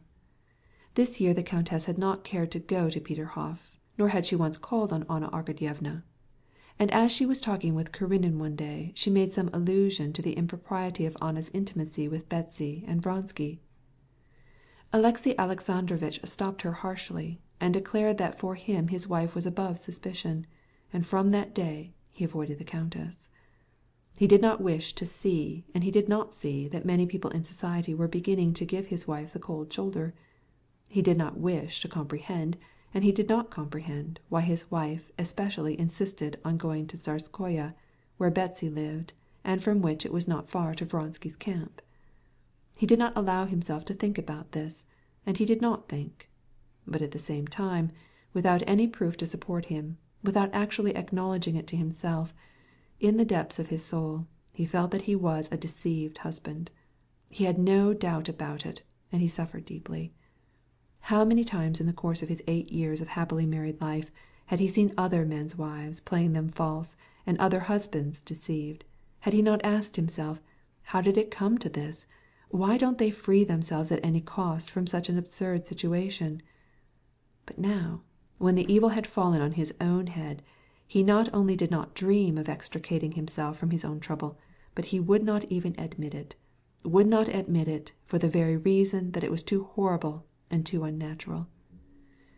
Since his return from abroad, Alexey Alexandrovitch had gone twice to his wife's dacha, once to dine with her, the other time to pass the evening with some guests, but not once had he spent the night, as had been his custom in previous years. The day of the races was extremely engrossing for Alexey Alexandrovitch, but when in the morning he made out the programme of the day, he decided to go to his wife's dacha after an early dinner, and thence to the hippodrome, where he expected to find the court, and where it was proper that he should be seen. He went to see his wife because he had resolved, for the sake of propriety also, to visit his wife every week. Moreover, it was the 15th of the month, and it was his custom at this time to place in her hands the money for the household expenses. With his ordinary power over his thoughts, he gave this much consideration to his wife's affairs, but beyond this point he would not permit them to pass. His morning had been extremely full of business. The evening before he had received a pamphlet, written by a famous traveller who had recently returned from China and was now in Petersburg. A note from the Countess Lydia, accompanying it, begged him to receive this traveller, who seemed to be, on many accounts, a useful and interesting man. Alexey Alexandrovitch had not been able to get through the pamphlet in the evening, and he finished it after breakfast. Then came petitions, reports, visits, nominations, removals, the distribution of rewards, pensions, salaries, correspondence, all that workaday labour, as Alexey Alexandrovitch called it, which consumes so much time. Then came his private business, a visit from his physician, and a call from his steward. The steward did not stay very long. He only brought the money which Alexey Alexandrovitch needed, and a brief report on the condition of his affairs, which this year were not very satisfactory, since it happened that in consequence of various outlays there had been a heavy drain upon him, and there was a deficit. But the doctor, who was a famous physician of Petersburg, and had come into very friendly relations with Alexey Alexandrovitch, took considerable time. Alexey Alexandrovitch had not expected him that day, and was astonished at his visit, and still more so at the scrupulous care with which he plied him with questions, and sounded his lungs, and punched and thumped his liver. Alexey Alexandrovitch was not aware that his friend, the Countess Lydia, troubled by his abnormal condition, had begged the doctor to visit him and give him a thorough examination. "Do it for my sake," said the Countess Lydia Ivanovna. "I will do it for the sake of Russia, Countess," replied the doctor. "Admirable man!" cried the Countess. The doctor was very much disturbed at Alexey Alexandrovitch's state. His liver was congested, his digestion was bad. The waters had done him no good. He ordered more physical exercise, as little mental strain as possible, and, above all, freedom from vexation of spirit. In other words, he ordered Alexey Alexandrovitch to do what was as impossible for him as not to breathe. The doctor departed, leaving Alexey Alexandrovitch with the disagreeable impression that something was very wrong with him, and that there was no help for it. On the way out, the doctor met on Karenin's steps his old acquaintance, Siludin, who was Alexey Alexandrovitch's chief secretary. They had been in the university together, but, though they rarely met, they were still excellent friends, and therefore to no one else than Siludin would the doctor have expressed his opinion concerning the sick man so frankly. "How glad I am that you have been to see him," said Siludin. "He is not well, and, it seems to me—" "Well, what is it?" "I will tell you," said the doctor, nodding to his coachman to drive up to the door. "This is what I say," and taking with his white hand the fingers of his dogskin glove, he stretched it out. "Try to break a tough cord which is not stretched, and it's hard work. But keep it stretched out to its utmost tension, and put the weight of your finger on it. It breaks." Now with his too sedentary life, and his too conscientious labour, he is strained to the utmost limit.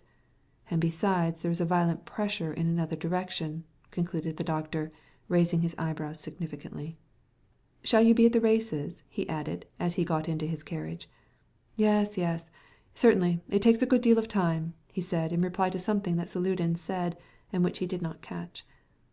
Immediately after the departure of the doctor, who had taken so much time, the celebrated traveller appeared, and Alexey Alexandrovitch, aided by the pamphlet which he had just read, and by some previous information which he had on the subject, astonished the visitor by the extent of his knowledge and the breadth of his views.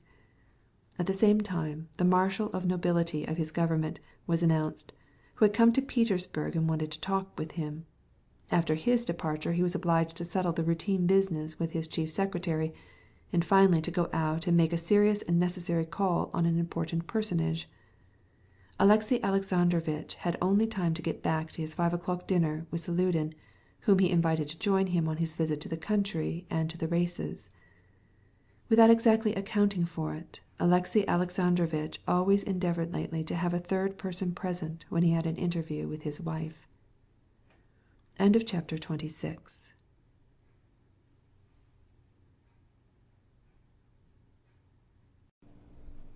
Part 2, Chapter 27. Anna was in her room, standing before a mirror and fastening a final bow to her dress, with Annushka's aid, when the noise of wheels on the gravel driveway was heard. It is too early for Betsy, she thought, and, looking out of the window, she saw a carriage, and in the carriage Alexey Alexandrovitch's black hat and well-known ears. How provoking! Can he have come for the night? She thought, and all the consequences of his visit seemed to her so terrible, so horrible, that without taking time for a moment of reflection, she went downstairs, radiant with gaiety, to receive her husband, and, feeling in her the presence of the spirit of falsehood and deception which now ruled her, she gave herself up to it and spoke with her husband, not knowing what she said. "Oh, how good of you!" said she, extending her hand to Karenin, while she smiled on Salutin as a household friend.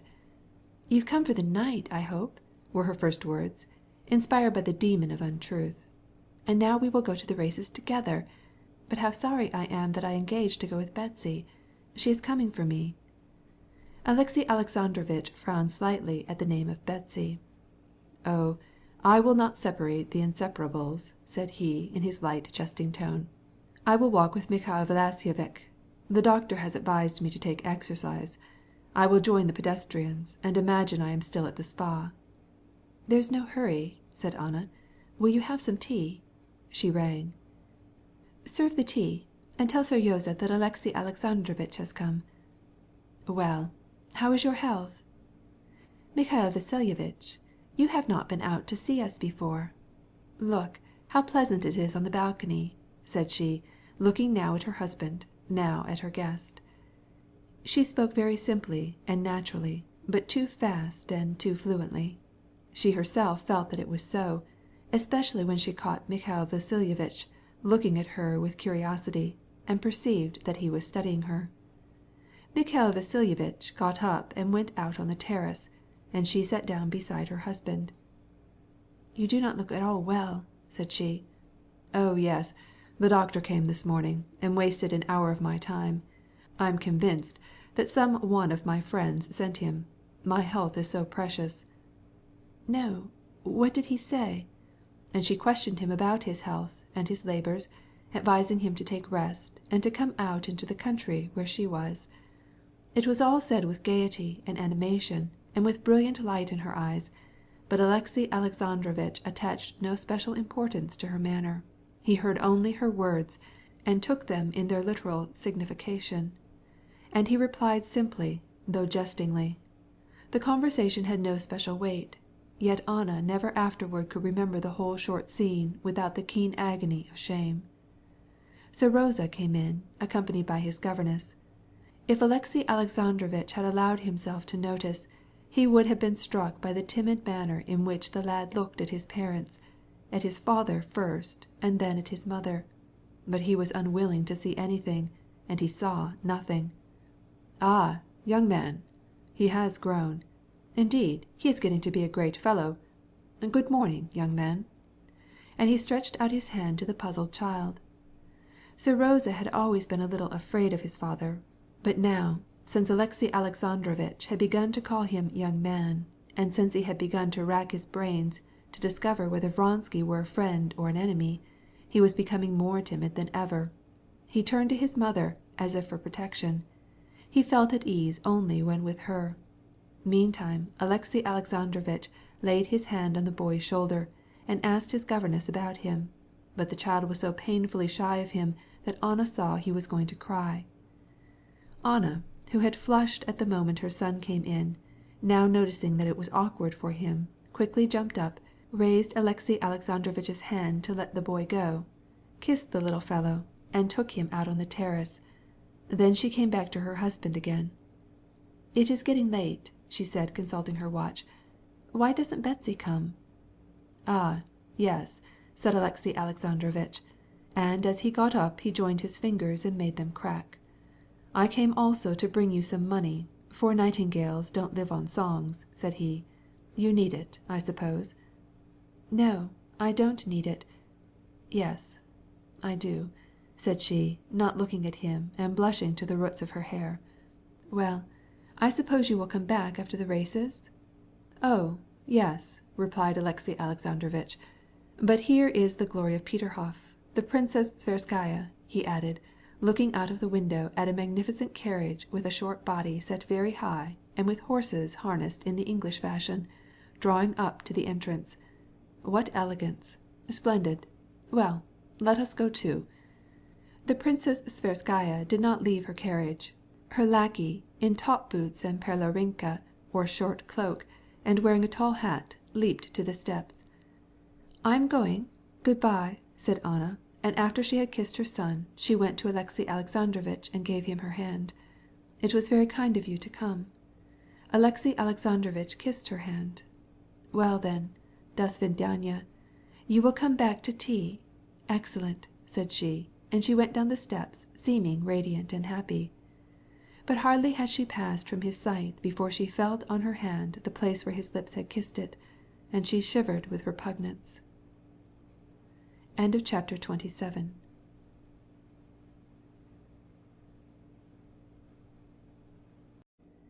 Part 2, Chapter 28.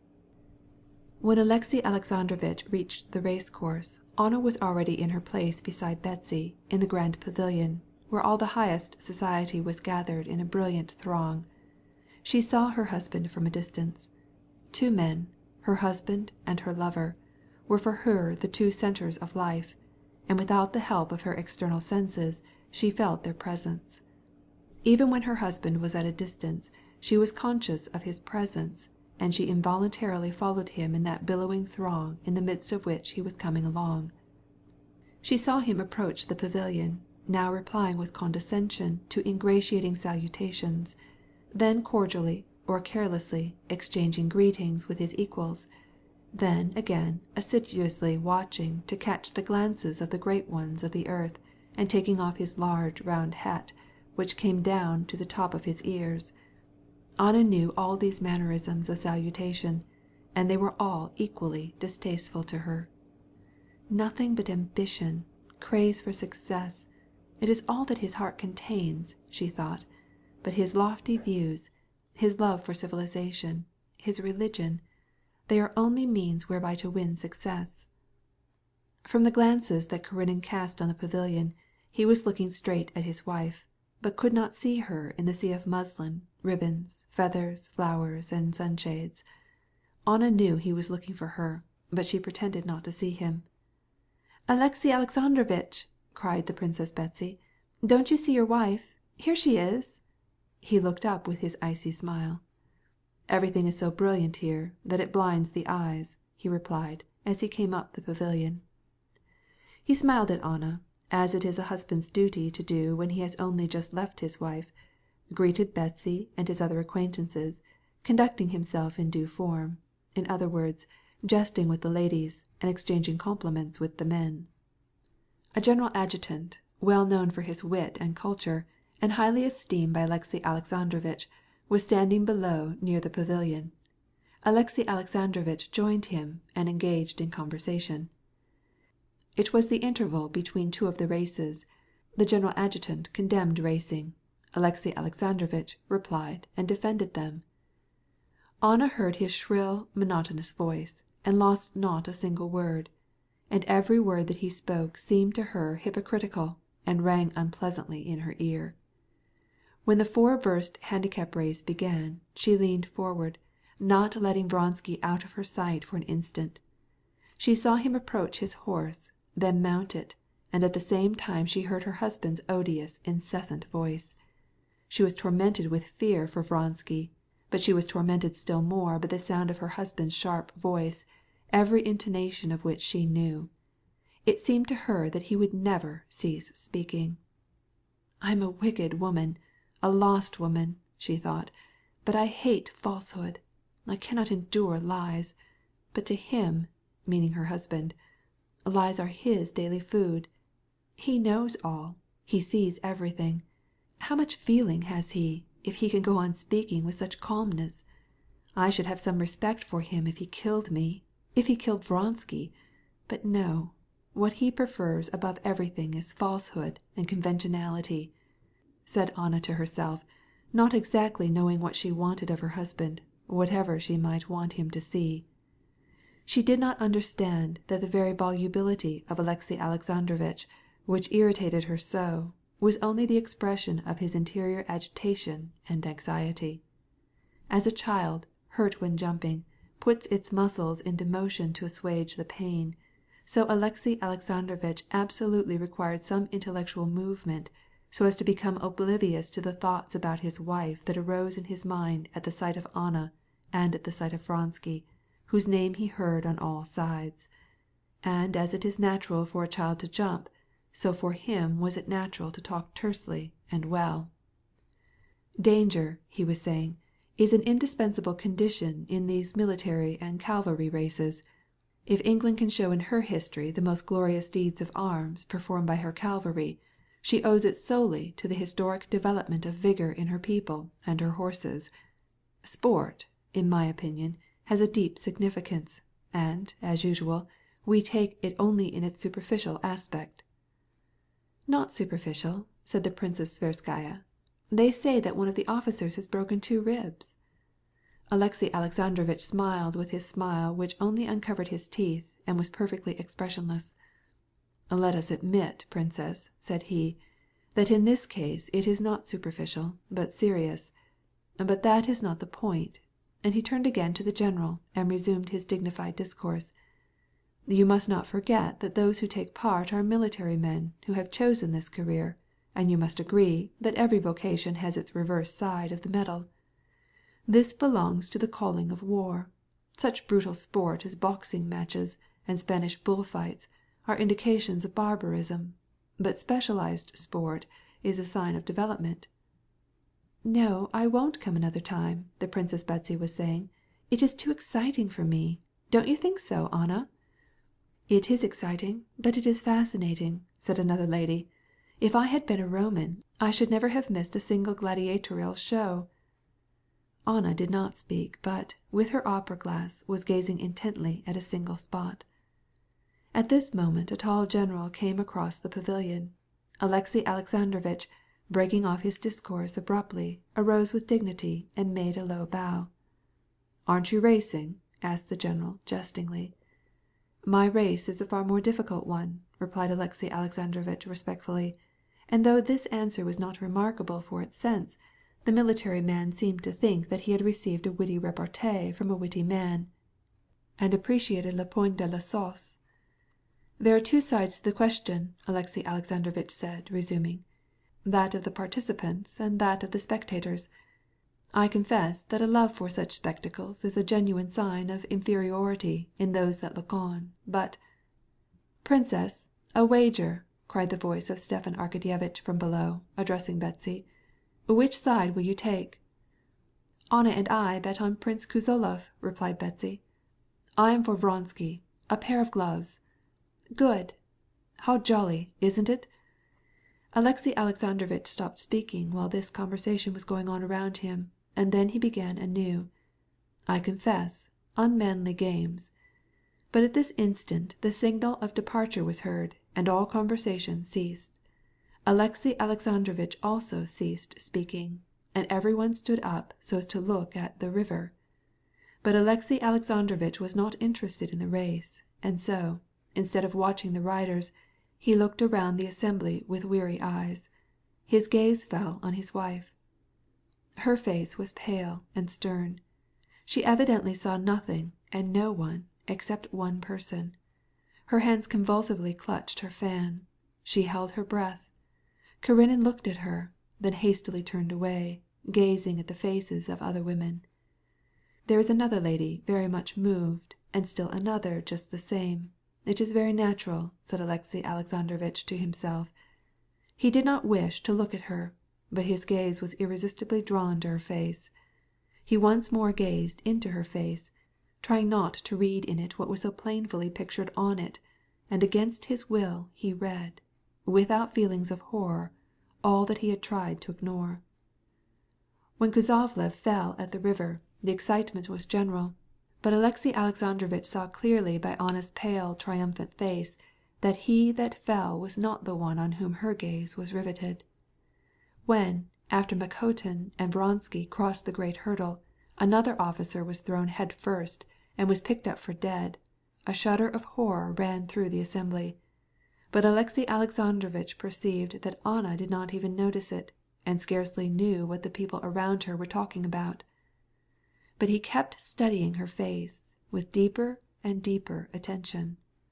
Anna, all absorbed as she was in the spectacle of Vronsky's course, was conscious that her husband's cold eyes were on her. She turned around for an instant and looked at him questioningly. Then with a slight frown she turned away.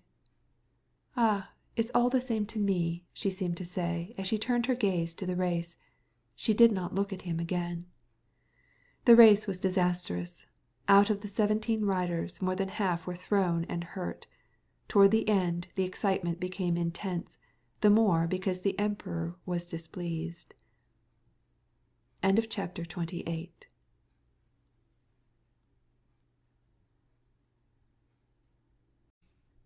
Part 2, Chapter 29. All were loudly expressing their dissatisfaction, and the phrase was going the rounds, "Now only the lions are left in the arena." And when Vronsky fell, horror was felt by all, and Anna groaned in dismay. In this there was nothing extraordinary. But, from thence on, a change which was positively improper had come over her face, and she entirely lost her presence of mind. She tried to escape, like a bird caught in a snare. Thus she struggled to arise and to get away, and then she cried to Betsy, "Come, let us go, let us go!" But Betsy did not hear her. She was leaning over engaged in lively conversation with a general who had just entered the pavilion. Alexey Alexandrovitch hastened to his wife and courteously offered her his arm. "Come, if it is your wish to go," said he in French. But Anna was listening eagerly to what the general said, and paid no attention to her husband. "He has broken his leg, they say, but this is not at all likely," said the general. Anna did not look at her husband, but taking her glass, she gazed at the place where Vronsky had fallen. It was so distant, and the crowd was so dense, that she could not make anything out of it. She dropped her binocle and started to go, but at that instant an officer came galloping up to make some report to the Emperor. Anna leaned forward and listened. "Stiva! Stiva!" she cried to her brother. He did not hear her. She again made an effort to leave the pavilion. "I again offer you my arm, if you wish to go," repeated Alexey Alexandrovitch, touching her hand. Anna drew back from him with aversion, and replied without looking at him, "No, no, leave me. I am going to stay." She now saw an officer riding at full speed across the race course from the place of the accident to the pavilion. Betsy beckoned to him with her handkerchief. The officer brought the news that the rider was uninjured, but the horse had broken her back. When she heard this, Anna quickly sat down and hid her face behind her fan. Alexey Alexandrovitch noticed, not only that she was weeping, but that she could not keep back the tears or even control the sobs that heaved her bosom. He stepped in front of her to shield her from the public gaze and give her a chance to regain her self-command. "For the third time I offer you my arm," said he, turning to her at the end of a few moments. Anna looked at him, not knowing what to say. The Princess Betsy came to her aid. "No, Alexey Alexandrovitch, I brought Anna, and I will be responsible for bringing her home," said Betsy, interfering. "Excuse me, Princess," he replied, politely smiling, and looking her full in the face. "But I see that she is not well, and I wish her to go home with me." Anna looked round in terror, and, rising hastily, took her husband's arm. "I will send to inquire for him and let you know," whispered Betsy. As Alexey Alexandrovitch left the pavilion with his wife, he spoke in his ordinary manner to all whom he met, and Anna was forced to listen and to reply as usual. But she was not herself, and as in a dream she passed along on her husband's arm. "Is he killed or not? Can it be true? Will he come? Shall I see him today?" she asked herself. In silence she got into Alexey Alexandrovitch's carriage, and she sat in silence as they left the throng of vehicles. In spite of all he had seen, Alexey Alexandrovitch did not allow himself to think of his wife's present attitude. He saw only the external signs. He saw that her deportment had been improper, and he felt obliged to speak to her about it, but it was very difficult not to say more, to say only that. He opened his mouth to tell her how improperly she had behaved, but, in spite of himself, he said something absolutely different. How strange that we all like to see these cruel spectacles. I notice— "What? I did not understand you," said Anna scornfully. He was wounded and instantly began to say what was on his mind. "I am obliged to tell you," he began. Now, thought Anna, comes the explanation, and a terrible feeling came over her. "I am obliged to tell you that your conduct today has been extremely improper," said he, in French. "Wherein has my conduct been improper?" she demanded angrily, raising her head quickly and looking him straight in the eyes, no longer hiding her feelings under a mask of gaiety, but putting on a bold front, under which, with difficulty, she hid her fears. "Be careful," said he, pointing to the open window behind the coachman's back. He leaned forward and raised the pane. "What impropriety did you remark?" she asked again. "The despair which you took no pains to conceal when one of the riders was thrown." He awaited her answer, but she said nothing and looked straight ahead. "I have always requested you to so behave when in society that evil tongues cannot find anything to say against you. There was a time when I spoke of your inner feelings. I now say nothing about them. Now I speak only of outward appearances. You have behaved improperly, and I would ask you not to let this happen again." She did not hear half of his words. She felt overwhelmed with fear, and she thought only of Vronsky and whether he was killed. Was it he who was meant when they said the rider was safe but the horse had broken her back?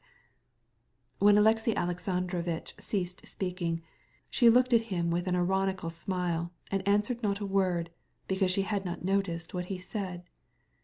At first he had spoken boldly, but as he saw clearly what he was speaking about, the terror which possessed her seized him also. He noticed that smile of hers, and it led him into a strange mistake. She is amused at my suspicions. She is going to tell me now what she said once before, that there is no foundation for them, that this is absurd. Now, when the discovery of the whole thing hung over him, he desired nothing so much as that she should answer derisively as she had done before, that his suspicions were ridiculous and had no foundation. What he now knew was so terrible to him that he was ready to believe anything she might say. But the expression of her gloomy and frightened face now allowed him no further chance of falsehood. "Possibly I am mistaken," said he. "In that case I beg you to forgive me." "No, you are not mistaken," she replied with measured words, casting a look of despair on her husband's icy face. "You are not mistaken. I was in despair, and I could not help being. I hear you, but I am thinking only of him. I love him. I am his mistress. I cannot endure you. I fear you. I hate you. Do with me what you please." And throwing herself into a corner of the carriage, she covered her face with her hands and burst into tears. Alexey Alexandrovitch did not move, or change the direction of his eyes, but his whole face suddenly assumed the solemn rigidity of a corpse, and this expression remained unchanged throughout the drive to the dacha. As they approached the house, he turned his head to her still with the same expression. "So, but I insist on the preservation of appearances until," and here his voice trembled, "I decide on the measures which I shall take to save my honor and communicate them to you." He stepped out of the carriage and assisted Anna out. Then, in the presence of the domestics, he shook hands with her, re-entered the carriage, and drove back to Petersburg. He had just gone when a lackey from Betsy brought a note to Anna. "I sent to Alexey Vronsky to learn how he was. He writes to tell me that he is safe and sound, but in despair. Then he will come," she thought. "How well I did to tell him all." She looked at her watch. Scarcely 3 hours had passed since she saw him, but the memory of their interview made her heart hot within her. "Bose moi! How light it is! It is terrible. But I love to see his face, and I love this fantastic light. My husband. Oh, yes. Well, thank God it is all over with him." End of chapter 29.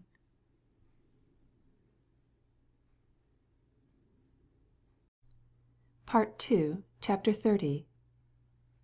As in all places where human beings congregate, so in the little German village where the Shtcherbatskys went to take the waters, there is formed a sort of social crystallization which puts every one in his exact and unchangeable place.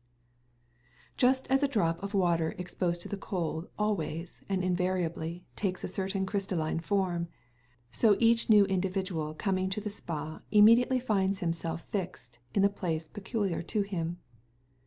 Fürst Shtcherbatsky, samt Gemahlin und Tochter. Prince Shtcherbatsky, wife and daughter, both by the apartments that they occupied and by their name and the acquaintances that they found, immediately crystallized into the exact place that was predestined to receive them. This year a genuine German Fürstin or princess was at the spa, and in consequence the crystallization of society took place even more energetically than usual.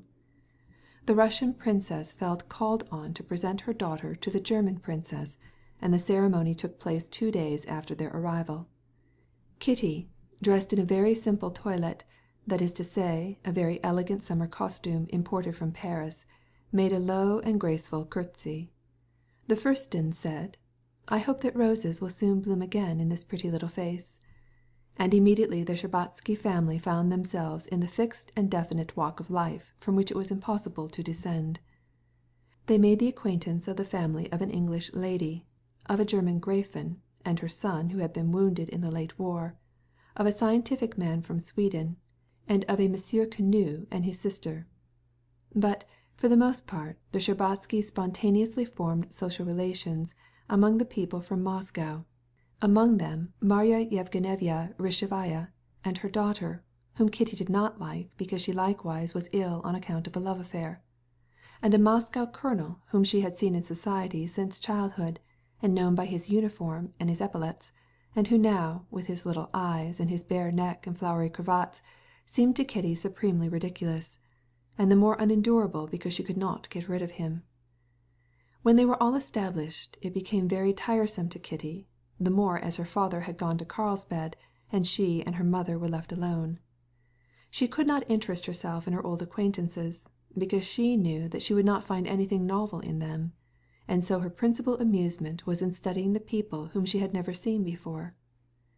It was in accordance with Kitty's nature to see the best side of people, especially of strangers, and now, in making her surmises about the persons whom she saw, who they were and what they were like and what relationship they bore to one another, she amused herself in imagining the most wonderful and beautiful characters, and found justification for her observations. Of all these people, there was one in whom she took a most lively interest. This was a young Russian girl who had come to the baths with a sick Russian lady named Madame Stahl. Madame Stahl belonged to the high nobility, but she was so ill that she could not walk, and only occasionally, on very fine days, appeared at the baths in a wheeled chair. But it was rather from pride than illness, as the princess judged, that she failed to make any acquaintances among the Russians. The girl was her nurse, and, as Kitty remarked, she frequently went to those who were seriously ill, and there were many at the baths, and with the most natural, unaffected zeal took care of them. This young Russian girl, Kitty discovered to her surprise, was no relation to Madame Stahl, or even a hired companion. Madame Stahl called her simply Varenka, but her friends called her Mademoiselle Varenka. Kitty not only found it extremely interesting to study the relations between this young girl and Madame Stahl, and other persons whom she did not know, but as often happens, she also felt an unaccountable sympathy drawing her toward Mademoiselle Varenka, and, when their eyes met, she imagined that it pleased her also. This Mademoiselle Varenka was not only no longer in her first youth, but she seemed like a creature without any youth. Her age might be guessed as either 19 or 30. If one analyzed her features, she was rather good-looking, in spite of the sickly pallor of her face. If her head had not been rather large, and her figure too slight, she would have been considered handsome. But she was not one to please men. She made one think of a beautiful flower, which, though still preserving its petals, was faded and without perfume. There was one other reason why she could not be attractive to men, and that was the fact that she lacked exactly what Kitty had in excess, the repressed fire of life and a consciousness of her fascination. Varenka seemed always absorbed in some important work, and therefore it seemed she could not take any interest in anything irrelevant. It was this very contrast to herself that especially attracted Kitty to her. Kitty felt that in her and in her mode of life she might find what she was seeking with so much trouble, an interest in life, the dignity of life outside of the social relationships of young women to young men, which now seemed to Kitty like an ignominious exposure of merchandise awaiting a purchaser. The more she studied her unknown friend, the more convinced she became that this girl was the most perfect creature which she could imagine, and the more she longed to become acquainted with her. The two girls passed each other many times every day, and every time they met Kitty's eyes seemed always to ask, "Who are you? What are you? Are you not, in truth, the charming person that I imagine you to be? But for heaven's sake," the look seemed to add, "don't think that I would permit myself to demand your acquaintance. I simply admire you and love you." "I also love you, and you are very, very charming, and I would love you still better if I had time," replied the unknown maiden's look. And indeed Kitty saw that she was always busy. Either she was taking the children of a Russian family home from the baths, or carrying a plaid for an invalid and wrapping her up in it, or she was trying to divert some irritable sick man, or selecting and buying confections for some other sick persons. One morning, soon after the arrival of the Shtcherbatskys, two new persons appeared who immediately became the object of rather unfriendly criticism. The one was a very tall, stooping man with enormous hands, black eyes, at once innocent and terrifying, and wearing an old, ill-fitting short coat. The other was a pock-marked woman with a kindly face and dressed very badly and inartistically. Kitty instantly recognized that they were Russians, and in her imagination set to work constructing a beautiful and touching romance about them. But the princess, learning by the Kurlista, or list of arrivals, that this was Nikolai Levin and Marya Nikolaevna, explained to her what a bad man this Levin was, and all her illusions about these two persons vanished. The fact that he was Konstantin Levin's brother, even more than her mother's words, suddenly made these two people particularly repulsive to Kitty. This Levin, with his habit of twitching his head, aroused in her an unsurmountable feeling of repulsion. It seemed to her that in his great, wide eyes, as they persistently followed her, was expressed a sentiment of hatred and irony, and she tried to avoid meeting him. End of chapter 30.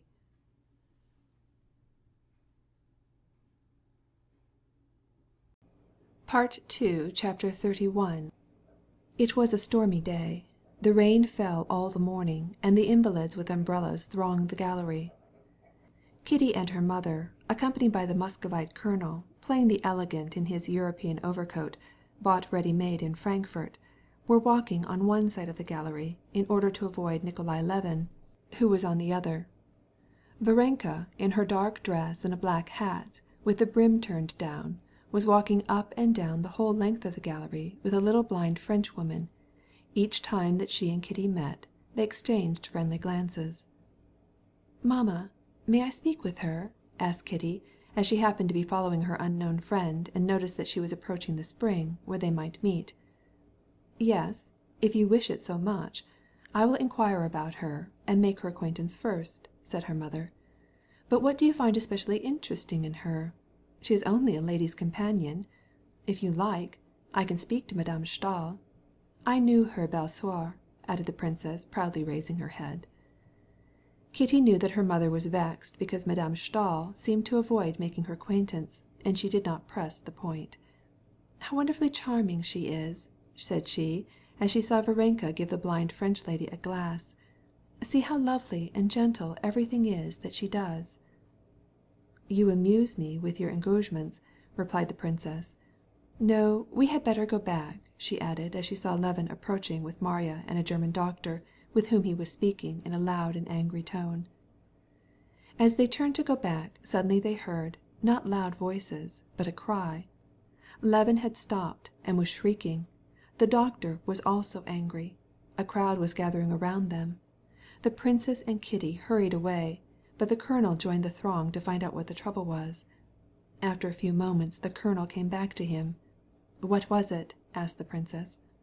"It's a shame and a disgrace," replied the colonel. "There's only one thing you need to fear, and that is to meet with Russians abroad. This tall gentleman was quarreling with his doctor, heaped indignities upon him for not attending to him as he wished, and finally he threatened him with his cane. It is simply disgraceful." "Oh, how unpleasant!" said the princess.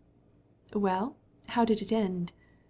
"Fortunately that girl with a hat like a toadstool interfered. A Russian, it seems," said the colonel. "Mademoiselle Varenka?" joyously exclaimed Kitty. Yes. She went quicker than any one else, and took the gentleman by the arm, and led him off." "There, mamma," said Kitty, "and you wonder at my enthusiasm for Varenka." The next morning Kitty, watching her unknown friend, noticed that Mademoiselle Varenka had the same relations with Levin and Marya as with her other protégés. She joined them and talked with them, and acted as interpreter to the woman, who did not know any language beside her own. Kitty again begged her mother even more urgently to let her become acquainted with Varenka, and though it was unpleasant to the princess to seem to be making advances to the haughty and exclusive Madame Stahl, she made some inquiries about Varenka, and learning enough to satisfy herself that there was no possible harm, though very little that was advantageous, in the proposed acquaintance, she went first to Varenka and introduced herself. Choosing a time when Kitty was at the spring, and Varenka was opposite the baker's, the princess went up to her. "Allow me to introduce myself," said she, with her dignified smile. "My daughter has taken a great fancy to you, but perhaps you do not know me. "It is more than reciprocal, princess," replied Varenka quickly. "What a good thing you did yesterday toward our wretched fellow countrymen," said the princess. Varenka blushed. "I do not remember," she replied. "I don't think I did anything." "Yes, indeed. You saved this Levin from an unpleasant affair." "Ah, yes. Ce compagne called me, and I tried to calm him.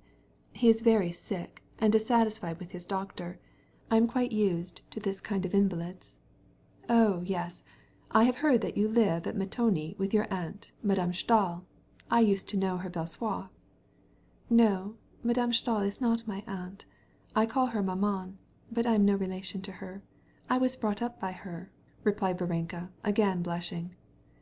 All this was said with perfect simplicity, and the expression of her pleasing face was so frank and sincere that the princess began to understand why Kitty was so charmed by this Varenka. "Well, and what is this Levin going to do?" she asked. "He is going away." At this moment Kitty, radiant with pleasure because her mother had made the acquaintance of her unknown friend, came in from the spring. "See here, Kitty, your ardent desire to know Mademoiselle—" "Varenka," said the girl smilingly. "Everyone calls me so." Kitty was flushed with delight, and without speaking long pressed her new friend's hand, which gave no answering pressure, but lay passive in hers. Her hand gave no answering pressure, but Mademoiselle Varenka's face shone with a quiet, joyous, though melancholy smile, which showed her large but handsome teeth. "I have been longing to know you," said she. "But you are so busy." "Oh, on the contrary, I haven't anything to do," replied Varenka, but at the same instant she had to leave her new acquaintances because two little Russian girls, the daughter of an invalid, ran to her. "Varenka, mamma is calling," they cried, and Varenka followed them. Chapter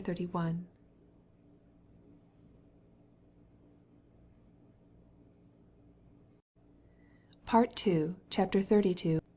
The particulars which the princess learned about Varenka's past life, and her relations with Madame Stahl, and about Madame Stahl herself, were as follows. Madame Stahl had always been a sickly and excitable woman, who was said by some to have tormented the life out of her husband, and by others to have been tormented by his unnatural behavior. After she was divorced from her husband, she gave birth to her first child, which did not live. And Madame Stahl's parents, knowing her sensitiveness, and fearing that the shock would kill her, substituted for the dead child the daughter of a court cook, born on the same night and in the same house at Petersburg. This was Varenka. Madame Stahl afterwards learned that the child was not her own, but continued to take charge of her, the more willingly as the true parents shortly after died. For more than 10 years Madame Stahl lived abroad, in the south, never leaving her bed. Some said that she was a woman who had made a public show of her piety and good works. Others said that she was at heart the most highly moral of women, and that she lived only for the good of her neighbor, that she was really what she pretended to be. No one knew whether she was Catholic, Protestant, or Orthodox. One thing alone was certain, that she had friendly relations with the high dignitaries of all the churches and of all communions. Varenka always lived with Madame Stahl abroad, and all who knew Madame Stahl knew Mademoiselle Varenka also, and loved her. When she had learned all the particulars, the princess found nothing objectionable in her daughter's acquaintance with Varenka, the more because Varenka had the most cultivated manners and a fine education. She spoke French and English admirably, and chief of all she brought from Madame Stahl her regrets that, owing to her illness, she was deprived of the pleasure of making the princess's acquaintance. After she had once made Varenka's acquaintance, Kitty became more and more attached to her friend, and each day discovered some new charm in her. The princess, having discovered that Varenka sang well, invited her to come and give them an evening of music. Kitty plays, and we have a piano, not a very good instrument, to be sure, but you would give us great pleasure, said the princess, with her hypocritical smile, which was displeasing to Kitty, especially as she knew that Varenka did not want to sing. But Varenka came that same evening and brought her music. The princess had invited Marya Yevgenyevna and her daughter and the colonel. Varenka seemed perfectly indifferent to the presence of these people, who were strangers to her, and she went to the piano without being urged. She could not accompany herself, but in singing she read the notes perfectly. Kitty, who played very well, accompanied her. "You have a remarkable talent," said the princess after the first song, which Varenka sang beautifully. Marya Yevgenyevna and her daughter added their compliments and their thanks. "See," said the colonel, looking out of the window, "what an audience you have attracted." In fact, a large number of people had gathered in front of the house. "I am very glad to have given you pleasure," said Varenka, without affectation. Kitty looked at her friend proudly. She admired her art and her voice and her face, and, more than all, she was enthusiastic over the way in which Varenka made it evident that she took little account of her singing, and was perfectly indifferent to compliments. She simply seemed to say, "Shall I sing some more, or is that enough?" "If I were in your place, how proud I should be! How happy I should be to see that crowd under the window! But she seems perfectly unconscious of it. All that she seemed to want was not to refuse, but to please maman. What is there about her? What is it that gives her this power of indifference, this calmness and independence? How I should like to learn this of her," thought Kitty, as she looked into her peaceful face. The princess asked Varenka to sing again, and she sang this time as well as the first, with the same care and the same perfection, standing erect near the piano, and beating time with her thin brown hand. The next piece in her music roll was an Italian aria. Kitty played the introduction and looked at Varenka. "Let us not do that one," she said, blushing. Kitty, in alarm and wonder, fixed her eyes on Varenka's face. "Well, another one," she said, hastily turning the pages and somehow feeling an intuition that the Italian song brought back to her friend some painful association. "No," replied Varenka, putting her hand on the notes and smiling. "Let us sing this." And she sang it as calmly and coolly as the one before. After the singing was over, they all thanked her again and went out into the dining room to drink tea. Kitty and Varenka went down into the little garden next to the house. "You had some association with that song, did you not?" asked Kitty. "You need not tell me about it," she hastened to add. "Simply say, 'Yes, I have.'" "Why should I not tell you about it? Yes, there is an association," said Varenka calmly, and not waiting for Kitty to say anything. "And it is a painful one. I once loved a man, and used to sing that piece to him." Kitty, with wide open eyes, looked at Varenka meekly, but did not speak. "I loved him, and he loved me also, but his mother was unwilling, and he married some one else. He does not live very far from us now, and I sometimes see him. You didn't think that I also had my romance, did you?" And her face lighted up with a rare beauty and a fire such as Kitty imagined might have been habitual in other days. "Why shouldn't I have thought so? If I were a man I could never have loved any one else after knowing you," said Kitty. "What I cannot conceive is, that he was able to forget you, and make you unhappy for the sake of obeying his mother. He couldn't have had any heart." "Oh, no. He was an excellent man, and I am not unhappy. On the contrary, I am very happy. Well, shall we sing any more this evening?" she added, starting to go toward the house. "How good you are! How good you are!" cried Kitty, and stopping her, she kissed her. "If I could only be a bit like you!" "Why should you resemble any one else besides yourself? You are a good girl as you are," said Varenka, with her sweet and melancholy smile. "No, I am not good at all. Now, tell me, stay, let us sit down for a little while," said Kitty, drawing her down into a settee near by. "Tell me how it can be other than a pain to think of a man who has scorned your love, who has jilted you." "But no, he did not scorn it at all. I am sure that he loved me. But he was a dutiful son, and—" "Yes, but suppose it had not been for his mother's sake, but simply of his own free will," said Kitty, feeling that she was betraying her secret, and her face, glowing red with mortification, convicted her. "Then he would not have behaved honorably, and I should not mourn for him," replied Varenka, perceiving that the supposition concerned, not herself, but Kitty. "But the insult!" cried Kitty. "One cannot forgive the insult. It is impossible," said she, remembering her own look when the music stopped at the last ball. "Whose insult? You didn't act badly." "Worse than badly, shamefully." Varenka shook her head, and laid her hand on Kitty's. "Well, but why shamefully?" she asked. "You surely did not tell a man who showed indifference to you that you loved him." "Certainly not. I never uttered a word. But he knew it. There are looks, there are ways. No, not if I lived 100 years should I ever forget it." "Now, what is it? I don't understand you. The question is solely this: do you love him now or not?" said Varenka, who liked to call things by their right names. "I hate him, but I cannot forgive myself." "But what for?" "The shame, the insult. Ah, if everyone were as sensitive as you! There is never a young girl who does not sometimes feel the same way. It is all such a trifling thing." "But what, then, is important?" asked Kitty, looking at Varenka with astonishment and curiosity.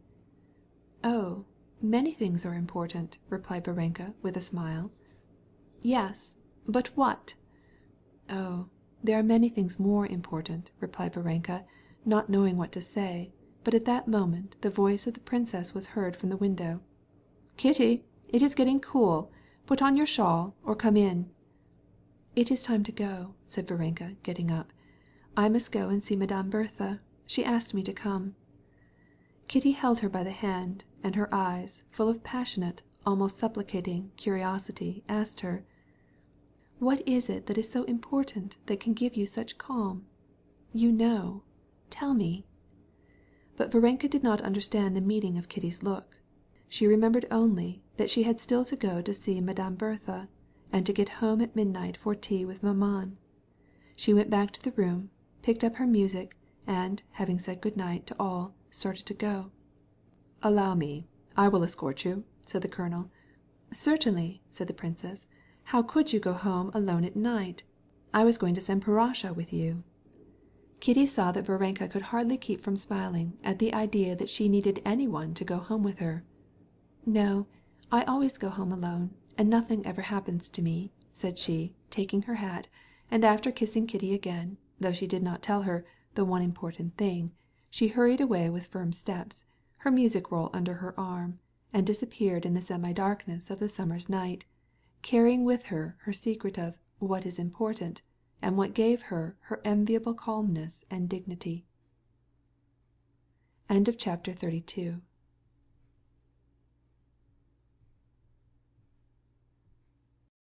Part 2, Chapter 33.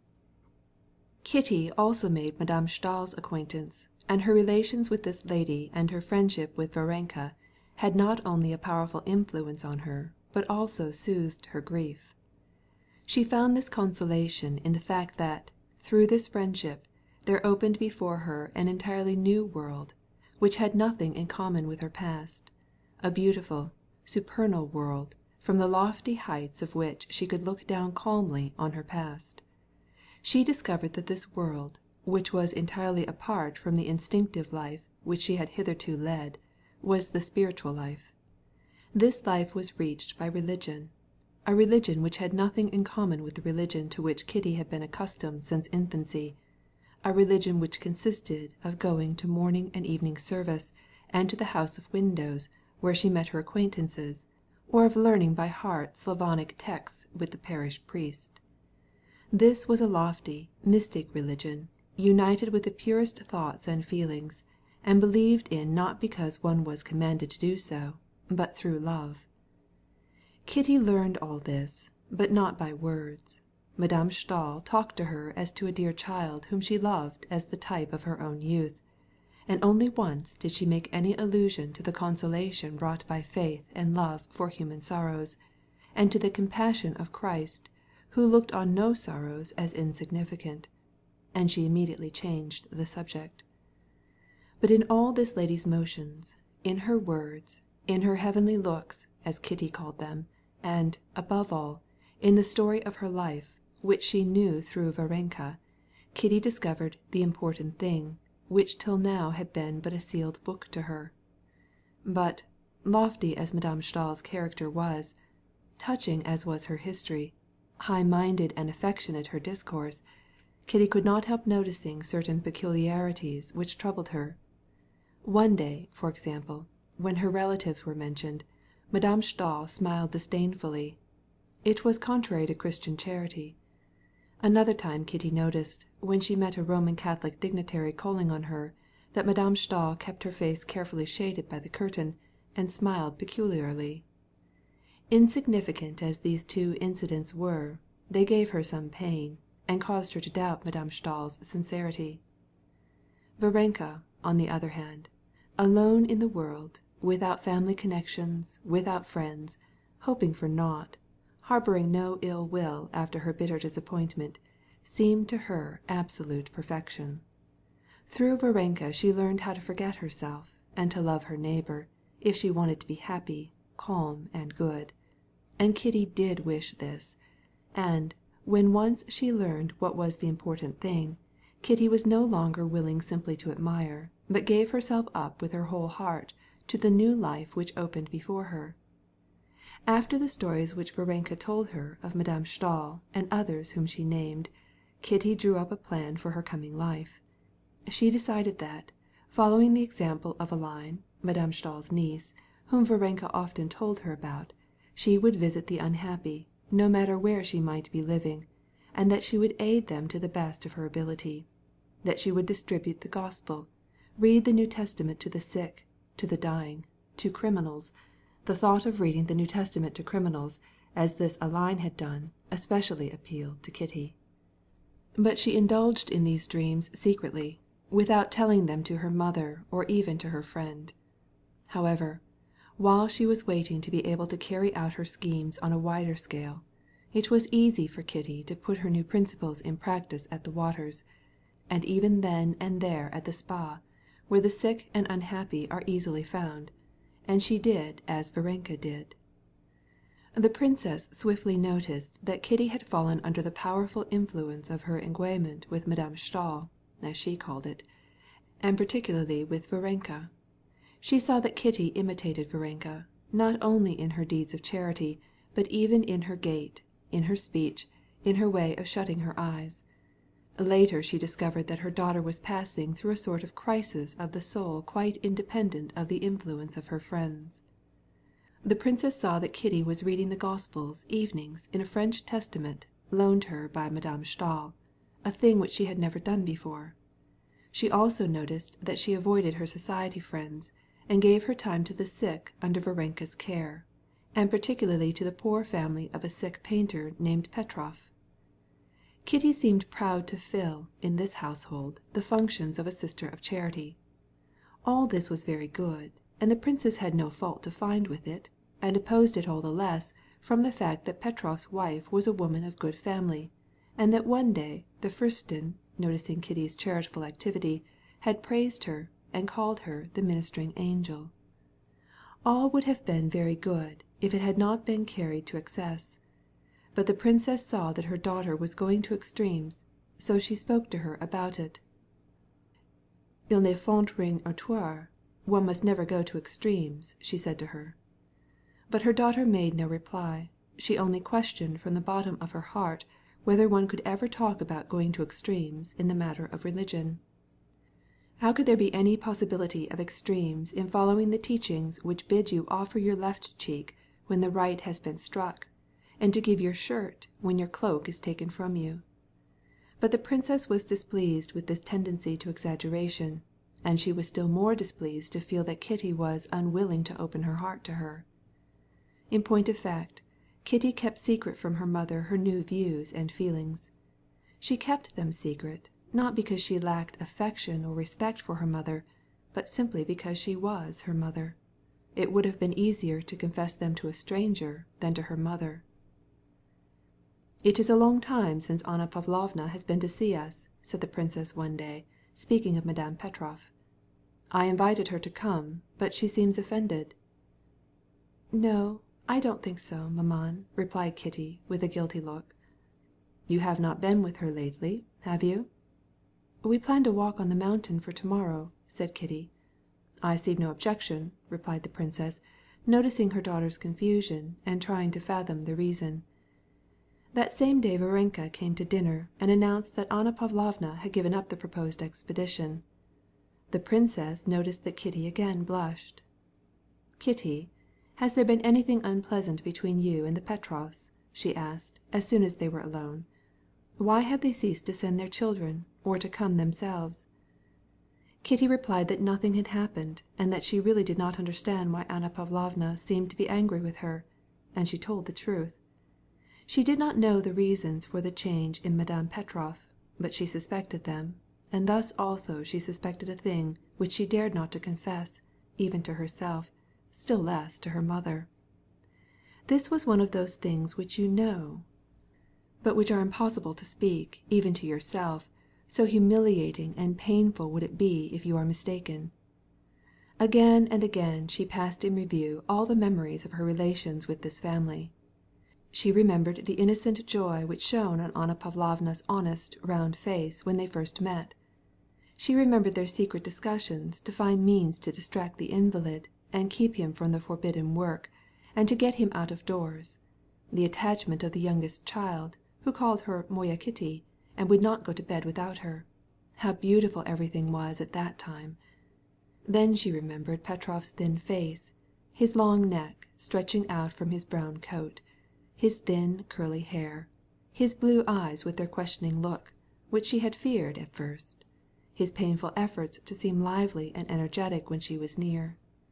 She recalled the effort that she had to make at first to overcome the repugnance which he, as well as all consumptives, caused her to feel, and the trouble which she had in finding something to talk with him about.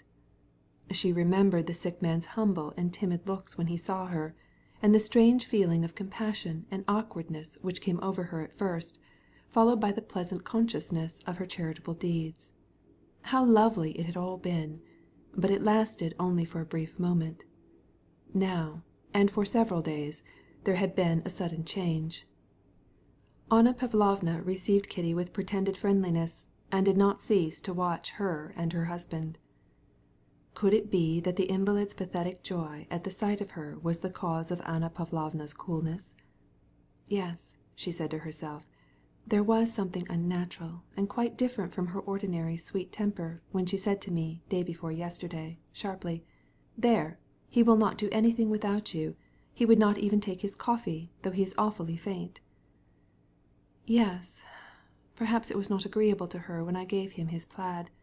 It was such a simple thing to do, but he seemed so strange, and thanked me so warmly, that I felt ill at ease.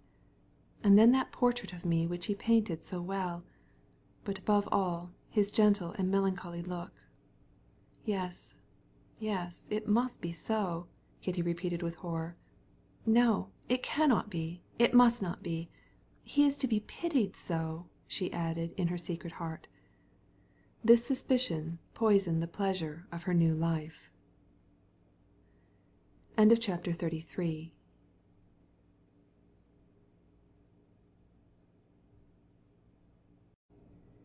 Part 2, Chapter 34.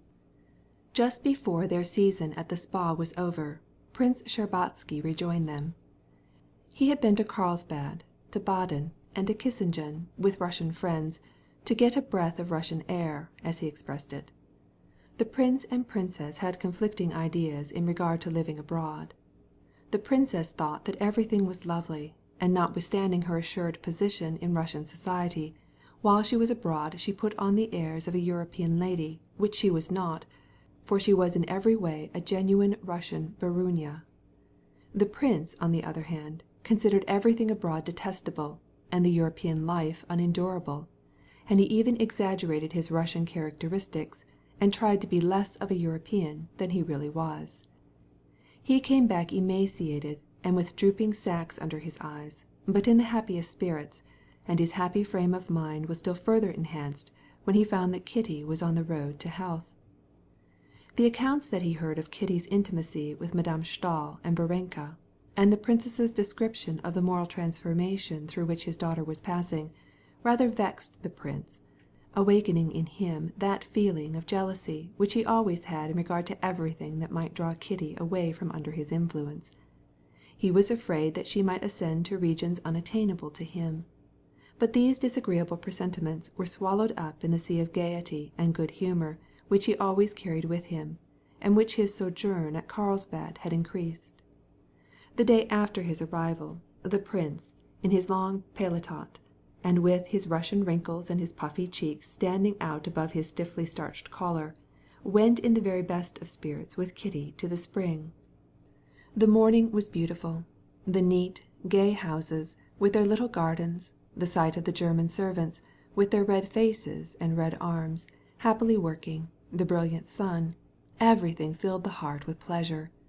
But as they came nearer the spring they met more and more invalids, whose lamentable appearance contrasted painfully with the trim and beneficent German surroundings. For Kitty, the bright sunlight, the vivid green of the trees, the sounds of the music, all formed a natural framework for these well-known faces, whose changes for better or worse she had been watching. But for the prince there was something cruel in the contrast between this bright June morning, the orchestra playing the latest waltz, and especially the sight of these healthy-looking servants, and the miserable invalids from all corners of Europe dragging themselves painfully along. In spite of the return of his youth which the prince experienced, and the pride that he felt in having his favourite daughter on his arm, he confessed to a sense of shame and awkwardness in walking along with his firm step and his vigorous limbs. Introduce me to your new friends," said he to his daughter, pressing her arm with his elbow. "I am beginning to like your abominable Soden for the good which it has done you. Only it is melancholy for you. Who is this?" Kitty told the names of the acquaintances and strangers that they met on their way. At the very entrance of the garden they met Madame Berthe and her companion, and the prince was pleased to see the expression of joy on the old Frenchwoman's face at the sound of Kitty's voice. With true French exaggeration, she immediately overwhelmed the prince with compliments, congratulating him on having such a charming daughter, whose merits she praised to the skies, declaring to her face that she was a treasure, a pearl, a ministering angel. "Well, she must be angel number 2," said the prince gallantly, "for she calls Mademoiselle Varenka angel number 1. "Oh, Mademoiselle Varenka is truly an angel, à l'aise," said Madame Bertha vivaciously. They met Varenka herself in the gallery. She hastened up to them carrying an elegant red bag. "Here's papa," said Kitty. Varenka made the prince a simple and natural salutation, almost like a curtsy, and without any false modesty immediately entered into conversation with him, as she conversed with everyone, without restraint or affectation. "Of course I know you very well already," said the prince, with a pleasant expression that made Kitty see that her friend pleased her father. "Where were you going so fast?" "Maman is here," she replied, turning to Kitty. "She did not sleep all night, and the doctor advised her to take the air. I have brought her work." "So that is angel number 1," said the prince, when Varenka had gone. Kitty saw that he intended to rally her about her friend, but he refrained because her friend had pleased him. "Well, let us go and see them all," said he. "All your friends, even Madame Stahl, if she will deign to remember me." "But did you ever know her, papa?" asked Kitty, with fear, as she saw an ironical flash in her father's eyes as he mentioned Madame Stahl. "I knew her husband, and I knew her a little, before she joined the Pietists." "What are Pietists, papa?" asked Kitty, troubled because such a nickname was given to what in Madame Stahl she valued so highly. "I myself do not know much about them. I only know this, that she thanks God for everything, even for her tribulations, and, above all, she thanks God because her husband is dead. Now, that is comical, because they did not live happily together. But who is that? What a melancholy face," he added, seeing an invalid sitting in a shop in cinnamon-colored paletot, with white pantaloons making strange folds around his emaciated legs. This gentleman had raised his straw hat, and bared his sparse curly hair and high sickly forehead, on which showed the red line made by the brim. "That is Petrov, a painter," replied Kitty, with a blush. "And there is his wife," she added, indicating Anna Pavlovna, who, at their approach, had evidently made the excuse of running after the children playing in the street. "Poor fellow, and what a pleasant face he has," said the prince. "But why did you not go to him? He seemed anxious to speak to you." "Well, let us go back to him," said Kitty, resolutely turning about. "How do you feel today?" she asked of Petrov. Petrov arose, leaning on his cane, and looked timidly at the prince. "This is my daughter," said the prince. "Allow me to make your acquaintance." The painter bowed and smiled, showing teeth of strangely dazzling whiteness. "We expected you yesterday, princess," he said to Kitty. He staggered as he spoke, and to conceal the fact that it was involuntary, he repeated the motion. "I expected to come, but Varenka told me that Anna Pavlovna sent word that you were not going." "That we weren't going?" said Petrov, troubled, and beginning to cough. Then, looking toward his wife, he called hoarsely, "Annetta! Annetta!" while the great veins on his thin white neck stood out like cords. Anna Pavlovna drew near. "How did you send word to the princess that we were not going?" he demanded angrily, in a whisper. "Good morning, princess," said Anna Pavlovna, with a constrained smile, totally different from her former effusiveness. "Very glad to make your acquaintance," she added, addressing the prince. "You have been long expected, prince." "How could you have sent word to the princess that we were not going?" again demanded the painter, in his hoarse whisper, and still more irritated because he could not express himself as he wished. "Oh, good heavens! I thought that they were not going," said his wife testily. "How? When?" He coughed and made a gesture of despair with his hand. The prince raised his hat and went away with his daughter. "Oh, ugh!" he said with a deep sigh. "Oh, these poor creatures!" "Yes, papa," said Kitty. "And you must know that they have 3 children, and no servant, and almost no means. He receives a pittance from the academy," she continued eagerly, so as to conceal the emotion caused by the strange change in Anna Pavlovna in her behavior to her. "Ah, there's Madame Stahl," said Kitty, directing his attention to a wheeled chair, in which was lying a human form, wrapped in grey and blue, propped up by pillows, and shaded by an umbrella. It was Madame Stahl. A solid and sturdy German labourer was pushing her chair. Beside her walked a light-complexioned Swedish count, whom Kitty knew by sight. Several people had stopped near the wheeled chair, and were gazing at this lady as if she were some curiosity. The prince approached her, and Kitty instantly noticed in her father's eyes that ironical gleam which had troubled her before. He went up to Madame Stahl and addressed her in that excellent French which so few Russians nowadays are able to speak, and was extremely polite and friendly. "I do not know whether you still recollect me, but it is my duty to bring myself to your remembrance, in order that I may thank you for your kindness to my daughter," said he, taking off his hat and holding it in his hand. "Prince Alexander Shtcherbatsky," said Madame Stahl, looking at him with her heavenly eyes, in which Kitty detected a shade of dissatisfaction. "I am very glad to see you. I love your daughter so." "Your health is not always good." "Oh, I am pretty well used to it now," replied Madame Stahl, and she presented the prince to the Swedish count. "You have changed very little," said the prince to her, "during the 10 or 12 years since I had the honour of seeing you." "Yes, God gives the cross and gives also the power to carry it. I often ask myself why my life is so prolonged." "Not like that," she said crossly to Varenka, who had not succeeded in putting her plaid over her shoulders to her satisfaction. "For doing good, without doubt," said the prince with laughing eyes. "It is not for us to judge," replied Madame Stahl, observing the gleam of irony in the prince's face. "I pray you send me that book, dear count. I will thank you 1,000 times," said she, turning to the young Swede. "Ah!" cried the prince, who had just caught sight of the Muscovite colonel standing near, and bowing to Madame Stahl, he went away with his daughter and the Muscovite colonel, who had joined him.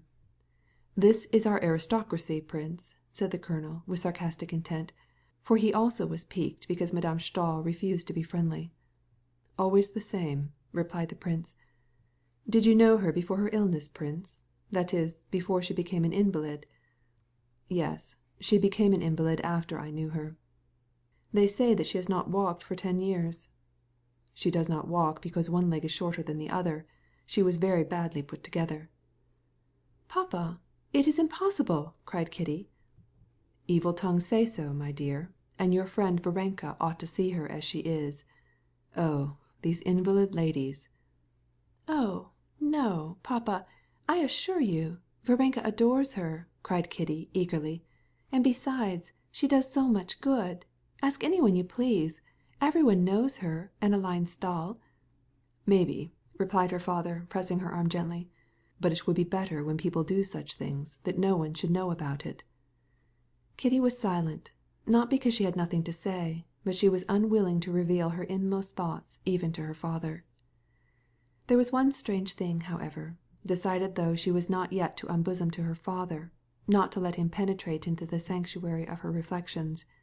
She nevertheless was conscious that her ideal of holiness, as seen in Madame Stahl, which she had for a whole month carried in her soul, had irrevocably disappeared, as a face seen in a garment thrown down by chance disappears when one really sees how the garment is lying.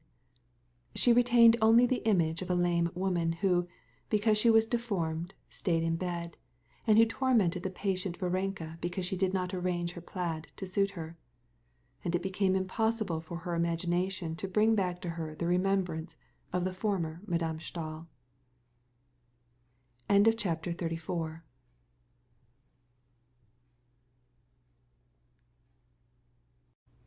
Part 2, Chapter 35. The prince's gaiety and good humour were contagious. His household and acquaintances, and even their German landlord, felt it. When he came in with Kitty from the Springs, the prince invited the colonel, Marya Yevgenyevna and her daughter, and Varenka to luncheon, and had the table and chairs brought out under the chestnut trees in the garden, and there the guests were served. The landlord and his domestics were filled with zeal under the influence of his good spirits. They knew his generosity, and before half an hour was over a sick Hamburg doctor, who had rooms on the upper floor, was looking down with envy on the happy group of hearty Russians sitting under the chestnut trees. Under the flickering shade of the sun-flecked leaves sat the princess, in a bonnet trimmed with lilac ribbons, presiding over the table spread with a white cloth, whereon were placed the coffee service, the bread, butter, cheese, and cold game, and she was distributing cups and tarts. At the other end of the table sat the prince, eating with good appetite, and talking with great animation. He had spread out in front of him his purchases, carved boxes, jackstraws, paper cutters of all kinds, which he had brought back from all the places where he had been, and he was distributing them around to all, including Lieschen, the maid, and the landlord, with whom he joked in his comically bad German, assuring him that it was not the waters that had cured Kitty, but his excellent cuisine, and particularly his prune soup. The princess laughed at her husband for his Russian peculiarities, but never, since she had been at the spa, had she been so gay and lively. The colonel, as always, was amused at the prince's jests, but he agreed with the princess on the European question, which he imagined that he understood thoroughly. The good Marya Yevgenyevna laughed at every good thing that the prince said, and even Varenka, to Kitty's great astonishment, laughed till she was tired, with undemonstrative but infectious hilarity awakened by the prince's jests. This was something Kitty had never known to happen before. All this delighted Kitty, but she could not free herself from mental agitation. She could not resolve the problem which her father had unintentionally given her by his jesting, humorous attitude toward her friends and the life which offered her so many attractions. Moreover, she could not help puzzling herself with the reasons for the change in her relations with the Petrovs, which had struck her that day so plainly and disagreeably. All the rest were gay, but Kitty could not be gay, and this still more annoyed her. She experienced a feeling analogous to that which she had known in her childhood, when, as a punishment for some offense, she was shut up in her room and heard the gay merriment of her sisters. "Now, why did you purchase this heap of things?" asked the princess, smiling and offering her husband a cup of coffee. "You go out for a walk. Well, and you come to a shop, and they address you and say, 'Erlaucht, Excellenz, Durchlaucht.' When they say Durchlaucht, I cannot resist any longer, and my 10 thalers vanish." "It was merely because you were bored," said the princess. "Certainly I was bored. It was ennui which one does not know how to escape from." "But how can you be bored? There are so many interesting things to see in Germany now," said Marya Yevgenyevna. "Yes, I know all which is interesting just at the present time. I know soup with prunes. I know pea pudding. I know everything." "Just as you please, prince. But their institutions are interesting," said the colonel. "Yes, but what is there interesting about them? They are as contented as copper kopecks. They have whipped the world. Now why should I find anything to content me here? I never conquered anybody, but I have to take off my boots myself, and, what is worse, I put them out myself in the corridor. In the morning I get up and have to dress myself and go down to the dining room and drink execrable tea. 'Tisn't like that at home. There you can get up when you please. If you are out of sorts, you can grumble. You have all the time you need for remembering things, and you can do whatever you please without hurrying." "But time is money. You forget that," said the colonel. "That depends. There are whole months which you would sell for 50 kopecks, and half hours which you would not give any amount of money for. Isn't that so, Kitenka? But why are you so solemn?" "I am not, papa." "Where are you going? Stay a little longer," said the prince to Varenka. "But I must go home," said Varenka, rising and laughing gaily again. After she had excused herself, she took leave of her friends and went into the house to get her hat. Kitty followed her. Even Varenka seemed to her friend changed. She was not less good, but she was different from what she had imagined her to be. "Ah, it is such a long time since I have laughed so much," said Varenka, as she was getting her parasol and her satchel. "How charming your papa is!" Kitty did not answer. "When shall I see you again?" asked Varenka. "Maman wanted to go to the Petrovs. Are you going to be there?" asked Kitty, trying to sound Varenka. "I'm going to be there," she replied.